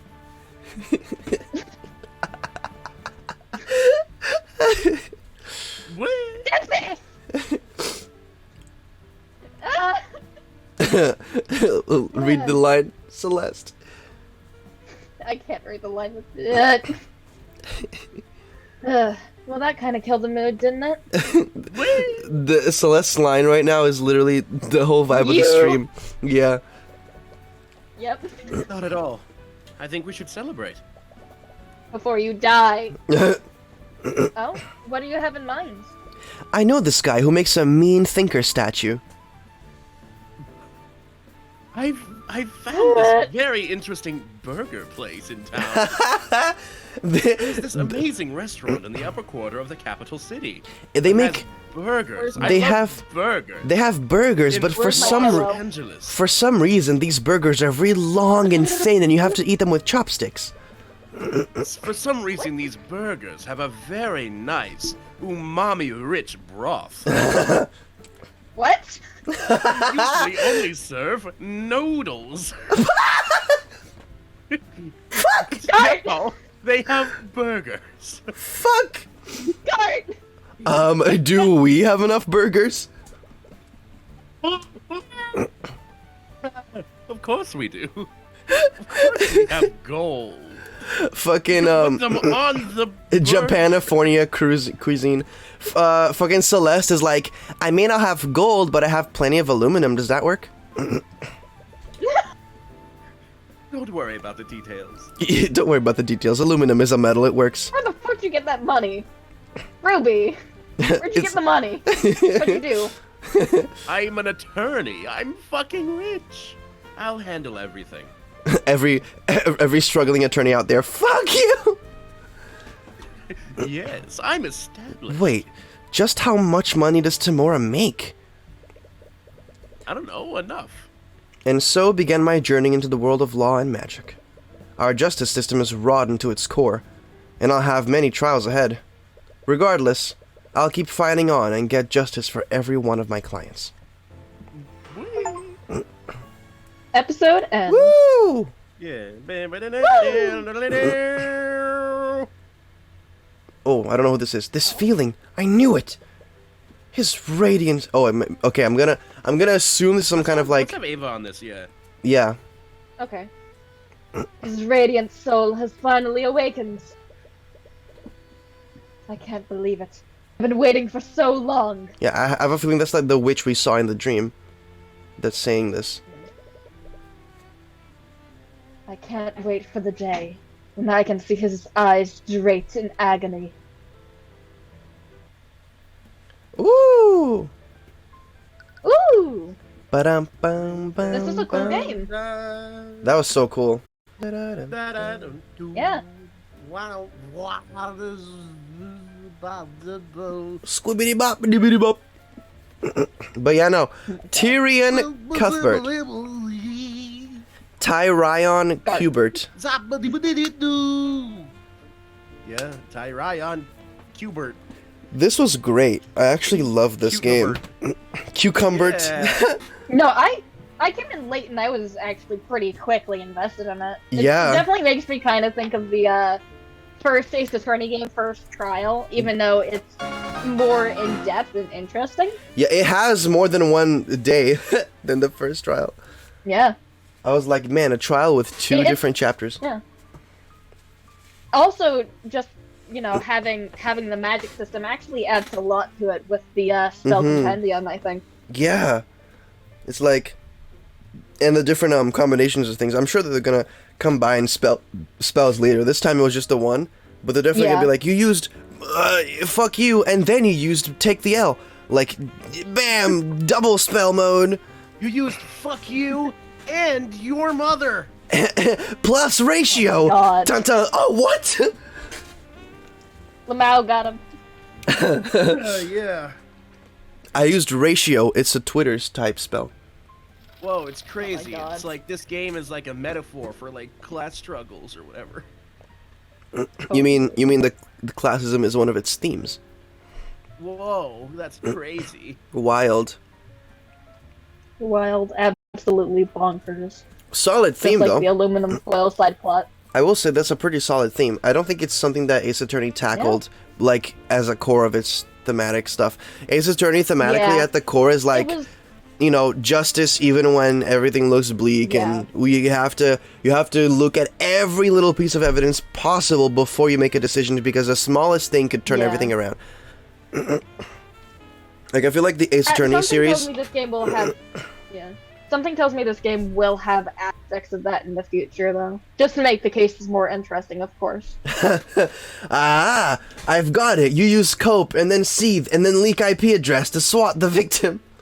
Oh my god. You swatted the victim with your sword. I use IQ same as room temperature on you. Oh my god. to cause brain damage. To cause ruffians. I honestly loved the most fun part of this chapter has been Garrick Pierce just getting to be like, I love Garrick Pierce so commoner." much. He's so good. He's I such wanted a to. good I kind of first- wanted to be him, but like Yeah, Garrick Pierce He's is such fun. a- I love Garrick yeah. Pierce. he's such a good like first. Garrett Pierce. What would you? First Yeah, killer, I guess. exactly. Killer. You made me not do him. I did. Too bad he's Just probably gonna have his recognize head right lopped away, off. Too bad, This yeah. guy's gonna be fun. It's mine. I will say though, Steelwind Arya, she is probably one of my more favorite. Oh yeah, she's the prosecutors best. She's really good, and like I even really though like she her. didn't talk a lot in that trial, or at least while I was here, she already seems like such a good character. For, as far as Yeah. prosecutors go in these kinds of games, she definitely has like the most. Like you can work Yeah. with her more. She's not like no at every turn. She's more like, okay, Yeah. listen, you're being a fucking idiot, so I'm not gonna have any sympathy for you if you're literally going to lie Yeah. on stand. Feels kind of like oddly enough, it feels like Miles Edgeworth and Von Karma, the Franziska, Yeah, merged together and there's Yeah. good aspects taken. yeah, I love Yeah, that. like the camaraderie from Edgeworth and like I don't know, like all the fucking. Well, Franziska's the attitude, kind of. the Yeah. being a woman part is definitely taken from Yeah, Francisca. Honestly, we need more. How many female prosecutors do we have? Not counting the investigations spin-off games, we have like only I Franziska, think right? it's Franziska and maybe one other person, but off the top of my head, I can only think of Franziska. Because game one, you had Edgeworth and then Von Edgeworth Karma. and Wasn't Payne. there that lady with like the white Well, hair and not like, counting- not Francisco though, but like the robe, That's the Nahyuta, right? 3D games. Oh, No, Nahyuta's yeah, a man. Yeah, in Spirit of Justice. In Spirit of Justice, there was a. No, that's Rafa? The High Priestess Rafa's a Rafa? dude. No, Rafa's the girl. She's Yeah. like, she's not a prosecutor though. Yeah. Prosecutor Nahyuta. She is for the last case, but yeah. Yeah. Not, the other dude's a. In the dude. final case, there's like the queen, but she's like, Yeah. you know, it gets revealed that she used to be a prosecutor. But you know, spoilers for Spirit of Justice if anybody wants to play that. But Yeah, you asshole. Spirit of Justice Like- has been out for a while, though. it has 2016, I think, right? Yeah. Um, Jesus Christ. yeah, I love that game though. Made me cry. Yeah. Lana Sky is a prosecutor, but she's a Lana Sky. I'm talking about prosecutors that Yeah. we face in the actual game. Yeah. We have Edgeworth and Von Karma in the first game. Franziska, yeah. Second game is Franziska. Third I guess we have game. Winston Payne also. Well, yeah, I'm not counting him because Count. I'm not Yeah. counting him because he's the tutorial and he's a man. Yeah.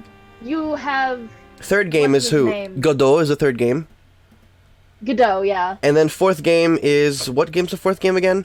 It's Apollo Justice. So game you is the have fourth game? Clavier Gavin. Yeah. And then fifth game is Dual also- Destinies, in which you have Simon Yeah. Blackwell.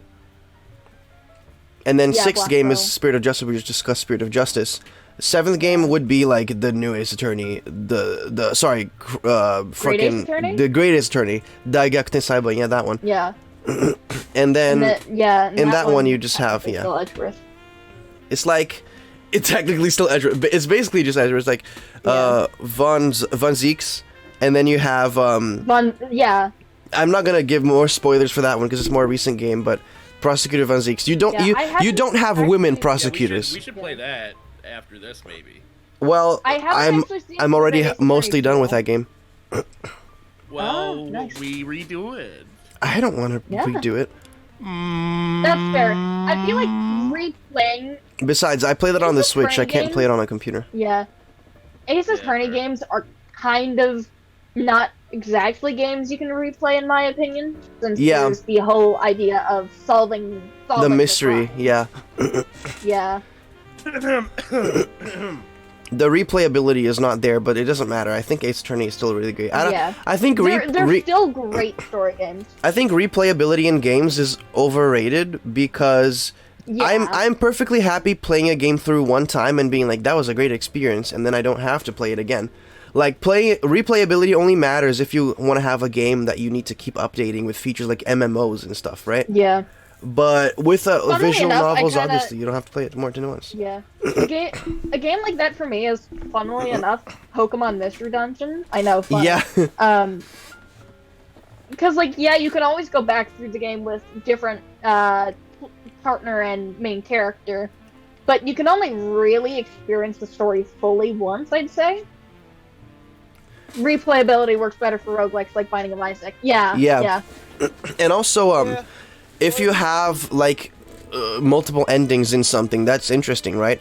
Yeah. But even for statistically speaking, you're going to measure a game's success by how much it sells.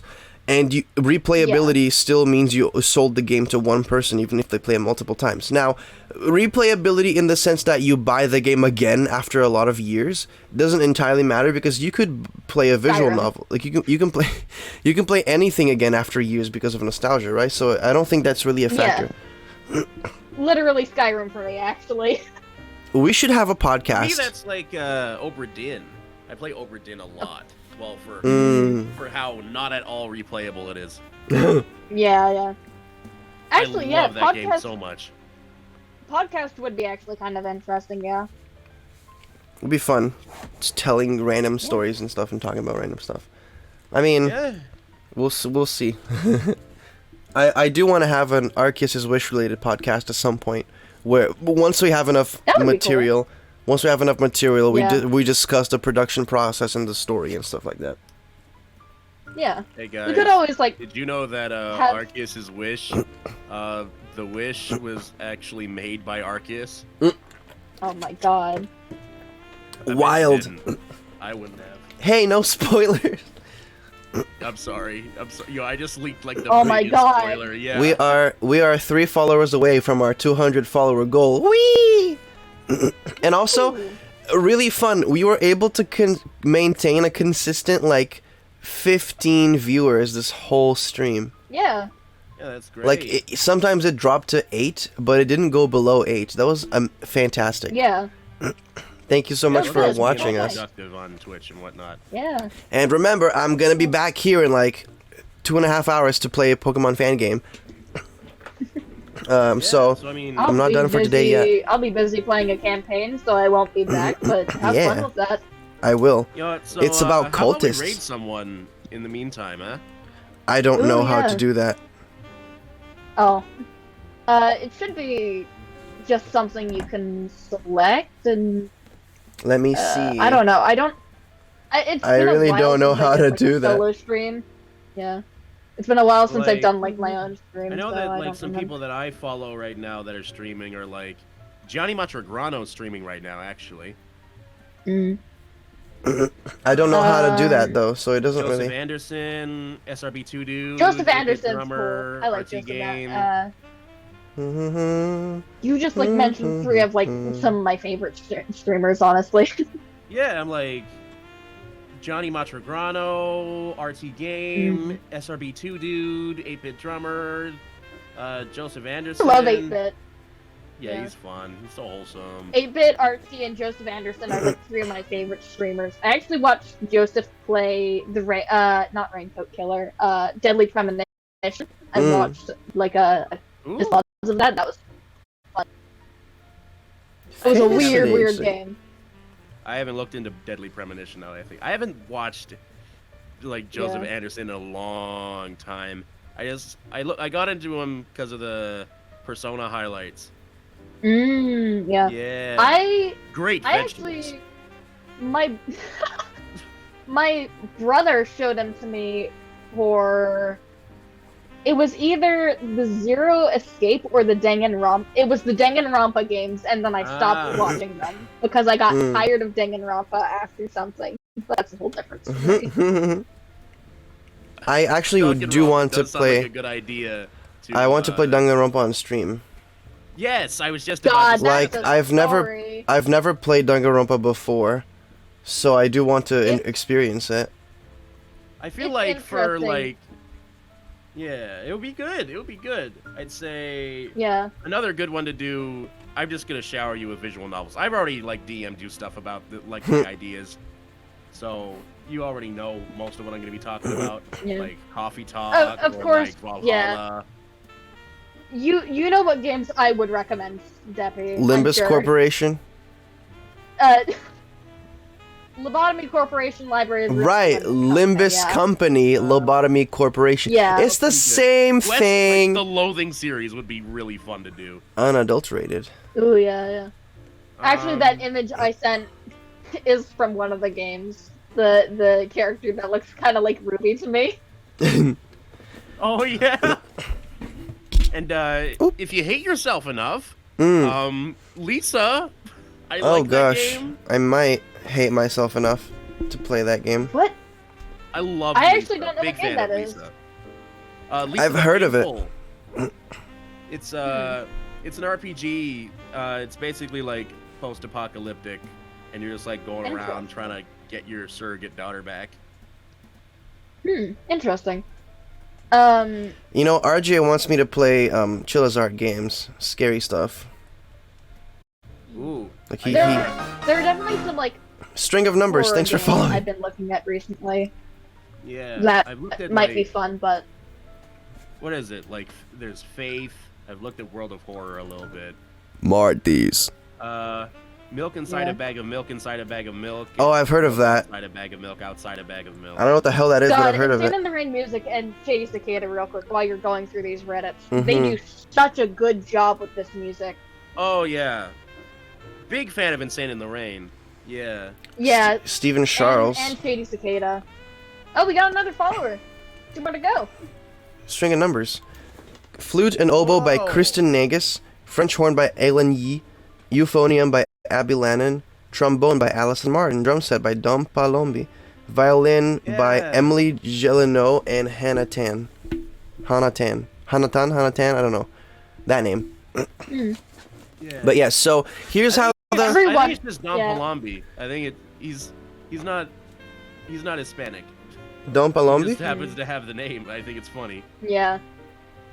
I mean, Honestly, though, everyone on this game, the music track is like this music track playing right now. da-da-da-da. So chill. Yeah. This Yeah, is like this is- a great. This is Yeah, a la Carlos. yeah. I love like chill jazz music. Yes. I think it's yeah. It's a great perfect thing for a to, like- background for I us like talking to listen too. to some of it when I work.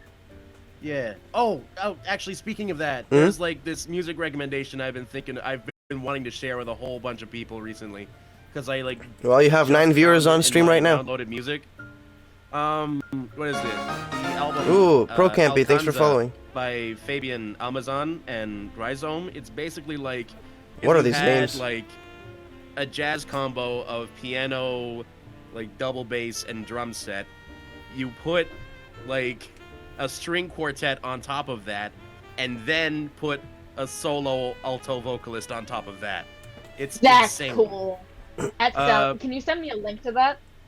Yeah. So I don't know. My favorite, the favorite tune that I've been hearing so far from that is the fourth movement of the Alcanza Suite, which is called Mas. It is so good. It is like both. It's like hauntingly tragic. Her voice is beautiful. Oh my goodness. Yeah. I'm just gonna. Somebody commented on Twitter saying, "I'm scared that the words Depp and attorney are in the same sentence again." Oh my god. damn it. God damn it. Oh my god. Holy shit! He released the score. Damn. What? What's happening? But yeah, no, I'm gonna be back at 8 o'clock. So that's in like 2.5 hours, like I said before. And here's how it's gonna work for future streams, right? Because my work schedule is inconsistent as of right now. And assuming it stays that way, I will just have to like check at the end of every week what days I'll be working. Let me see if they have posted it yet. I don't think so, but I'll have to check at the end of every week what days I work, and then as soon as I find out, I will choose a day to stream and I will let everybody know. Today's the 9th. Yeah. So yeah, as soon as I as soon as I find out, I'll let everybody know what day it is, and I'll make like a bunch of posts about it so everybody will be aware. But yeah, hopefully it'll be closer to the end of the week, like the latter half of the weeks will be when I stream.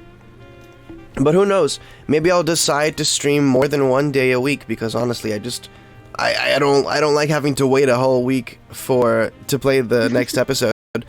So I feel that. So I might announce that I'm streaming more days, just whenever, right? Depends. We'll see how I feel. We'll see how the schedule works out for me. But I will definitely be streaming at least once every week, for sure. Well, once as in one day. Later on in the evenings, whenever you're streaming them, I'm always happy to join, since earlier in the days I'm, busy with like school and stuff. But hell yeah. But yeah, I'm really. All right, I haven't heard of Millie before. That's cool. I'm really glad for. Yeah, Millie has been like my favorite. This is like the best stream back that I've ever had. Every time I didn't have any technical issues that I could notice this time, right? Aside from having to balance the volume a lot, I didn't really notice any problems. Yeah. Do you like have a start off album that you'd recommend from them?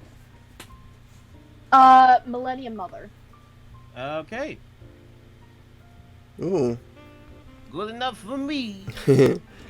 All right. They do a lot of different types of music, so.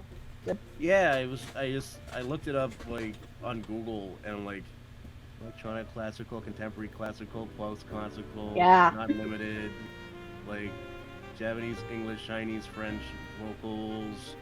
Yeah. I like it. Broad shit. Yeah. Good. It's good. It's real good. I still love the fact that the sole reason why we were able to reach Twitch affiliate status is because Andy streamed so much of his Pokemon stuff that we just immediately hit that point. Wait, Twitch It was pretty funny. Back in the day. I was only on for one stream, and I am a part of like the two most the iconic clips. I am very happy. I lucked out. Fuck you, Andy! Oh my god. Fuck you, Andy. What? But no, sorry, Andy, we're referring to Andreas Claymore, the guy who voices the entity in Arceus' Wish. Yeah.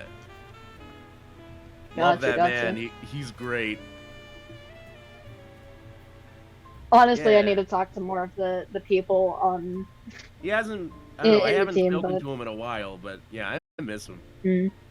My point still stands. Mm. Because it sounds like everyone's like super chill, and I haven't even talked to half of the people. Yeah, we gotta branch. You know what? I gotta make that like a goal. We gotta like come in here a little more often and like hang out. Yeah. Yeah. Anyway. But yeah. Bye, everybody. This has been the first stream back for ages. Whoa, it was such a good stream too. Woo! We went on for a solid like 4 hours there. Just with gameplay. Let's see. I mean, 4.5 hours, yeah. The stream itself is going longer, but gameplay-wise, we went for about 4 hours, which is awesome. Yeah. This is great. I want to do more of this. And also, hi, Sammy. You're editing this in the future, hopefully. It's a long. Hi, Sammy. It's a long video file. I apologize. Whatever. You're all right. Hey, I'm sure it'll be great. I'm sure you'll do a good job, Sammy. Anyway, to sign off, I will. Okay. Wait. Let's. We'll see you next time. I'll be back at like 8 o'clock. Bye. Bye.